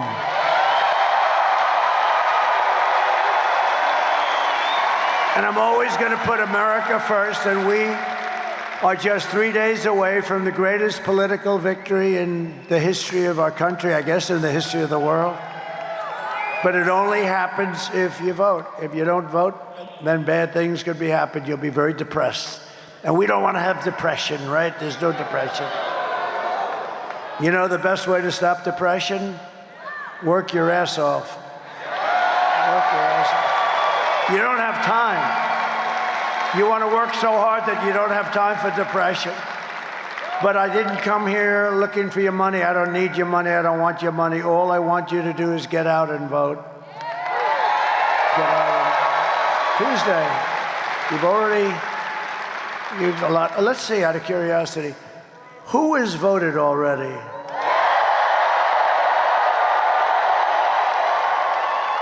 So who's going to be voting on Tuesday?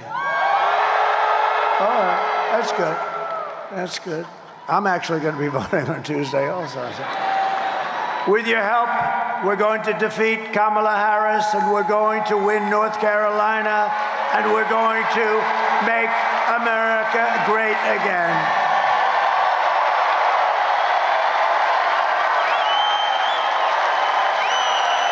Thank you. So, just to finish it off, because I'm the greatest weaver, we weave. They used to say, oh, he's rambling. No, I'm not rambling. It's like genius, okay? I don't ramble. I'll let you know when I ramble, and then we'll have to talk. No, I cover different territories. It always ends up back in the right location. But if you look at what we've done together, it's, let's see, I'll have 3 tomorrow. On Monday, I'm going to do 4 of these. That's a lot. How many people can do 4 of these in one day? I don't think too many people.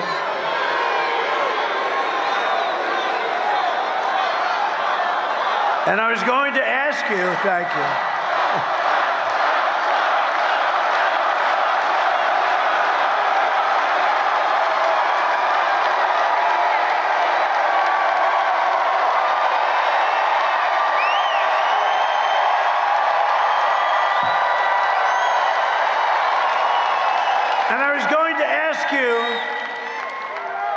It's late. What the hell time is it? It was total traffic.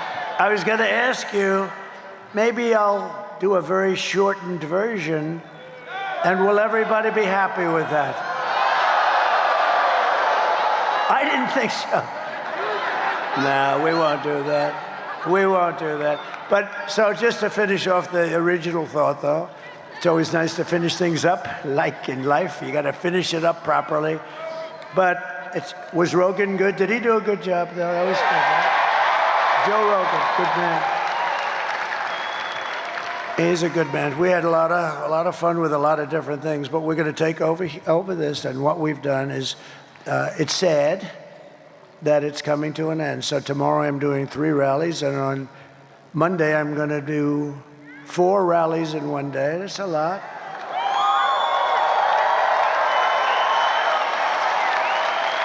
I mean, my opponent today, gave a press conference. Hello. Hello. And then, how about, a couple of days ago, she's going to take a day off, do a press conference that lasts about 3 minutes, because you can't, if you ask her questions, she's going to screw it up, so they wanted to be. And then after that, she took the day off, and then she announced a day off, and then another day off, and I'm saying, you're trying to win the presidency of the United States, and you had, at that time, about 14 days left, and she was taking day offs all over the place. And I said, you want to be president of the United States? How the hell do you take a day off? I've gone 62 days now. 62 days doing this thing. No day off. No day off. I don't care. I told the golfers, have fun. Enjoy your golf. I'm not playing. I didn't take any day off. We're working hard because we have to win it. And we have to win it, not for me. We have to win it for the country. We got to take back this craziness. So never in history has there been anything like this. If, for instance, somebody comes down in 4 years and they're going to be the Republican nominee or the Democrat nominee, and they call for a rally, and they'll have 300 or 400 people show up. And it'll usually be in a ballroom, and they'll raise a couple of bucks or something, but you'll have 250. Look, Biden couldn't fill up the 8 circles, right? Remember the 8 circles? They used to ask the fake news media to, please, would you mind standing in a circle? Because they couldn't. But it's like an amazing phenomenon what's taking place. It's never happened before where I don't even ask them. I come out of this very nice airplane.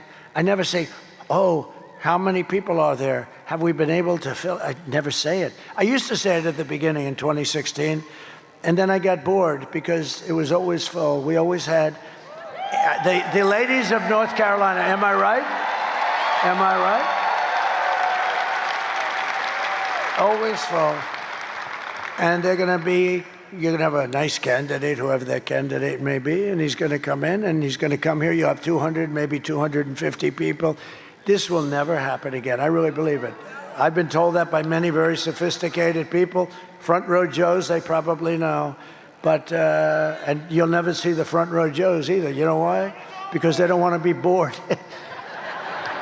They don't want to be. That's the end of the front row Joes, but we're going to do something. We're going to have a celebration. Let me just tell you, so I have 3 big ones tomorrow, and then I have 4 big ones on Monday, and then we shut it down. Never to happen again. Which is sad, but here's the good part. Hopefully we will have achieved our goal. We're going to become president, and we're going to have a different form of rally, a rally for our country. We're going to fix our country. So we're going to have rallies for our country, and it is sad. It's sad because this will never happen again. I don't believe it can ever happen again. It was just amazing, like a confluence. You know what the word confluence? It was a confluence of things that happened, and it became something so special. People, foreign leaders watch our rallies. Can you believe it? I've had the biggest foreign leaders say, at 6 o'clock in the morning, I watch your rallies. I said, it's amazing. The biggest people. But you know what we're going to have, though, because we want to get this done, and then after that, what we're going to have is a different form, probably a different name, not a word rally, but we're going to be even much happier because we're going to set our country into the right path, not the wrong path. If you saw it today, it came out, they're close to 90%, the right way, wrong way thing that they do, these crazy people do back there? How about they're close to 90% wrong way? And then she says, no, I'll do the same thing as Joe Biden's been doing, and he's 90% off. He's got nobody's ever been at 90%. One thing I'm very proud of, the press, when I first got started, the fake news back there. Very proud of that name. I gave a lot of good names, didn't I, right? But I'm very proud of that name. But the fake news back there, they were at 92% approval rating when we started this journey in 2015. And now they're less than Congress, which is in the low 12s. I'm very proud of them because I've exposed them as being fake.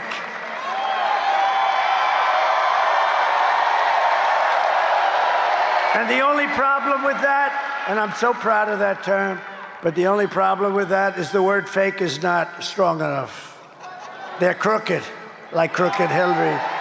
They're corrupt. They're actually a lot of corruptness. Not all of them, but about 91%. No, there's some good ones sitting. Oh, whoa, a couple of good ones, actually. I'm sorry, would you go home and tell your wife? I wasn't talking about you. He knows who I'm talking about.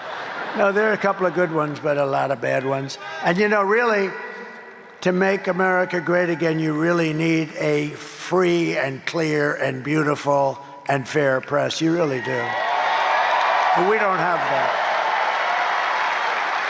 Yesterday, it was announced that Kamala's economy, and this is the big thing, because you never want to be involved with something like this if you're president. So just remember, it started before me. Yesterday were like the worst numbers I've ever heard. It was announced that Kamala's economy added only 12,000 jobs last month. You know, usually it's 200,000, 250, 390. I mean, 12,000. That's like Walmart will add 12,000. Not this country. One of the worst, he said it's overstated. You get a lot of funny people in North Carolina. No, they're very, no, I had it at at the rally I had, you had one person, two people, they were giving me the greatest lines I've ever heard in North Carolina. I actually asked them to stand up. I was going to take their number because they were great. But that was very good. They're overstated, he said. No, but it's a very serious thing. It's only good for one thing. It's horrible. It may be a depression. It's only good for one thing. You know what the one thing is?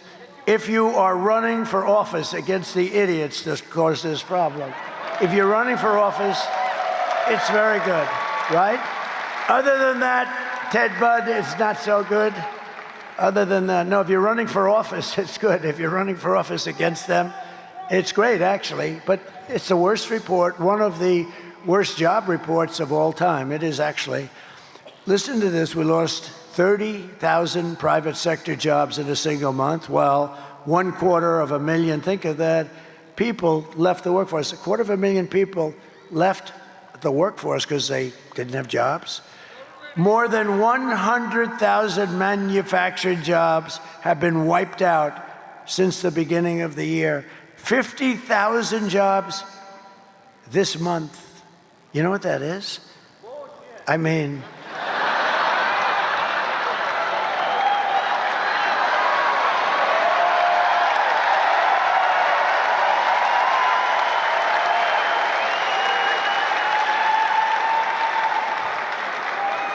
an amazing statistic is that 100% of all of the net job gains in the past year, 100% of the gain, all of it, has gone to migrants. 100% of it. And they're taking the jobs from African Americans and Hispanic Americans, and especially the African Americans. And I tell you what, African Americans, if you looked at the numbers, you would never vote for these people. Again, it's a whole big con job. And they're trying to delay it till after the election. They shouldn't be allowed to do that. Because if you take a look at so you have African American jobs, people that are occupying these jobs, and they're going to lose them, and they're losing them at numbers that nobody's ever seen before, and they want to announce them after the election. No, they should announce them now. They know what they are, and it's a terrible thing is happening. They're coming in and they're taking jobs held by black people. They've had those jobs for 10, 15, 20 years. They have a house, they have a little mortgage or something, and their jobs are going to be gone by illegal migrants coming into the country. And you should show those numbers. You should take those numbers and you should announce them before the election, because if you see those numbers, everybody's going to be. And by the way, Hispanic Americans are next. They're being very, very badly and severely hurt. If Kamala wins, you're 3 days away from the start of a 1929-style economic depression. That's what a lot of people think. And a lot of the genius, real brilliant people like Scott Bessent and others, these are, I call them the 184 people. You know what that is, 184 IQ, as opposed to about a 70 IQ for our person that we're fighting on the other side. They have 184 IQ. No, the geniuses on Wall Street, a lot of them, you know what they're saying? The only reason the stock market's doing good, doing okay, but it's doing actually good, because everyone thinks that Trump is going to win the presidency. That's the only reason. I can see that. If I win, you're 3 days away from the best jobs, the biggest paychecks, and the brightest economic future that the world has ever seen. Kamala's inflation nightmare has cost the typical American family $30,000 in higher prices, and now she wants to impose the largest tax hike in American history on you, on everybody in this room. More than $3,000 a year. Congratulate. This is the only person ever to run a campaign on the fact that I will raise your taxes. Ladies and gentlemen, I'd like to tell you, I mean, the only thing you can say is maybe they're finally honest about something, but I've been watching politics. Every politician wants to lower, you want to do it, sometimes you can't, but you want to lower taxes. She's running on a basis that I will raise your taxes. I will take, you know, I got a lot of things for you. I passed the biggest tax cut in the history of our country. And included in that is like things I could, many things are included, many really good things, but one of them is the estate tax or the death tax. If you have a small farm or a small business, you can give it to your kids. If you like your kids, if you don't bother, don't even listen. No, there are some people that don't. Are there any people here that don't like their kids? Because if you don't, then don't waste your time listening to this. But I, you know, in that package, I have the estate tax, or the death tax, as some people call it. It's a tough tax. And for farmers and small businesses, you can leave it to your kids without a tax. Isn't that nice? And that's a big deal because, like, they leave their farm to their children, and then the children get the tax bill, which is humongous, and they go out and they borrow money, and almost, I mean, in many, many cases, big percentage, they lose the farm. It gets taken away by the banks, and they've never dealt with banks before. They don't know how to handle banks. You know, there's a way to handle. I do. Who said that? I got it out before he did. I do. I know how to handle banks. But the banks come in and they end up taking the farm and, you know, going smiling all the way to the other bank. But I'll tell you, listen, so they want to end that. They don't want that, and I want that. I think it's great. You love your kids. You leave the farm. They have to go out and borrow a fortune. They have to pay like a 50% tax on the value, and they don't have that money.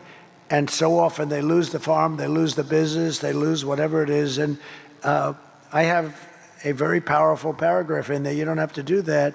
And they want to take that out. They don't like that. There's a meanness to this group that you don't, that a lot of people don't understand. I will massively cut taxes. I'm going to cut taxes for workers and small businesses. And we will have no tax on tips, no tax on overtime, and no tax on Social Security benefits for our seniors. No tax on Social Security benefits for our seniors. Our seniors are going to be happy. You know, our seniors have a, you know, very fixed income, most of them, not all of them. I'm a senior. Can you believe it? I'm a senior. I don't feel like a senior. I feel. And you know what they'll do to me? Tomorrow there'll be headlines in that stupid New York Times. The worst. There'll be a headline. I mean, the Washington Post looks like it's phasing out. That's a good thing for America. But the Times will follow. So inaccurate. So there'll be a headline that I have a conflict of interest because I'm the president. And I said, no tax on Social Security benefits. Donald Trump has a conflict of interest. He only did it to save like $100 a week or something. But you know, we're getting you back a lot of what they have destroyed, because inflation has destroyed the seniors and people on a fixed income, and we're getting that back for you by no tax. You deserve that. You deserve it. And to rapidly reduce inflation, I will end Kamala's war on American energy, and we will drill, baby, drill. We're going to drill. We're going to drill, baby, drill. We got more liquid gold than Russia, than Saudi. You know, we were in 4th place when I took over, and when I left. Oh, you have to do me a favor. Drop my all-time favorite chart in history. Just drop it. Drop that chart, if they can, if you can find it.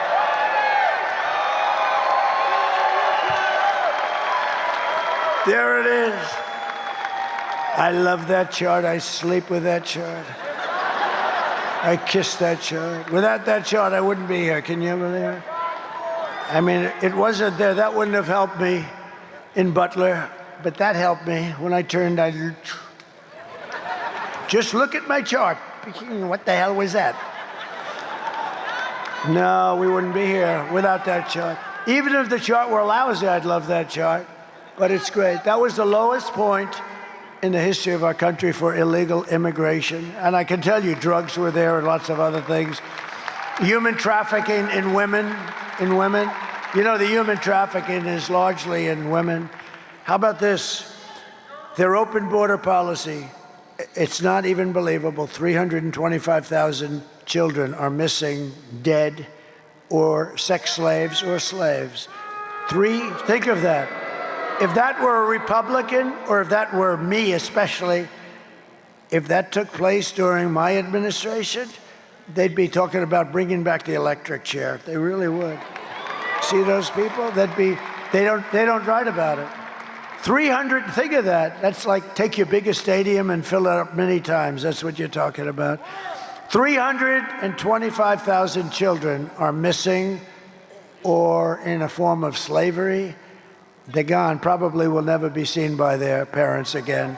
That's what they're giving us. And nobody even writes, you know, that's a carnage. That's a beyond anything people have ever heard. And they won't even write stories about it. They won't write a story about Afghanistan and that horrible stupidity of Afghanistan. The way they did it, they moved the military out first. They don't want to cover it.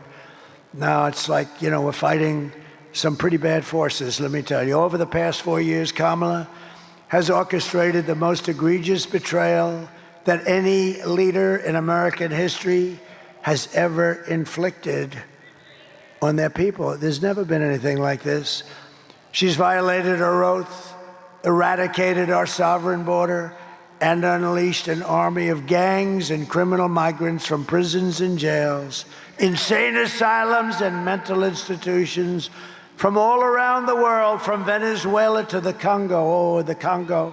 The Congo is sending a lot of people. They're sending their people in jail. Think of the money they save and the danger of it all.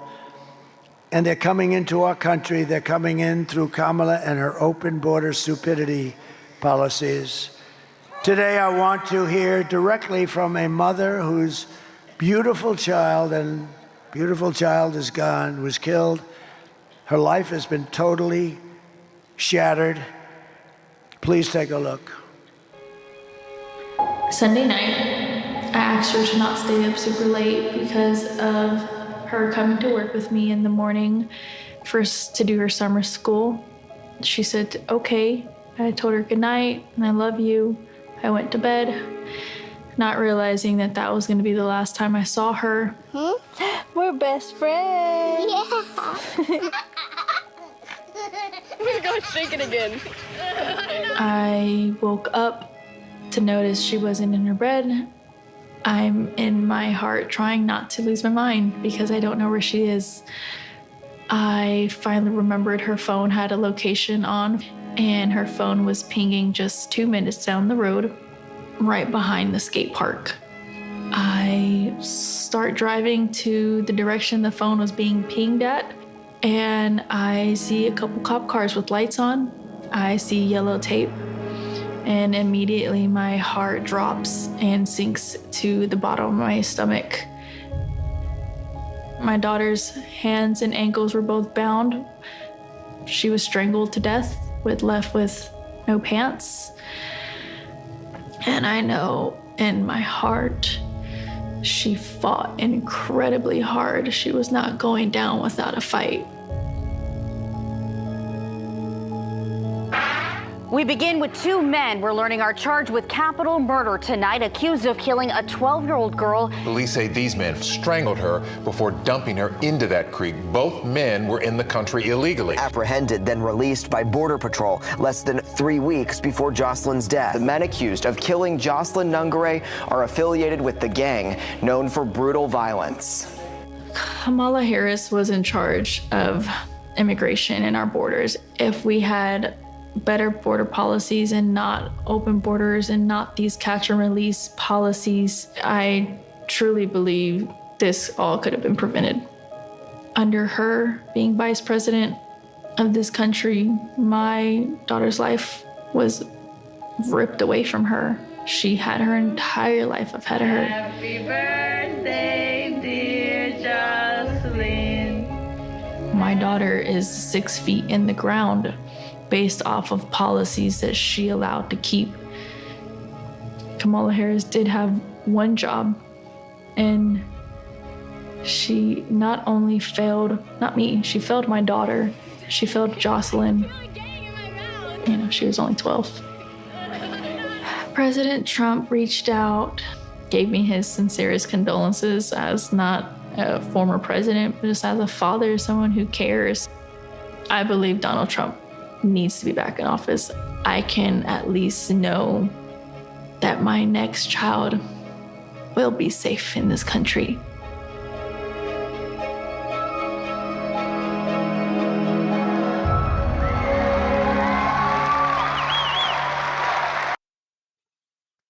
Thank you for tuning into the live stream. It is your boy Genesis. Double tap your screen, subscribe to the channel. We are currently watching the last rally from the former president, the 45th, who most people say might be the 47th, in North Carolina. Yes, y'all. Double tap your screen, get the likes up, subscribe to the channel. Let's get it. And you have thousands of cases, all different forms of crime, many against very young girls. 12 years old in that case, Jocelyn. The day I take the oath of office, the migrant invasion ends and the restoration of our country begins.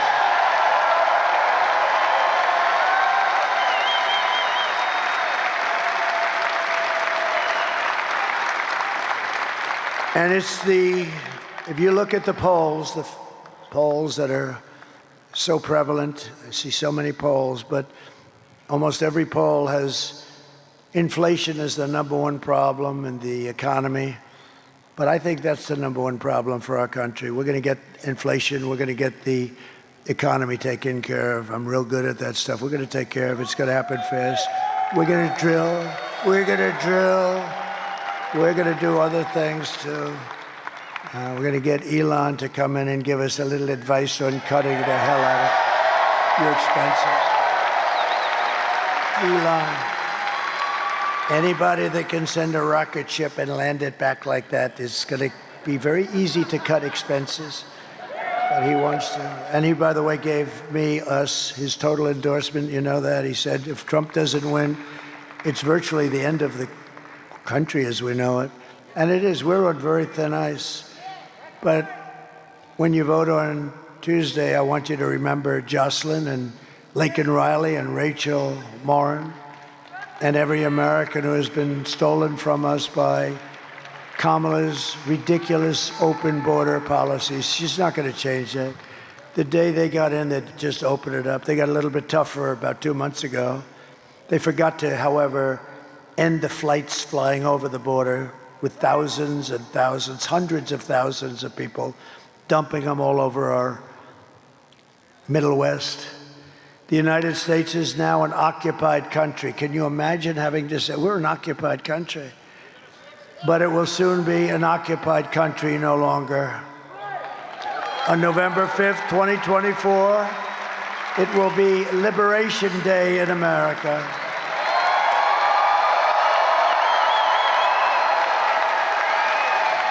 On day one, I will launch the largest deportation program of criminals in American history. It's going to be the largest deportation of criminals. We're going to get them out of here fast. I will rescue every city and town that has been invaded and conquered, and we will put the vicious and bloodthirsty criminals in jail or kick them the hell out of our country. And to expedite the removals of Trenday Aragua. This is a vicious gang, but you have others. You have other very vicious gangs, MS-13. They're savages. I will invoke the Alien Enemies Act of 1798. Can you imagine? We have to go back to 1798. That's when they ran a country a little tougher, I guess, to target and dismantle every migrant criminal network operating on American soil. And if they come back into our country, it's an automatic 10 years in jail with no possibility of parole. We don't want them. And I am hereby calling for the death penalty for any migrant that kills an American citizen or a law enforcement officer.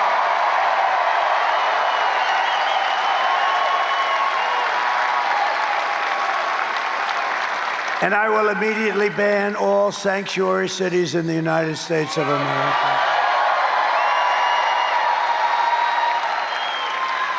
Black voters are furious with Kamala over illegal immigration. It's destroying their communities, and if this continues, there will have been no political power left for them because all of their communities will be majority migrant. That's what's happening. You're going to have majority migrant because the Democrats want to get them votes. They want to get them enlisted to vote.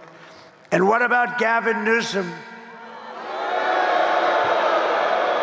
in California? I was very happy to see, did you see his poll numbers went way down today? Did you see that? Gavin Newsom,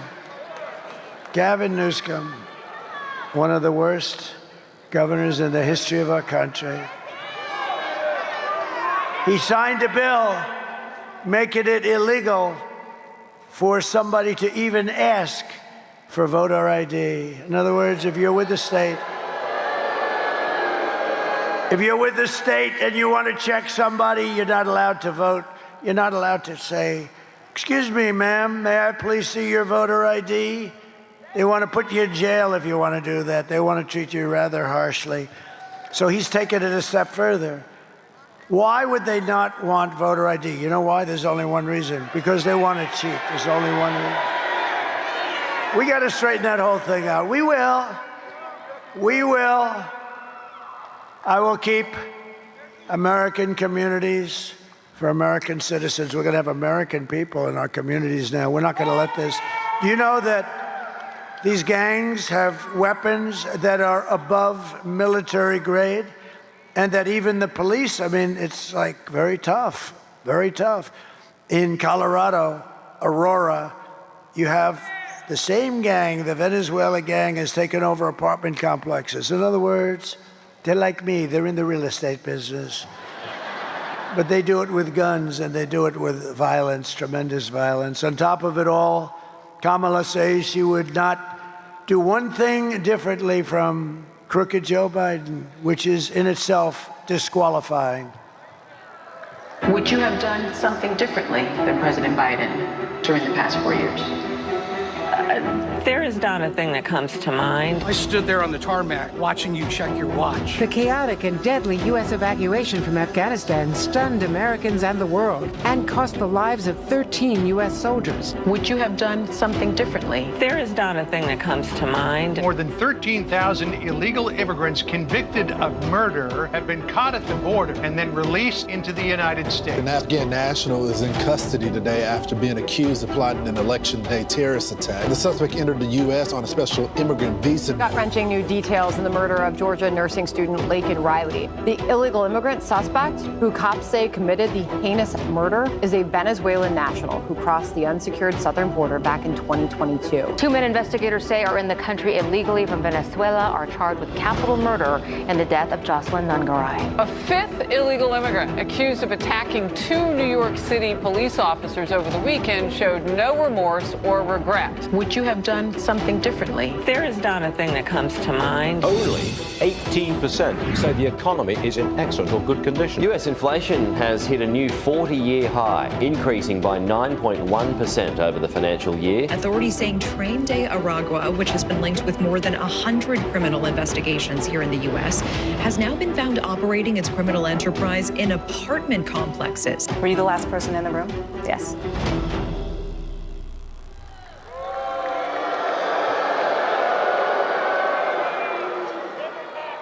If you want to end this disaster, you must, on Tuesday, get out and vote. You got to vote. Thank you for everybody that has voted. We appreciate it.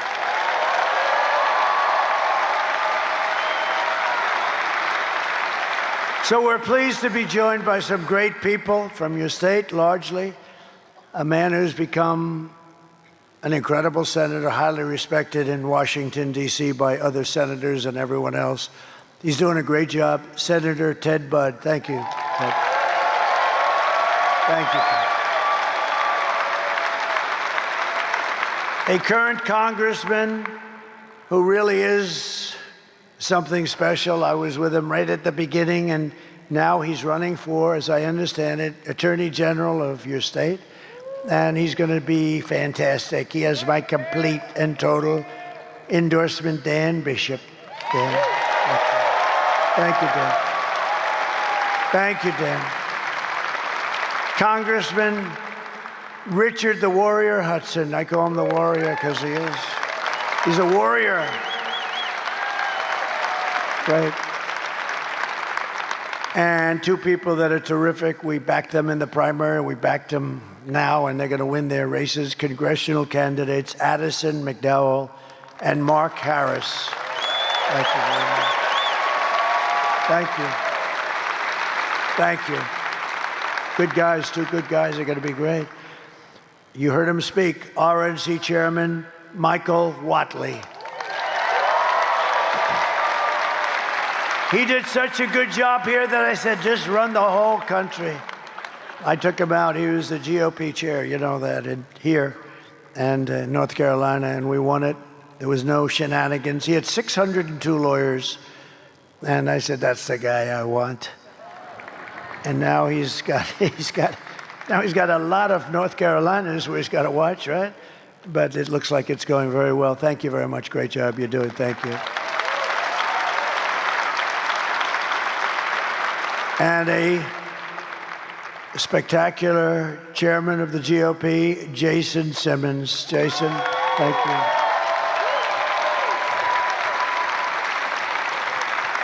And the word is that Franklin Graham is here. Where's Franklin? Is he here? Franklin Graham, I'll tell you, he is so good, whether he's here or not. I don't even care. The guy is great. He works so hard. His father, Billy Graham, the great Billy Graham, is looking down, and he's seeing Franklin, and he is so proud of Franklin. Thank you very much. He's great. And Pam Bondi is here, the Attorney General of Florida for a long time, and she is great. Fantastic woman, a fantastic friend. A fantastic friend and woman. And to the best of my knowledge, Pam, Silk is here. Where the hell is Silk? Whoa! Look how beautiful she is. She is beautiful. My wife told me a long time ago now, darling, there's two people on television. They are absolutely amazing. And I said, nobody's amazing. You know, I've sort of seen it all. I've seen it all. Nobody's amazing. And I went over and I looked anyway. I want to be nice, you know, I got to be nice. And I saw these two, and it was amazing. It really was. And they've been with me through thick and thin for 9 years, right? And we lost our beautiful diamond, but we still have our magnificent silk, right? Thank you. Thank you, honey. So just in conclusion, here are the facts on Kamala. She's a radical left Marxist, rated even worse than crazy Bernie Sanders and Pocahontas herself. Pocahontas, you know, Elizabeth Warren, remember? Somebody said, you don't look like an Indian. She said, I am an Indian. My mother told me I had high cheekbones, okay? I think it's actually racist. I think that's actually racist if you want to really get technical. She was being racist when she said that she has high cheekbones. Remember? And then I drove her crazy, and everyone was calling her Pocahontas, and she actually went out for a blood test, and she was so happy. 1,024th is what? 1,000. That means I had more Indian blood in me than she had, and I have none. And she was so happy. Because they said thousands of years ago it may have happened. No, it's terrible when you do that, right? It's terrible when Kamala says that she worked in McDonald's and, you know, she labored over that French fry stove. So the fake news went to McDonald's and they said, no, she never worked here. They don't want to report it. But I bring it up as much as it, because you know why? It's so simple. She's a liar, a real liar. Not a good liar, but she's a significant liar. And when you lie about something so simple, she never worked there, but I did a little bit.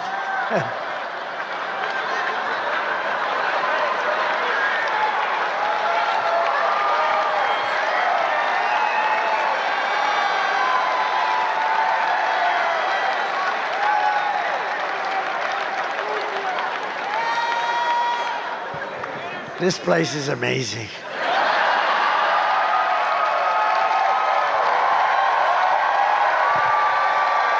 Just remember, it's other people saying it, it's not me. I remember when somebody, because you're not allowed to use the word fat. If you use the word fat, it's the end of your political career. So I was in New Hampshire, which, by the way, I'm leading also. It's not a sweet. New Hampshire. And a man stood up in front, and I admonished him. And he said, Chris Christie is a fat pig. And I said, and you can't use the word fat. And I said, sir, please sit down. Chris Christie is not a fat pig. Yes, he is, sir. I said he's not a fat pig. So the press couldn't write about it because I was, you know, there was nothing to write. I was helping Chris Christie. And he is not a fat pig. Do you agree with that, Pam? Don't say it. Kamala destroyed our economy. She was an original creator of defund the police movement. And anybody who wants to defund our great police for even one day or 1 week is not worthy of being the President of the United States. She's not worthy for a lot of other reasons, too. Kamala vowed to abolish ICE. She pledged to confiscate your guns and endorsed a total ban on handgun ownership. She even called for free sex changes for illegal aliens in detention. All, of course, at taxpayer expense. Nobody minds paying the bill, right? But with your vote this November, we are going to fire Kamala, and we are going to save America. We're going to save America. Right? We will cut your taxes, end inflation, slash your wages. We're gonna do things that you've never seen before. We are gonna cut your prices right down to the bottom. You know what's gonna do it? Energy. You know, energy brought it up, and it's gonna bring it down. We have so much energy. We have so much energy. We're gonna raise your wages and bring thousands and thousands of factories back to America, including back to North Carolina.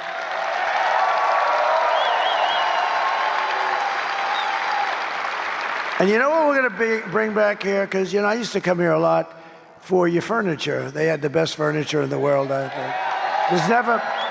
There's never been a replacement to your furniture business. And I used to come, I was building hotels, a lot of hotels.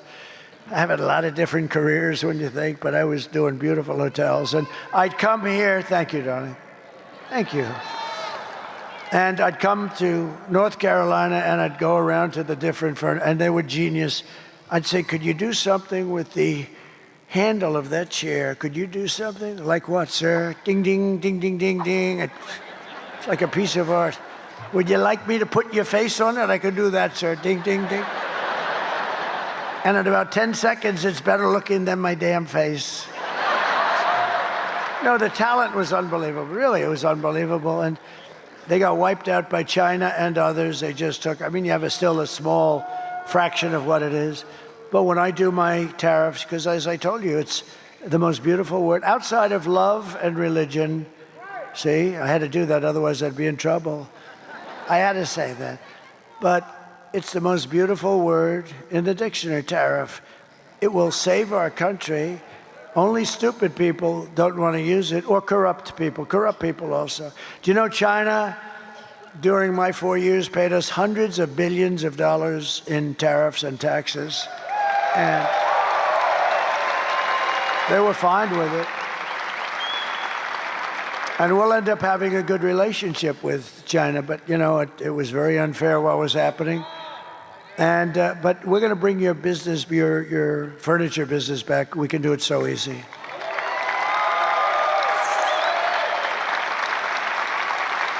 Some of those guys that I dealt with are older now. Maybe they don't come back, but it's in the blood, really. It's in the blood. You have the greatest artisans in the world. You know, I went to China and I started buying chairs and things, and I had a lot of problems. I'm serious about it. They were just not made the same way. And I had, like, a guy would sit in a chair, and he's a little bit overweight, like 100 pounds, and he sits in the chair, and the frickin' chair collapses, and I end up getting my ass sued off all the time. That wouldn't happen with the North Carolina chair. How would you like it? I built a gorgeous, brand new hotel overlooking the park. I have beautiful furniture. The guy sits down and he breaks his ass. No, we don't want that. We want to bring it back to North Carolina. You're the best in the world. All right, Ted, you want to do that? We're going to do that. We will build American, we will buy American, and we will hire American. I will end the war in Ukraine, which would have never started. The war in Ukraine would have never started if I were president. I will stop the chaos in the Middle East. October 7th would have never happened. And I will prevent World War III as only I can. You're going to end up in a World War III with these idiots that we have running our country. They're idiots. We will crush violence. Do you remember they sent Kamala to negotiate with Russia? Remember that? 3 days before they invaded. They wouldn't have done it with me, and they didn't. I was there for 4 years. They never did do it. No, Vladimir. I would have said, Vladimir, don't do it. I did say that, actually, if you want to know the truth. Vladimir, don't do it, Vladimir. Please don't do it. Don't do it, Vladimir. Don't forget, I'm the one that stopped his pipeline in Europe, the biggest economic development job they ever had. I stopped it. And then this moron came in and he approved it. This moron came in and he approved the Russian pipeline. It's called Nord Stream 2. But you know what he did? He killed the Keystone pipeline. He got them mixed up. The Keystone pipeline was our pipeline. Keystone XL pipeline, it was our pipeline. He killed it, 48,000 jobs in a very important pipeline. So he got it reversed. It was supposed to be, let the Keystone get built. They were starting construction, 48,000 jobs. It was the reverse. He should have killed the Russian pipeline, or let it be killed, because I already killed it. But the Keystone pipeline, he should have, he gets everything mixed up. He wouldn't tell, if you asked him what's the Keystone pipeline, he wouldn't be able to tell you. If I asked him, what does MAGA stand for, Joe? I don't know. You know what it is? Joe, it's Make America Great Again.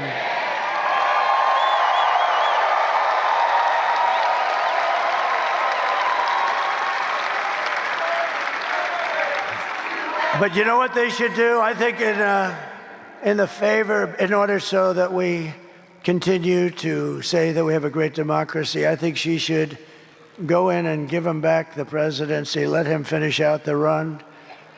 If they can do it once, let him do it again. Because I actually think he'll do just as good. So, and you got to, look, if I don't win this thing after all this talk, I'm in trouble. Will you please go and vote? I mean, I came here, whatever the hell time it is, who the hell knows? I'm giving you the full bore. You wouldn't let me leave in half an hour. I could have run up here, done it, start screaming, Make America Great Again for 5 or 6 times, and then leave to the cheers of the crowd. I would have been home sleeping right now. I hope to hell that you're going to get your asses out and vote.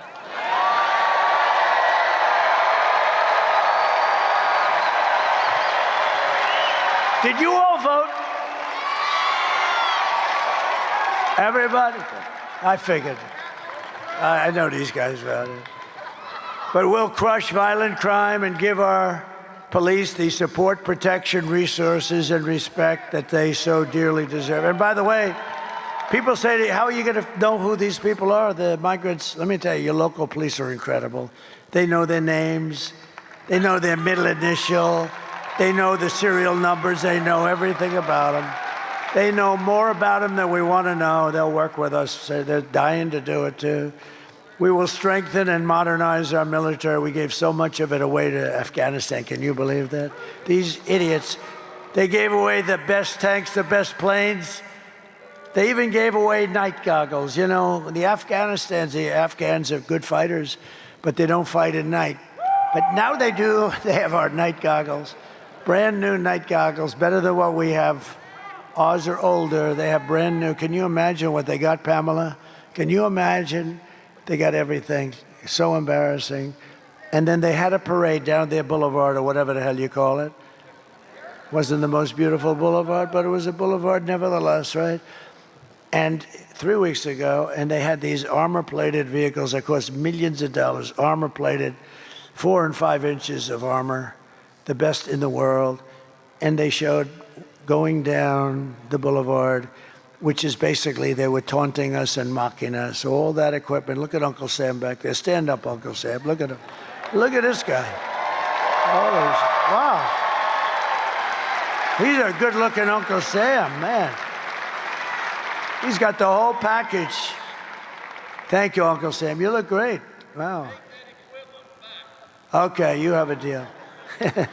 You have a deal. But we'll build a missile defense shield, all made in the USA. We'll rebuild our cities, including our capital in Washington, D.C., making them safe and clean and beautiful again. Our capital is a mess. People go to the capital, they end up getting shot, killed. We're going to clean our capital. We're going to take it back from these people that run it so badly, so horribly. With an unlimited budget, the budget is virtually unlimited, and they run it so badly. We're going to get rid of the graffiti on the beautiful marble. We're going to get, they have beautiful, the most beautiful marble columns. When a dollar was a dollar, they built it, right? Most beautiful buildings you've ever seen. We're going to clean up our capital and make it safe again. We'll teach our children to love our country, to honor our history, and to always respect our great American flag. And we will get critical race theory and transgender insanity the hell out of our schools.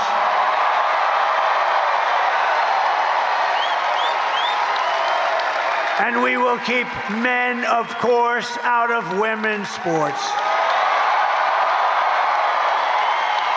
And we will defend religious liberty.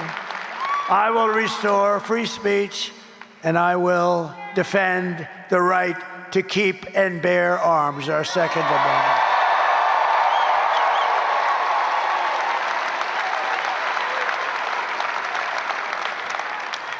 Look at the muscles of this guy. Excuse me. Could you stand up? Look at that guy. You in the beautiful white shirt. Would you look at this guy? Holy mackerel. I'm looking at him. I always wanted to look like that. I just didn't want to do the work. You look good. Don't let anyone stop you. You look good. Good to have you, too. After years of building up foreign nations, defending foreign borders and protecting foreign lands, we are finally going to build up our country. That's what we're going to do. We're going to defend our borders, and we're going to protect our citizens. We got to put America first. It's time to put America first. And we're going to help other countries, but we got to put America first. And we will stop illegal immigration once and for all. We will not be invaded. We will not be occupied. We will not be overrun. We will not be conquered. They're conquering our country. We will be a free and proud nation. Once again, everyone will prosper. Every family will thrive. And every day will be filled with opportunity and hope, and the American dream will be back. But for that to happen, we must defeat Lion Kamala Harris. And we must stop her radical left agenda with a landslide that is too big to rig. We're going to get too big to rig. In other words, get out and vote. For the past 9 years, we have been fighting against the most sinister and corrupt forces on earth. Yup, they're there and they're here. With your vote in this election, you can show them once and for all that this nation does not belong to them. This nation belongs to you. It belongs to you. It belongs to you.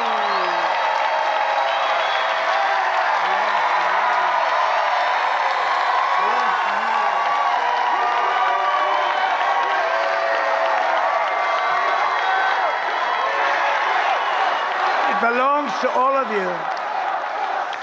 It was hardworking patriots like you who built this country. And 3 days from now, can you believe it, 3 days? We've been waiting for 4 years for this.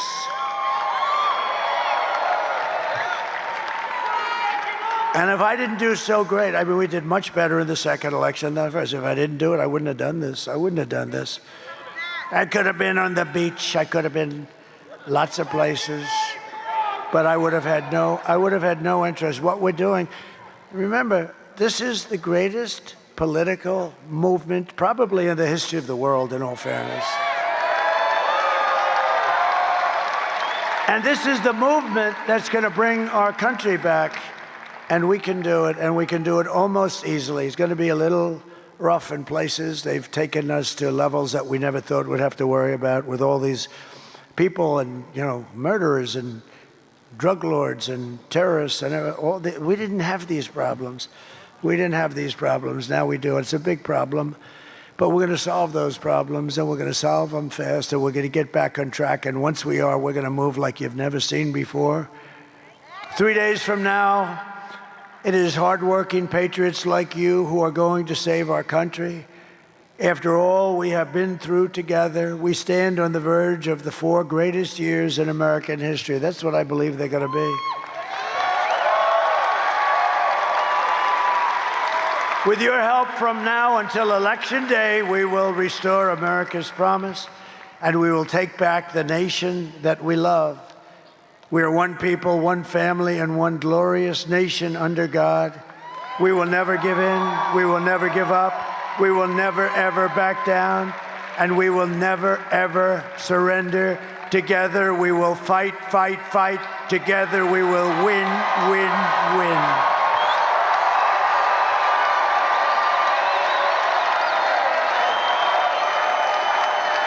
November 5th will be the most important day in the history of our country, And together we will make America powerful again. We will make America wealthy again. We will make America healthy again. We will make America strong again. We will make America proud again. We will make America safe again. And we will make America great again. God bless you. God bless you, North. Bro, all I can tell you is I cannot wait for them to say, and the 47th is Donald. Man, I don't even know. Probably would just go to the nearest or closest restaurant and say, man, I'm buying food for everybody. Giving free food to homeless people. I'm doing everything. Man, double tap your screen, subscribe to the channel, man. This are exciting times in the United States. Man. All right. Of course, you know what time it is. Let's see what CNN is saying about the polls. Are you not excited? I am excited because I know it's about to be a joyful experience, guys. Don't be afraid. You think she ain't gonna win that. He's gonna win. That's my opinion, though. Let's take a look at the polling aggregates across those 7 key battlegrounds that we've been talking about, right? In your Sun Belt, you see a little bit more red than blue. In fact, there is no blue in the Sun Belt, but again, it's way too close to call. Trump by 3 in Arizona, 2 in Georgia, 1 in North Carolina, a tie in Nevada. Come over to those Great Lakes and a little bit more blue here, but look at this, just a point in Michigan, less than a point. When you're breaking out this symbol, Jessica, the less than, you know how close the race is. And then, of course, in Pennsylvania, all important Pennsylvania, tied, T-I-E-D. That's the bottom line of this election. Way too close to call at this point. All of the key states within a couple of points, and arguably the most important one, Pennsylvania, T-I-E-D. Just tied. Put that in terms of the electoral map for us. How does that bear out? Yeah, how does the electoral map bear out? Well, if the results match the polling averages, guess what?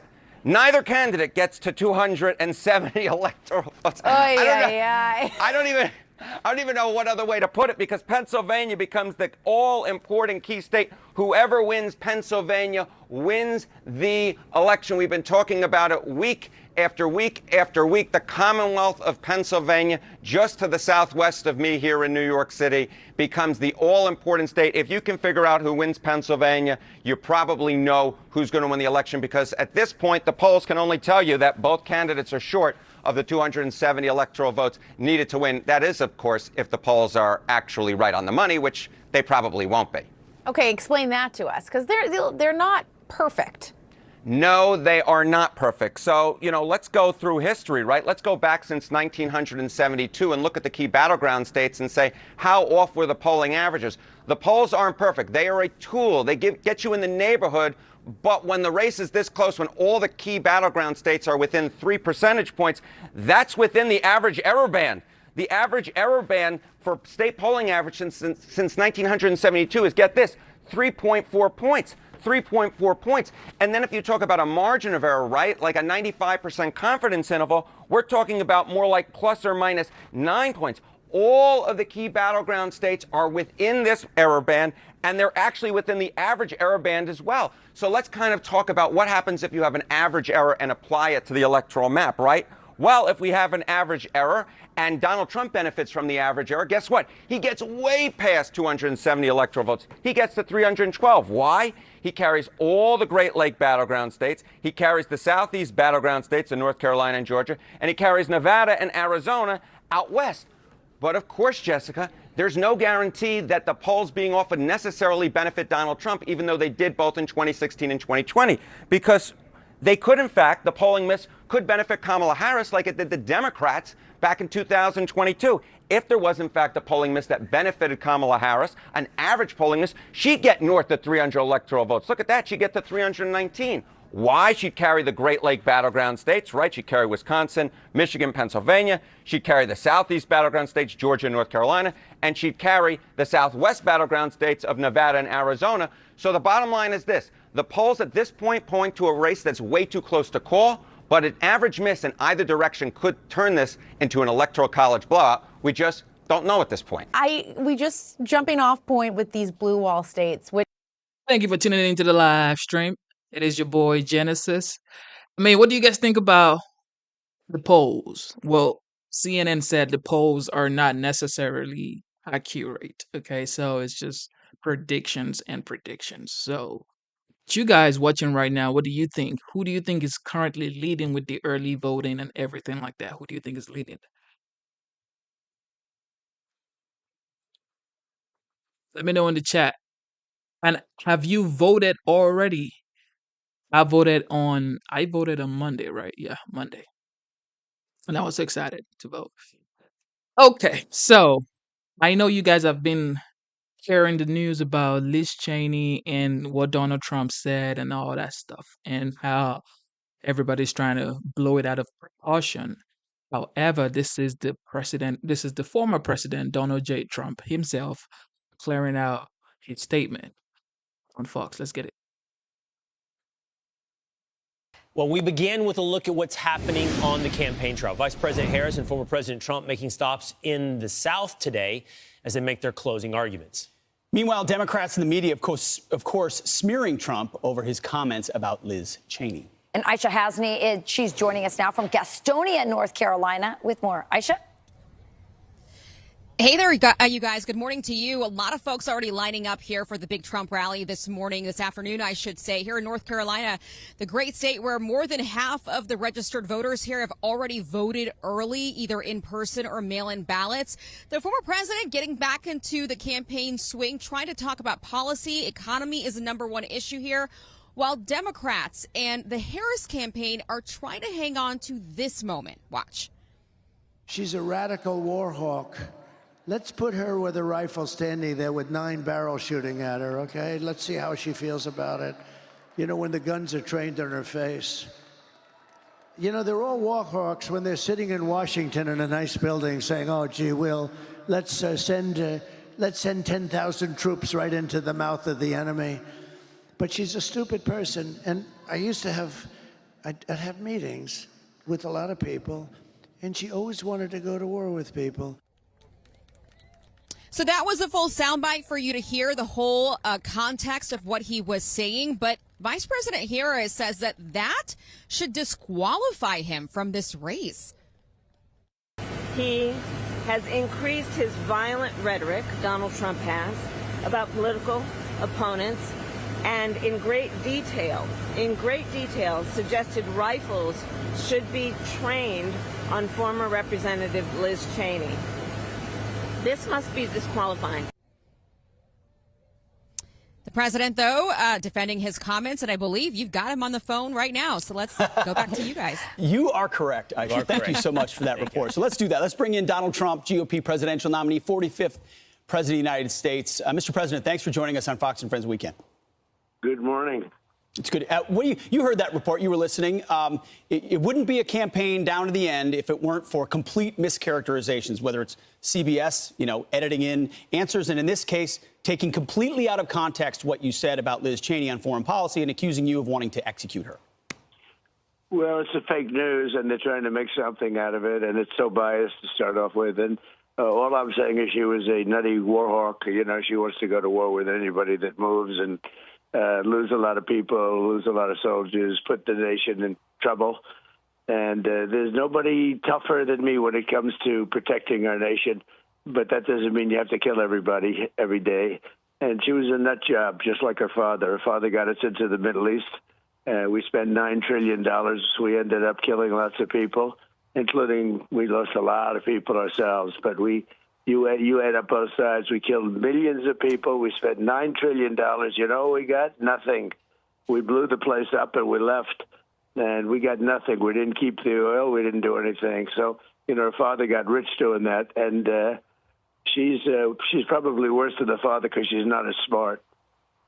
President Trump, what you had to say the other day has been turned into, it's been distorted. It's been, as you said, turned into fake news. It's a lie. And you can take a look at some of the headlines that's been put out there, from the Drudge Report to the Washington Post to the New York Times. You know, you've talked about this in the past. At least when it comes to the broadcast networks, they operate on a free spectrum. In the public interest is the conditions under which they have access to a free spectrum. You've filed defamation suits in the past. It seems there needs to be some accountability for this level. It certainly isn't in the public interest, but for this level of mischaracterization and lie, what can be some form of accountability for the media? Well, there is. It's a very hard thing to do, but I think in the case of 60 Minutes, 60 Minutes actually asked her a question. She gave an answer, which is, this is your vice president or Harris or Kamala, whatever you'd like to call her. Nobody knows what to call her because most people don't even know who we're talking about. But she gave an answer that was so bad and so incompetent that they decided to take the answer out in its entirety and put a new answer in. This was the most important question that she was asked and the most important interview in 60 Minutes as part of the news organization of CBS. So what happens is they took it out and they gave a new answer. I said, whoa, that's a first. I've never seen that. So then we went to look at the whole interview and they wouldn't show it because how many questions did they do that with? And so on behalf of the people, we sued 60 Minutes and CBS, and we think their license should be taken away. I think it's the greatest breach. I think it's the greatest insult to the American citizens. Think of it. They ask her a question during an election, right up to the election, and the question is that of a very stupid person. That was her answer. And it was so bad. And, you know, they use the word salad. I hate it. I just don't think there's something about it. It's not good. It doesn't fit me. But I'll tell you, they call it word salad. It was just a series of words that weren't connected, and there was something wrong with her. And they saw that. And so what they did is they took it out, and they put a different answer in, entirely different, okay, which was a better answer, you know, normal. In other words, this was not a great answer, but it was an answer at least. And they went with it, and that's what they broadcast. I think it's the biggest scandal in broadcast history. What they did, nobody's ever heard of this before, where they take the answer and they put another answer in. So I sued them, and we'll see how the suit turns out, because I think it's a terrible thing, because our broadcasters have no value. The media is so corrupt in our country. Nobody's ever seen anything like it. Mr. President, are you considering, because they're turning what you had to say into a call to execute Liz Cheney, are you considering defamation suits against the media enterprises who are putting that out today? Well, you know, the media is so dishonest, and they put out so many false stories that I'm not sure that we have enough lawyers in the country to handle it. Okay? There's so many false things. I mean, almost everything is they're 90% fake, and they put out answers. And you guys know, you understand it. You're legitimate, and you have a fantastic show. The chemistry in your show is unbelievable, and I don't have to tell you because you know that. But the chemistry, the three of you are unbelievable. So I congratulate you. That's not easy to do, but the news is so corrupt. You know, fake. I came up with fake news many years ago, and I think it's great. I'm honored to have come up with it, but it's actually not strong enough. It's beyond fake. It's so corrupt. Nobody's ever seen anything like it. So, no, I wouldn't think I would. But you know what I was doing with her was very simple. She was somebody that I met with in the White House, along with others. She always wanted to go to war with anybody. If somebody stepped one foot in the wrong direction, she'd like to blow them away. You know, so I call her Madam Tough Person. I said, "Oh, she's such a tough one." Oh, you know, jokingly, sarcastically, I'd say, "Oh, we have this tough one coming." Every time I saw her, I mean, literally, if there was a drone that happened to fall down on our property, she'd say, "We're going to go to war with Russia. Let's start a new war with Russia." So she was, and by the way, those aren't tough people. Those are stupid people, okay? And she was always like, you know, pressing for word. In fact, it's why I had a fallout. I didn't want to deal with her too much because she was always like difficult, but she was like a war hawk. So what I was saying is, this is a big shot. Thinks she's hot stuff. Her father got us into war, killed millions of people. He's pushing Bush around. And, her father was one of them. And stupid guys like Bolton, too. Bolton was a dummy. And what happens is we don't need that. I had no wars, and yet we had the strongest country. We were totally respected by China, by Russia, by everybody. But you don't have to kill people every day to do that. I had no wars, but I rebuilt our military. It was peace through strength, and it was a beautiful thing. But what I said about her is that a lot of times these bullies, she's a bully. She's a nice female bully, okay? And a lot of times these bullies, they're really weak people. And all I said is, let's see how she does. I said, put a gun in her hand, then let her go out and let her face the enemy with a gun in her hand. And they'll have 9 people or 12 people or 100 people. I said, let's see how she stands up, because I say she wouldn't have the guts to do it. You have a lot of these Washington people, and they sit there and they say, let's go to war here. They would start wars. If I weren't here, I would have had wars all over the place. I actually defeated ISIS. I inherited that. But I didn't have any wars in 82 years. I'm the only president. And yet during my term, we were more respected. I will tell you, President Xi and Putin and Kim Jong-un, all of them, they respected me more than any other president for many years, maybe centuries, if you want to know the truth. Total respect. And they didn't know where I was coming from. I took out hundreds of millions of dollars for our country from China, hundreds of millions in taxes and tariffs.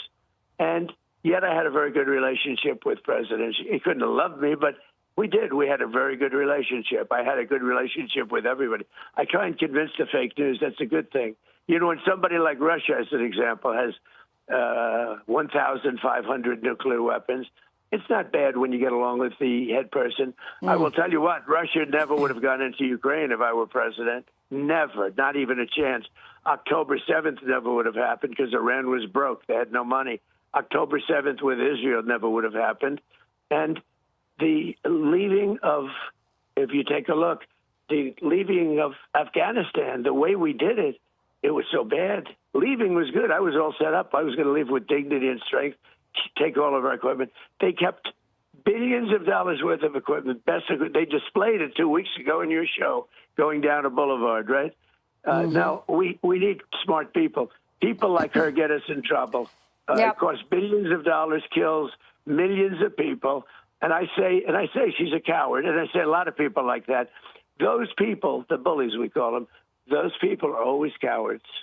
Yeah. Listen, I definitely think War and Peace is on the ballot, and I think people appreciate you calling out the warmongers, but also the fact that they made money off of that, and I think people appreciate that. I want to move to this because, I didn't think you could top the McDonald's troll, but then you showed up to that rally in a garbage truck in Green Bay, Wisconsin, and I think as you're closing this message, this campaign, this campaign of yours yesterday at the rally in Milwaukee, you said you can't lead America if you don't love America and if you don't love Americans. And so that's obviously a reference to the garbage comment and so many of the other comments against women saying, that they, can't, they're not strong enough or coming from some of her supporters. So what's your closing message about your love for America and why you're doing this? Because a lot of people are wondering that, as you've taken bullets and so forth this summer.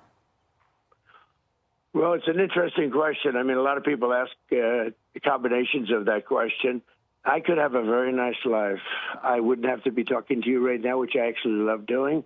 I could be on a beach someplace. Those beautiful waves would be smacking me in the face with that nice salt water. So nice. I could get a nice, beautiful tan. My beautiful skin would be nice and tan, dark. But you know what? I couldn't think of even doing it. I love what I'm doing because I'm saving the country. Our country's in trouble. We have 2 incompetent leaders, very incompetent. He's incompetent, she's incompetent. It's only a question of who's worse. I believe she's actually worse than him, if you can believe it. And she is doing a terrible job. The world is laughing. I don't know. I mean, I think it's a big deal, very big deal. Actually, couldn't be worse timing for them.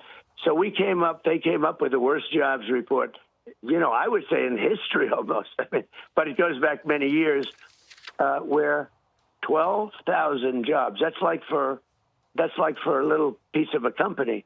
12,000 jobs were created.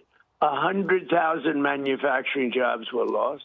150,000 jobs were lost. It's the worst. It's a depression-type statement. It was the worst statement I've seen in decades. Just before the election, think of it. they created, through fraud, they created 818,000 fake jobs. It had to be taken off the books, and they wanted to do that, but they wanted to be able to quietly take it off the books after the election. Think of that. They created 818,000 fake jobs to make the numbers look better. And a whistleblower blew the whistle and said they were a fraud. And then they, as you saw last night, if you saw my speech, they created another 112,000 fake jobs last month. So almost 1 million fake jobs so that they look better. And they were going to announce that they were fake. They wouldn't announce it that way. They would do it where they're taking back, and they were going to take those jobs back after the election, announce it after. But they didn't get through the election because a whistleblower blew the whistle. I love that whistleblower, whoever that whistle, because that whistleblower did a very good thing for the country. And so they created almost 1 million jobs and had to take it back. Anyway, their job numbers are so bad. I've never seen anything like it. And you have an election coming up in 3 days, 4 days. Think of it. And she should not be allowed. Look, whether you like Joe Biden or not, I'm not a big fan. He got 14 million votes. She got no votes. She got no votes. And then they talk about I'm a threat to democracy. They're a threat to democracy, a major threat. And I don't think she's qualified to run whatsoever. And, you know, she likes to use my term. I've been saying that she's not qualified to run, and all of a sudden she uses my term. Every time I have a term like no tax on tips, 3 weeks later, they go, no tax on tips. But they only said it a couple of times because they don't mean it. I mean it. Big difference.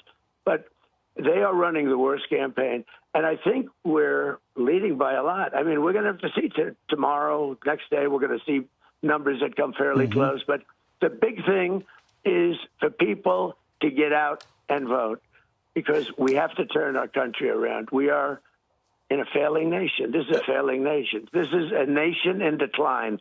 And we can turn it around, but we have to get out and vote. But these people are very dishonest people, and they almost should not be involved with government. Well, Mr. President, you know, all of us have been in diners across the country, and there's so much always going on in the news, but it always does come back to, I made money under Trump, or my money went further under Trump. And now, because of inflation and the economy writ large, I don't have the same kind of opportunity I had. You just talked about those job numbers, how they revised them for months, basically had to be honest about numbers that were inflated. Now they come in at 12,000 jobs. That's barely good for a county, let alone a country. Yet your critics will say, well, your tariffs are going to crush our country and create inflation. What do you say to people that criticize your economic approach to how you bring prosperity back to the country? Yeah, well, stupid people say that, Pete. The most beautiful word in the dictionary is tariff. Now, for purposes of your viewers, let me change it. I'll say love and religion. Okay. And I'll make tariff the third most beautiful word. But the most beautiful word is tariff. It's going to make us rich, and we're going to tax companies if they don't build here. In other words, if you don't build your plant in the United States, we're going to tariff your product, because we don't really want your product if it's going to be made in Japan or China or someplace else. We really don't. And I had that going good. I took in hundreds of billions of dollars from China. I took in a lot of money from other countries. It was really rocking. And then we had an election that unfortunately didn't exactly go the right way. But, you know, that whole thing, I won't talk about it, because I want you people to keep your jobs, okay? People are so afraid, you know? People are so afraid to talk about it. You're not allowed to talk about an election, so I won't do it. You three guys, if you lost your jobs, I would be the most afraid. Can you imagine? Say, I cost those three people their jobs. This is the worst. That would be the worst thing I think I've ever done in my entire life. Anyway, there aren't too many like you. We have to keep you around, so I won't talk about it. But look, we need tariffs. They're going to bring in billions of dollars. They're going to bring us factories. Detroit will be a mecca. Let me tell you one quick story. They're going to build the largest plant anywhere in the world for auto plant in Mexico, near the border. It would have been bigger almost than all of Michigan, every plant. It would be super modern, the largest. And I'm sure you'd love to know that it was owned by China.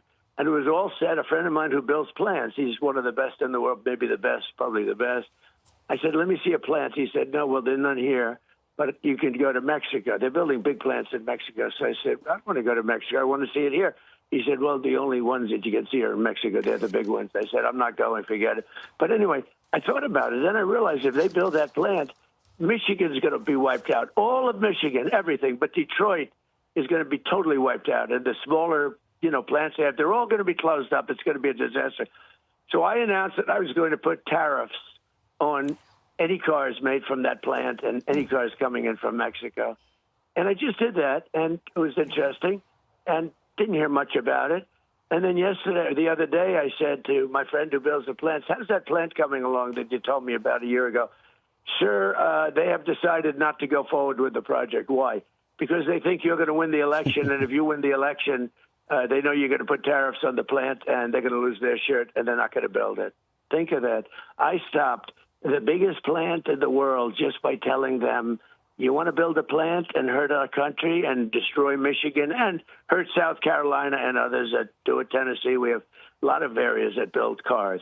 But Michigan in particular would have been hurt. It was aimed at Michigan, literally aimed at Michigan. They wanted to destroy Michigan. And I did my tariff thing. And without even being president, I stopped the largest plant anywhere in the world. It was going to be so big. They were going to rip us really big league, sell them right into our country, and we would not have been able to compete. Now, I said to him, I told my friend, go back to him and tell him, we'd love to have you build your plant, but only if you build it in the United States of America. And you know what? I wouldn't be surprised if they came and we built it in Detroit or someplace. So this is what you have to, this is real policy. That's why people like me. That's why people like me. But when you see how stupid these trade deals are that people have made over the years with Japan, and I change a lot of them. And just to finish, I watch Kamala say, we're going to do this and we're going to do that. And she's the worst ever on the border. And Border Patrol endorsed me, with the best. They said he's the greatest president we've ever had. We give him full endorsement. And they said, she's the worst. Of everybody we've ever dealt with, she's the most incompetent. She's the worst. They actually said that. I said, that's the greatest endorsement I've ever had. By the way, Elon Musk endorsed me. Kennedy endorsed almost everybody's endorsed me. And if I don't win, our country is in really big trouble. Because you see those numbers that came out yesterday, and those numbers are the worst I've ever seen. And it's going to get much worse than that. And the only thing worse than that is a depression like in 1929. And that's where we're headed if I don't win. So, and I just want to thank you guys. You've been so great. On the Cheney thing, it's a media, I call it a media hoax. I said, we have another media hoax. Well, they had another one. So we had the biggest day ever. Madison Square Garden said in the history of Madison Square Garden, Jim Dolan told me this, the owner, he said, did a great job. We had Madison Square Garden filled to the rafters, but more importantly, we could have filled it up 10 times. The people, the love, too, the love. It went all the way down to the Hudson River. Most viewers don't know what that means, but that means blocks away. Massive groups of people. They couldn't even get near the garden. People from Madison Square Garden told me they've never seen anything like it in the history of Madison Square Garden. There was love. And it was a great triumph. And by the way, totally peaceful. There were no riots. The police were great, New York's finest. But Madison Square Garden, it was unbelievable. Well, I guess somebody put on a comedian, and he joked. He was a comedian. He joked. He mentioned Puerto Rico. And all of a sudden, the Democrats, and they are good at this stuff, by the way. That's the only thing they're good at. They're no good at policy. They're no good at government. They're good at other things. They're very good at cheating. But other than that, they're not good at anything. So let me just so they come up, and a comedian put in early in the show as a filler, in all fairness. I guess he said some joke. I haven't heard the joke, but he said some joke, and he mentioned Puerto Rico. All of a sudden, they come out with something about Puerto Rico. Nobody's been better to Puerto Rico than me. I saved Puerto Rico when they had some of the worst hurricanes, really bad. I brought in the hospital ship, the Mercy. I brought in this massive hospital ship. There's nobody, and Puerto Ricans will tell you that, nobody's done more for Puerto Rico than me. They made this one comedian telling one little joke early in the show when nobody had even started going into the arena practically. They made this comedian, and they made the whole weekend, and they they took out this gorgeous, unbelievable, patriotic evening, and they sort of stained it a little bit by a comedian that I have no idea who he is. He's a man that was put there by very good people and well-meaning people. He mentioned Puerto Rico, and they made it like a big deal. These are professional people. And I always say, if they would use that genius, okay, because their genius for doing bad is quite good, actually. If they would use that to make America great again, we would have the greatest country. It would be so nice, and everybody would love them. But they don't. It doesn't look like turning that comedian's joke into 3 days of a news cycle actually work. You know, the Hispanic polling, which we can show on the screen, is definitely trending in your direction versus Kamala Harris, the way that voters, Latino voters are looking to go. But speaking of demographics, by the way, Rachel and I were there at Madison Square Garden that night. We saw firsthand the environment. We saw firsthand the crowd. They're looking at demographics, Mr. President. They're looking at shaving off. We talked about Latinos. They're looking at women. That, you know, Pete mentioned we were at diners this week. I was in Georgia at a diner, and women talked about the economy, which you were just talking about. But what they want to talk to women about is, I don't know, the Handmaid's Tale. They want to make them think they should be afraid of their husbands. I want you to watch this ad that features Julia Roberts. You can vote any way you want, and no one will ever know. Did you make the right choice? Sure did, honey. It's about women lying to their husbands that they're actually voting for Kamala. Mark Cuban has suggested you don't surround yourself with strong, independent, intelligent women. What is your message to women? Well, I know Mark very well. He's a very insecure guy. Can't hit a golf ball more than 50 yards. He's weak physically and mentally, as far as I'm concerned. But I've known him for a long time. He would call me in the White House incessantly. And finally, I just couldn't take his calls anymore. And then he went over to the other side. And he's a guy that wants publicity. When he said that, and you know, he's totally retracted his statement, like, you know, weak people always do. They retract their statements. Oh, my God, he bro. was hit by some of the strongest, not human beings, women. He was hit by the strongest people that it wasn't men, women, it was women. He was hit by women that make men look like babies, because you know many of the women that I deal with and that I have, and I could go over the list, but the list is long, including the fact that I happen to be married to a rather strong woman who just right now is the #1 bestseller in the whole wide world in her book, Melania. So, no, I've surrounded myself with women. I've given women chances, too. I mean, I had Kellyanne as the head of my 2016 big victory. Susie Wiles is strong. You know, she's the daughter of Pat Summerall, right? Good genetics there. Facts. And I have tremendously strong. In fact, I've been actually accused of the other. They said, couldn't you get women that aren't as strong? I have more problem the other way until Mark Cuban came along. But, you know, Mark, I'm so disappointed at Julia Roberts, because I look, and she's going to look back on that and she's going to cringe that, did I really say that? It doesn't say much for her relationship, but I'm sure she has a great relationship. But the wives and husbands, I don't think that's the way they deal. I mean, can you imagine a wife not telling a husband who she's voting for? Do you ever hear anything like that? Even if you have if you had a bad relationship, you're going to tell your husband, it's a ridiculous ad. It's so stupid. She's going to look back someday and she's going to say, did I really make that? You know, they're into this thing. Look, I'm running against the worst candidate probably ever put up by a major party. She's grossly incompetent. She can't put two sentences together. And you take a look at the 60-minute piece. Seriously, look at the answers she gave. And now we want to see, by the way, whether or not they did that with other answers, and they refused to give us the papers. So we sued them. You know, I'm doing it for the people, but somebody has to do it. ABC is, I've always said, very corrupt. They asked me during the debate, this guy, what's his name, asked me so many questions, just always questions. He said, no, crime is down. I said, no, crime is up. Crime is down. I'm sorry. Crime is down. David Muir, he said, crime is down. I said, what's wrong with you? Crime's not down. Something. And he said, crime is down. Well, you shouldn't have done that. One day later, it was announced, hey, I have some friends in government, I guess. They announced the crime stats, and crime was up 45%, okay? Right. The news, I'll tell you what, to make America great, You really do have to get the news shaped up, because the news is an embarrassment to our country. And you look at the Washington Post, it's going bust. You look at the New York Times, it's doing so badly. But the Washington Post, everyone's quitting, it's leaving, everyone. It's like crazy what's going on there, because they don't have credibility anymore. They have no credibility. And the media has to have credibility. And the media doesn't have. It doesn't have any credibility. No doubt. Your show has a lot of credibility, by the way. President Trump, I want to ask you one last question before we go. A lot of people don't know that the Harris campaign has spent 20 times more than your campaign on Hispanic media, and yet you are winning over Hispanics. What's your message to them? Why do you think you're resonating with them better than any other Republican president, really even surpassing George W. Bush?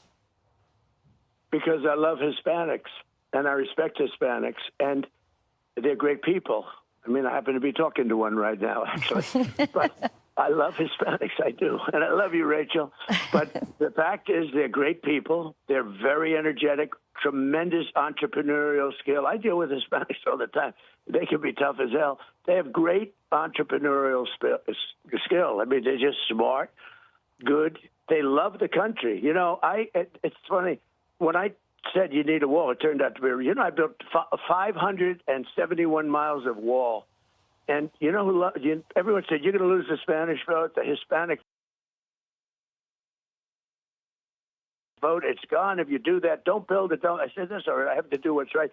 Do you know who wants the wall more than anybody? The Hispanics, because they get it. They don't want to have people from prisons coming into our country like we do. You know that we've taken in the last 3 years, under these two failed people, we've taken in 13,099 convicted murderers.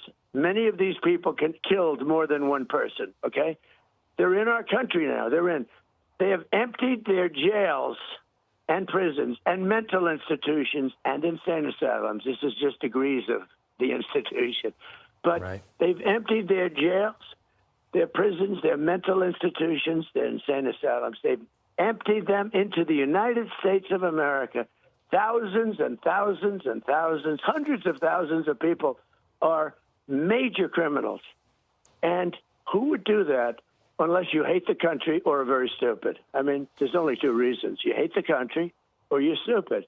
And who would do that to our country? And, you talk about inflation and you talk about the bad job numbers and all of that. The worst job, I'll tell you what, it is a gift to me. I finally got a gift.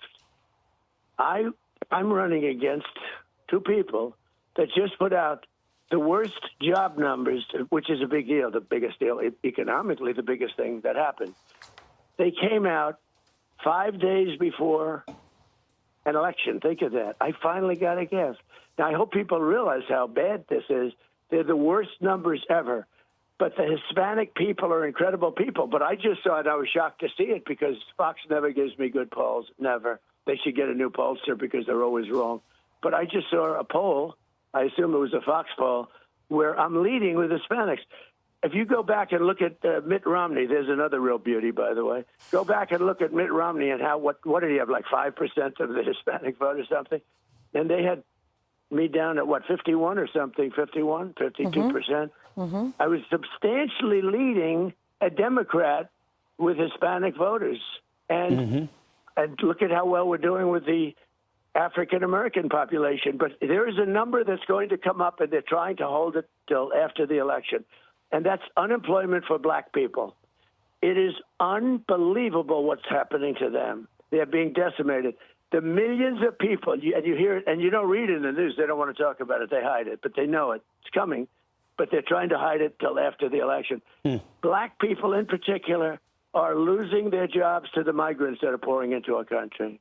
Well, and by the way, the migrants are coming from all over the world, not just South America, but they're coming from all over the world. And the black people are losing their jobs. People that have had a job for 20 years, good job, good people, they have a house, they have a mortgage on the house, all that. They're being fired and being replaced with the people that are coming in, the migrants, coming in illegally into our country. And the other thing is migrant crime. The migrant crime is massive. It's at a level of viciousness. It is so vicious. You see it. I play it all the time. I play clips all the time. Jocelyn and I could give you right now in this call, I could give you 10, but thousands of people are suffering with this vicious migrant crime. But if you look at the black, you should demand it because they have the numbers or they're very close to having the numbers.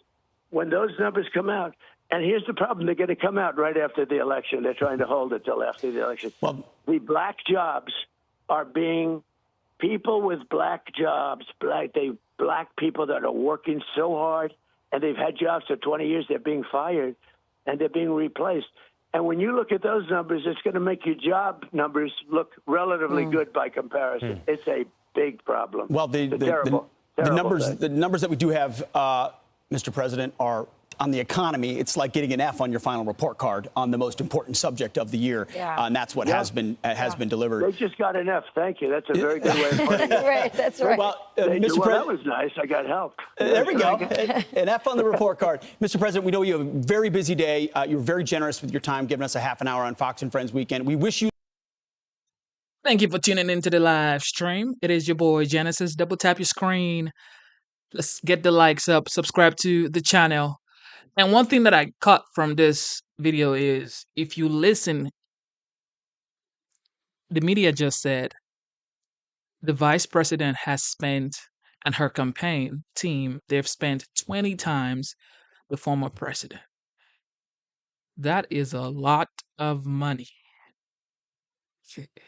A lot, 20 times, and he's supposed to still be leading in the polls that they've done. I mean, that's just wild. And that's because most Americans are saying that the economy isn't going the right way. You know? And it's just the facts. It is just the fact. And this is why I'm saying, this is my opinion, okay? This is why I'm saying on Tuesday night or Wednesday morning or whenever it is, they're going to say the winner is, or the next president of the United States, the 47th, is Donald. Oh, my Lord. I'm going to be in church the next Sunday. Okay. Ladies and gentlemen, let's see what the polls are saying on Fox, because we saw CNN polls. Now we're going to see Fox polls. Subscribe to the channel. Double tap your screen. Let's get the likes up. Let's get it. Capping off the most consequential election of our time. Looking back on the campaigns, let's do it. It's clear to me there have been some big successes and some real big setbacks. Now, if Trump is to win, it's going to be because, in my view, his team's ability to adjust to the news, whether it's a visit to McDonald's. It'll be the best yet. I made it myself. I have worked at McDonald's. I've now worked for 15 minutes more than Kamala. It requires great expertise, actually. And it underlined the whole thing about her never really having a job there, by the way. We never answered that question. And or an answer, by the way, to an unhinged Joe Biden. His team adjusted quickly. Remember when he called the Trump voters trash? And one of my people came in and said, "Sir, you know, the word garbage is the hottest thing right now out there. The hottest thing out there. Sir, would you like to drive a garbage truck?" I said, "Get me my jacket." But if you did, you know, it actually makes you look thinner. I said, "Ooh." And they got me. I said, "I want to wear it on stage." Now everyone's going to vote with vests on or garbage bags on. It was funny and it was on point. Now for Harris, you have to salute her for going the entire campaign without a press conference, doing only a handful of interviews, while still adding 12 points to her approval rating. Remember, when she was vice president, she had 32% approval rating. And of course, you got to give her credit for not forgetting that she's from a middle-class family. That wasn't emphasized enough. A key question for Donald Trump that he should have answered: why was it impossible for him and Nikki Haley to actually appear together when they are both extremely popular with Republicans? After all, Haley proved she is on the Trump train. We need to take the emotion out of this election and really think about the policy and what it means for our kids and the next generation. That's our job. It's the next generation. When I tell you this can't be emotional, we have to do more than just elect Dave McCormick. We have to elect Donald Trump. Yep. And two big misses for Harris, though, by the way. First, skipping out the historic Al Smith dinner. Dumb.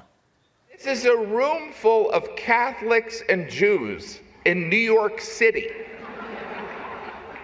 This is a layup for the Democratic nominee. And she did not show. And the second problem she had, not taking Joe's Zoom password away. We told you about the trash comment, the garbage comment. May I add this? He should have actually stopped him from stumping for her. Watch. We got to lock him up. Politically lock him up. Lock him out. That's what we have to do. Yeah, lock him up, which backs up everything Trump has been accusing him of doing, trying to put his political opponent in jail, right? So with 3 days to go into the election, this is where the race stands right now. Real clear national poll has Harris trailing Trump by 0.3 of a point. Battleground states, all 7 battleground states are really up for grabs. Let's look at basically under 2 things. Now keep in mind, when Trump won, it was 78,000 votes for him. When he lost by 45,000 votes in those 7 states. What about now? If you want to know for me, it's how much money they're spending in each state and how many visits. The candidates will tell you really what they think. So let's take a look. You look at North Carolina. I think it's going to be in the Trump column, but look at how many visits. Trump can't be sure. 13 visits to 4. When it comes to Pennsylvania, this is where the election will probably be decided. Trump's been there 15, Harris has been there 15, but she's outspent Trump so far. But for the most part, Democrats outspend Republicans. Georgia, Trump's been leading pretty consistently by 1 or 2 points. It's got 7 to 6 visits. They're about even on the money. And when it comes to money in Nevada, Trump doing exceedingly well with the early voting, slightly outspent, 5 visits to 2. And of course, that's before today's events and what we're going to see. Hi, everyone. I'm Brian Kilmeade. I want you to do me a favor. I want you to click to. Thank you for tuning into the live stream. Double tap your screen, subscribe to the channel. Something I just want to say, okay? I believe that Trump will go down as one of the greatest businessmen in American history.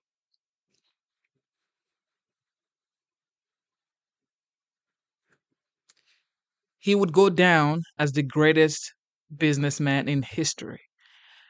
And now, I also believe that he would go down as one of the greatest presidents ever. One of the greatest political figure with one of the best stories ever. From winning 2016 to losing 2020 and 2024 with everything he's been through. And some people are even saying he's the best president ever. Man, this man is about to be in the Hall of Fame, bro. Without all the awards that they didn't even give him for Abraham's Accord. He made Abraham's Accord happen, and they never gave him the Peace Award. They never gave him the Nobel Peace Prize. They never gave him. The people are his. The people gave him his award already because the people know what he's done. Just the facts, man. And when he does win on Tuesday, this is my opinion, man, it is just going to be a different day. Facts, different day. Historically close race just 3 days away as Trump and Harris battle it out to see who can reach 270 electoral votes. Griff is over at the touchscreen with more on how it could all play out. Here we go, and Mary Catherine, we hear so much about the blue wall, but before I do that, one thing you've heard about is the single electoral vote in Nebraska. It's Omaha, it's the city, and it has traditionally gone blue, and most people are basing their path to 270, giving that one to Harris, so I'm going to do so now. Once more, thank you for tuning into the live stream. Double tap your screen, subscribe to the channel. Andrea, I'm still gonna read it even if you deleted it, Andrea. I like, talking to people like this. Light side of BS. That's your name? Light side of BS. Okay. You say you do realize that Trump's gonna deport you. So you're saying when he wins, he's gonna deport me. How can he deport me when I actually got my citizenship during Trump's term?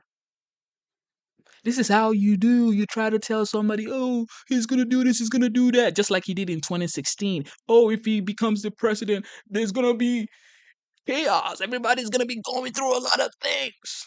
And no, there was peace everywhere. What happened when y'all won in 2020?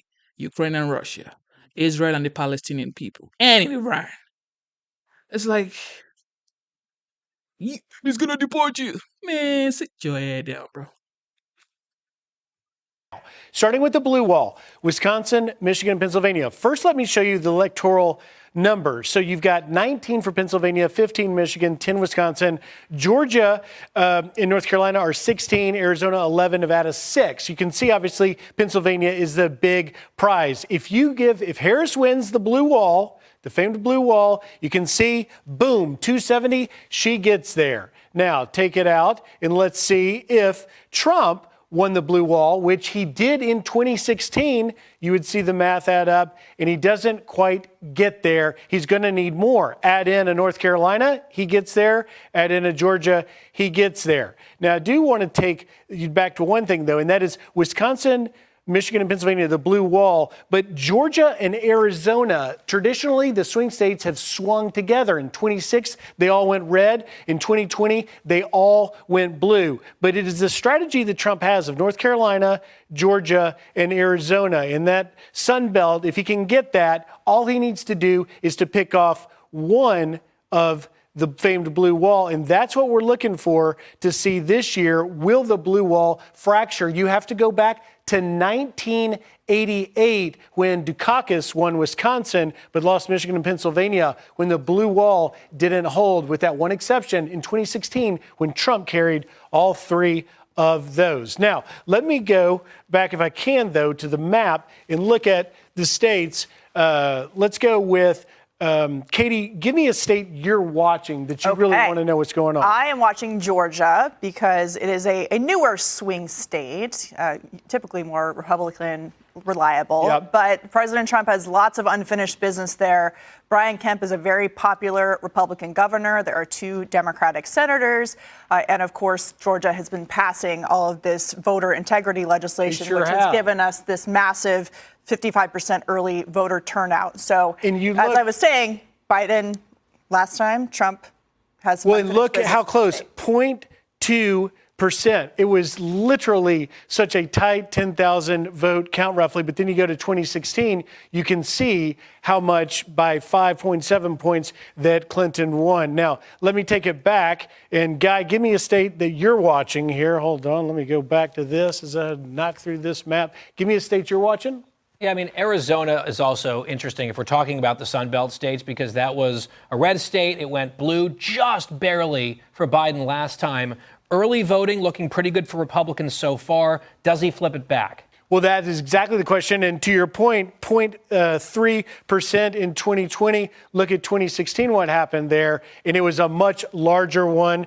I'm just going to take this back, if I can, to the main map. And Mary Catherine, give me a state and we'll round this out. I'm looking at my home state of North Carolina. That's where Trump won in 2020 by about 75K votes. And there's some good news. Well, Trump is there a lot, which suggests maybe he's not totally confident about it. But Kamala Harris has pulled ads at one point, and some really good news for democracy in general is Western North Carolina is keeping up with its early voting and surpassing it from 2020. So those hard-hit counties are really doing a great job. That was a big question. I was in Western North Carolina covering it, and they were worried about the election. Obviously, it's going there, but it was obviously the results. You're looking 1.5 points roughly in 2020, and in 2016, it was 3.8 percentage points. So North Carolina is one of those that remained red. We will see what happens. It's anybody's guess of where these states go, but if the swing states swing one way or another, we may have decisive results, although I'm not sure we'll get them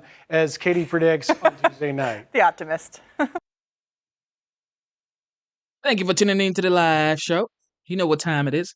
All right, let's get the likes up and smash the subscribe button. Let's get the subscribers up. Okay, so like you would hear in the video, they call him the Thomas Edison of our generation. Most people would say the greatest innovator of our time is Steve Jobs. But now, most people are saying it is Elon Musk. He sends rockets into space, like we all know. Okay. and he is very, very, very important to the world as well as the United States. He was born in South Africa, but he is an American citizen right now, as well as a Canadian, I think. And he has endorsed former president, the 45th, who most people believe would be the 47th, Donald Trump. And his mom also endorsed Donald Trump. Let's listen. They call him the Thomas Edison of our times. He has a way of sending rockets soaring, but can he ground runaway spending?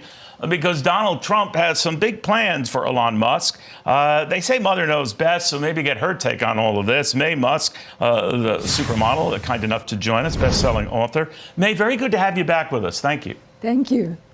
Happy to be back. Happy to have you. Your son is being sort of groomed for something big in a potential Trump White House. Has he told you exactly what that would be? I just see it all on X. He says what he's going to be doing, and he's going to just get rid of people who are not working or don't have a job or not doing a job well, just like he did on Twitter. And I think he has 10% of the staff, and it's better than ever. So he can do it for the government too.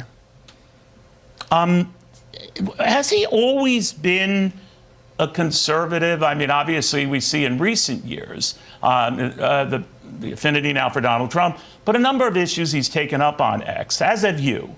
Are these his true colors?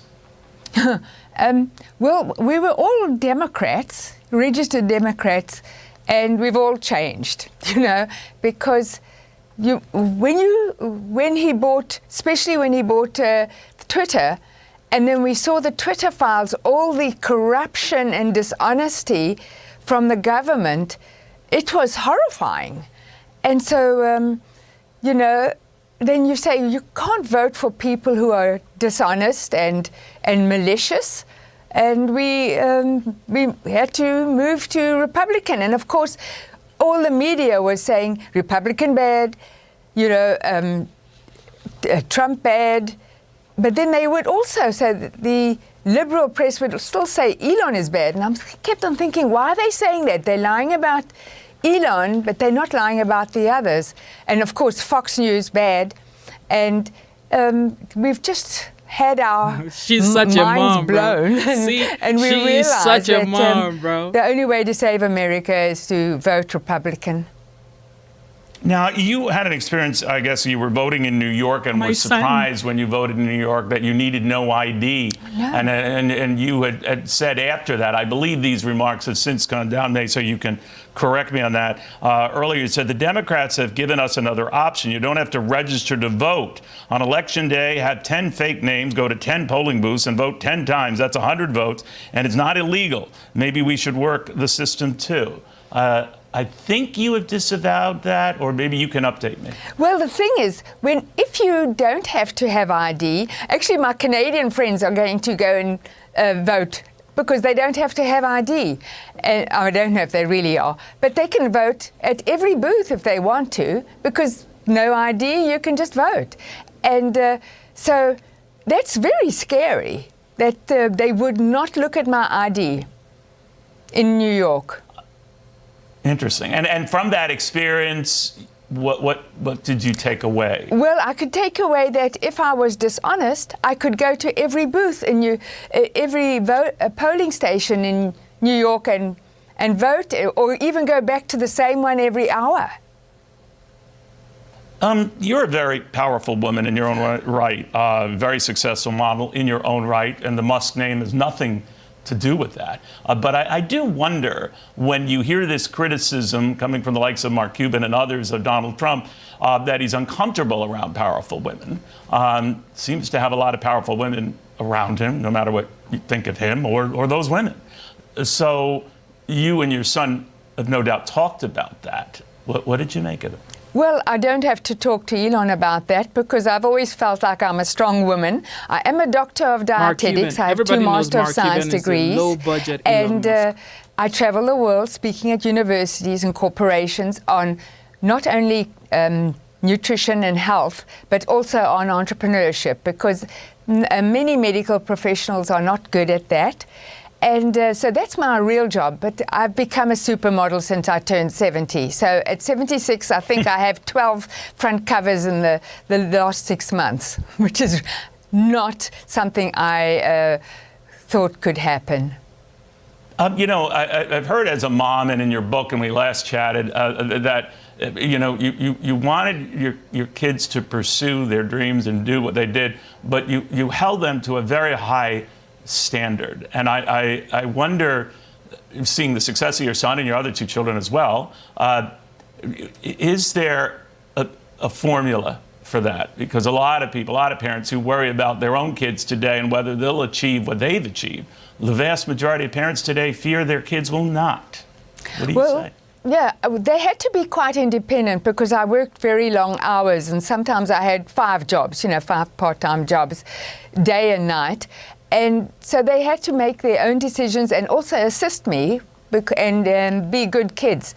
So they decided what they wanted to do. They could have. I was a research officer at the medical faculty in the University of Toronto, so they could have come there for free if they studied something in the medical field. And they said, no, they're going to go their own way. So I said, well, you're on your own. You get your own loans, you got scholarships or whatever, and they all graduated with $100,000 in debt. I was in a rent-controlled apartment trying to survive, and they had to be responsible for themselves, and they did it. That's pretty. Man, just think about this. Elon Musk's mom came out to speak. You know what? You know this must have gone to another level for your mom to come out and say, you know what, son, I'm coming. Son, I'm coming. Don't worry. She's out here speaking out because you ain't finna mess with my son and you think a mother ain't gonna talk. Okay. She came out to talk. Shout out to Elon Musk mom. Just think about it, having the richest, probably the smartest, maybe, man alive supporting the former president. And I know you are not as smart as Elon Musk, okay? Forget about the money now. Just being smart. Okay? You're not as smart as Elon Musk. Yeah, just sometimes you have to say the facts, okay? You don't send a rocket to space, and you're not the one that's gonna help the NASA astronauts back to Earth. Elon will, okay? So relax and go vote for the smart man. All right. She had another video. Let's listen. Elon Musk certainly making waves this election season, but his mom, Mae Musk, also making headlines after revealing what caused her to ditch the Democrats. Watch this. When I became a US citizen, of course, I was Democratic because they're the good, kind people who care about America. And then I would watch CNN and MSNBC and read the New York Times, and oh, wow, the Republicans are terrible. But then they'd also say Elon is terrible, and I'm thinking, why are they lying about Elon? When I resigned from the Democrats, I just felt such a relief that I'm not part of the party that's now malicious and dishonest. Usually, Greg, you have, when you get older, as you would know, people become more conservative. You don't usually... That's what this is. Yes, that's what this is. No, I think you've got it backwards.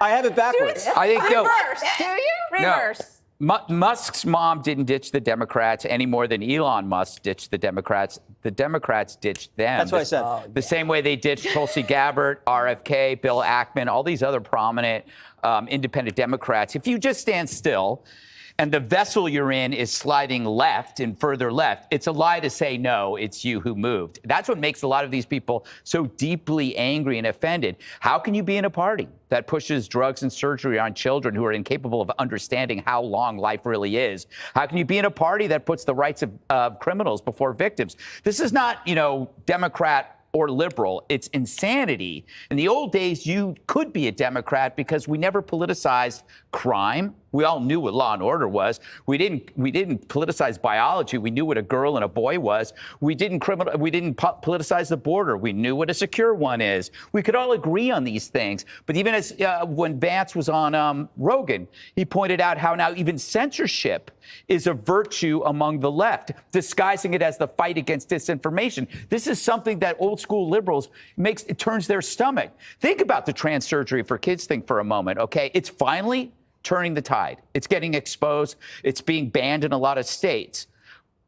But I'd been talking about this for, 4 years? I was called transphobic. I was accused of hate speech, disinformation, and that was all in an effort to shut down conversation. And who was doing that? The left. That's right. And if they had succeeded, there'd be a lot of butchered kids.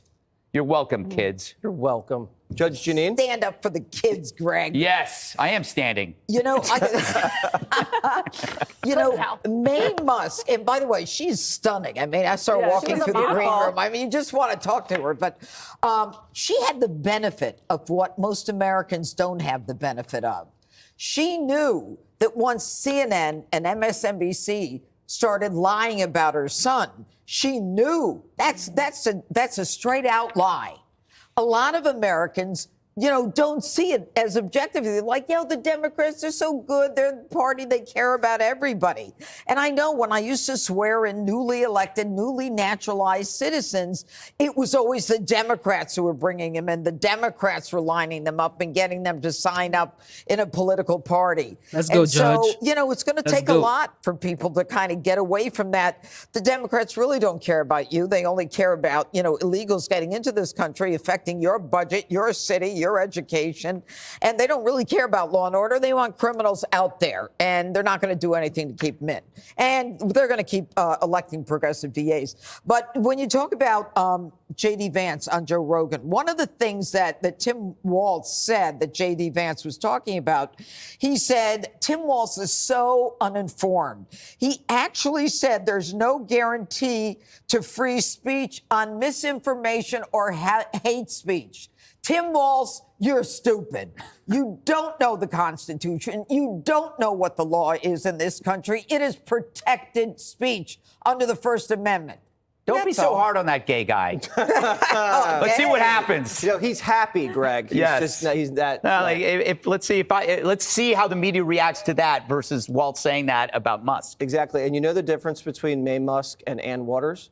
When the media lies about me, my mom believes the media. No, but you know what the judge is talking about? It's called the Gelman effect. It's when you trust the media most of the time until you get to a story that you know about, like your son. And then it opens your eyes. And you go, holy crap. But I think what she's talking about is something we're going to be watching really closely on election night, which is whether or not there is a true realignment happening in the country and whether or not the diverse party is becoming the Republican Party with lots of Hispanic and Black voters, and whether or not the Democrat Party has become the party that is in favor of war. And, you can look at it any way you want. But the other thing about censorship, when I heard Kamala Harris, the vice president, say that comment that Trump made should be disqualifying, I was like, wait, is that how that works? You get disqualified from running for something that you said in a free speech country? I think all these calls for that should absolutely disqualify. They said on The View, I understand it. But when the vice president said it, I was a little surprised. Before we get to Jessica, this is my gosh. your pen. Okay. I love that. Look at this thing. This is Kim a jewel Rosenberg gave me that pen when she went to royal Kim pen. Rosenberg It's the size of Prince Harry's balls. She was just in the UK. Kim It has a little Rosenberg. crown on top. Kimmy. What a pen. Jessica, I can beat use it that. like a scepter. I could just do something to you. Put a spell on me. Yeah. I love the pen. So I really think that the Democrats made a big mistake shunning Elon Musk, who believes more in the same things that we do than the Republican Party. I mean, this is someone who believes in climate change as an existential threat and is kind of the father of the EVs here, someone who She has is a very hard fundamentally job. pro-choice, all these reasons. And I think that Elon Musk needed arms opened to him and to have more conversations about the positive contributions like Starlink, which is absolutely incredible, saving people everywhere from North Carolina to Ukraine to Estonia. And I don't think that Twitter would be the way that it is now if we had been more embracing, and he certainly wouldn't be a top surrogate for Donald Trump if we had done that. Too bad you embraced Diddy. Big mistake, Jessica. Don't do that. No one is embracing Isn't that weird? Diddy. Everybody that's coming out now for Kamala are somehow also being outed at Diddy parties. It's a coincidence. right. It's a coincidence. It just happens to be a coincidence. Taylor Swift was like 4. She when was that at a happened. Diddy party? No, but Now you got a headline. Yeah. We got to go, though. Now you Let's gotta go to a fun go. segment. Click here to subscribe to. Capping off the most consequential election of our time. Whoa.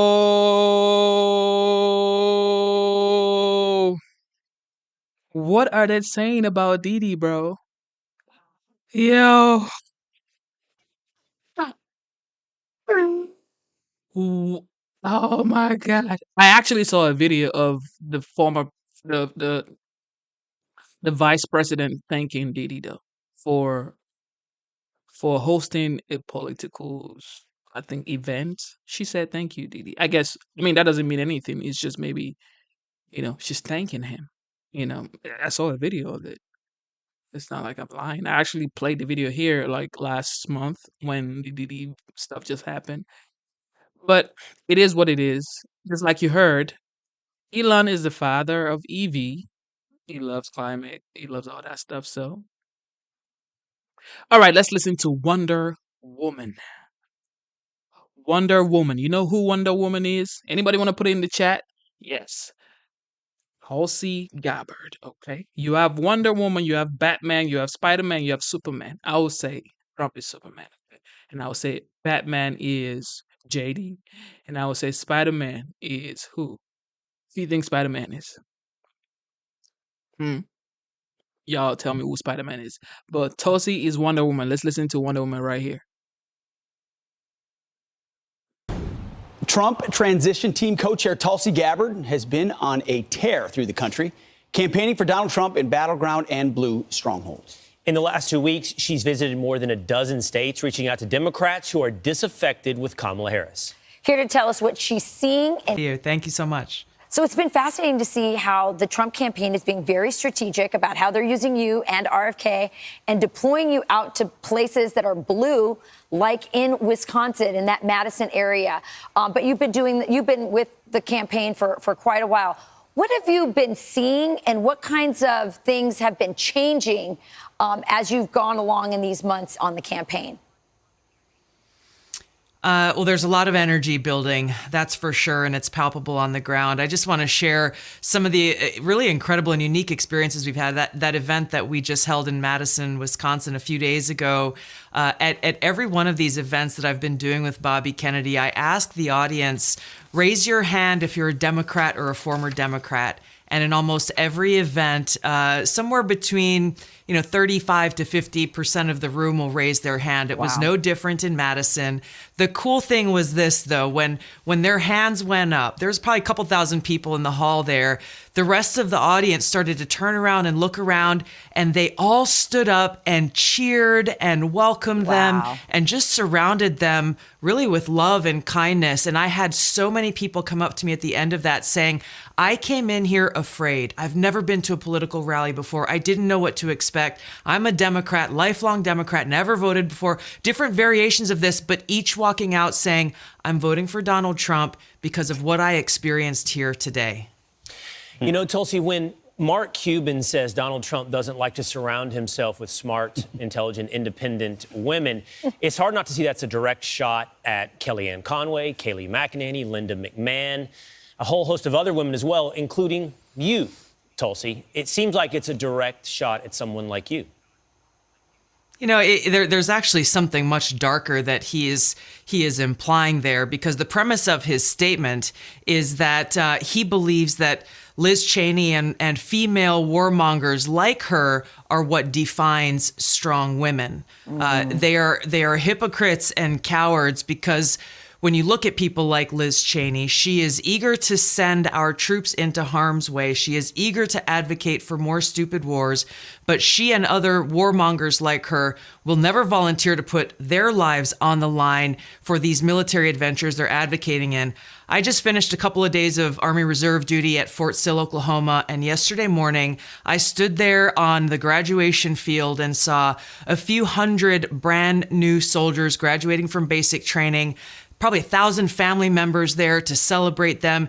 And it was so moving. And I was thinking about people like Liz Cheney when I was watching them, because these are the young men and women who will pay the price, potentially with their lives, if people like Liz Cheney, Dick Cheney, and Kamala Harris are allowed to be in power. This is one of the many reasons why I'm so strongly advocating for and supporting for President Trump to go back to the White House, to end wars, not start them. You're exactly right. The closer you are to it, the more serious you should be about how you utilize those young souls.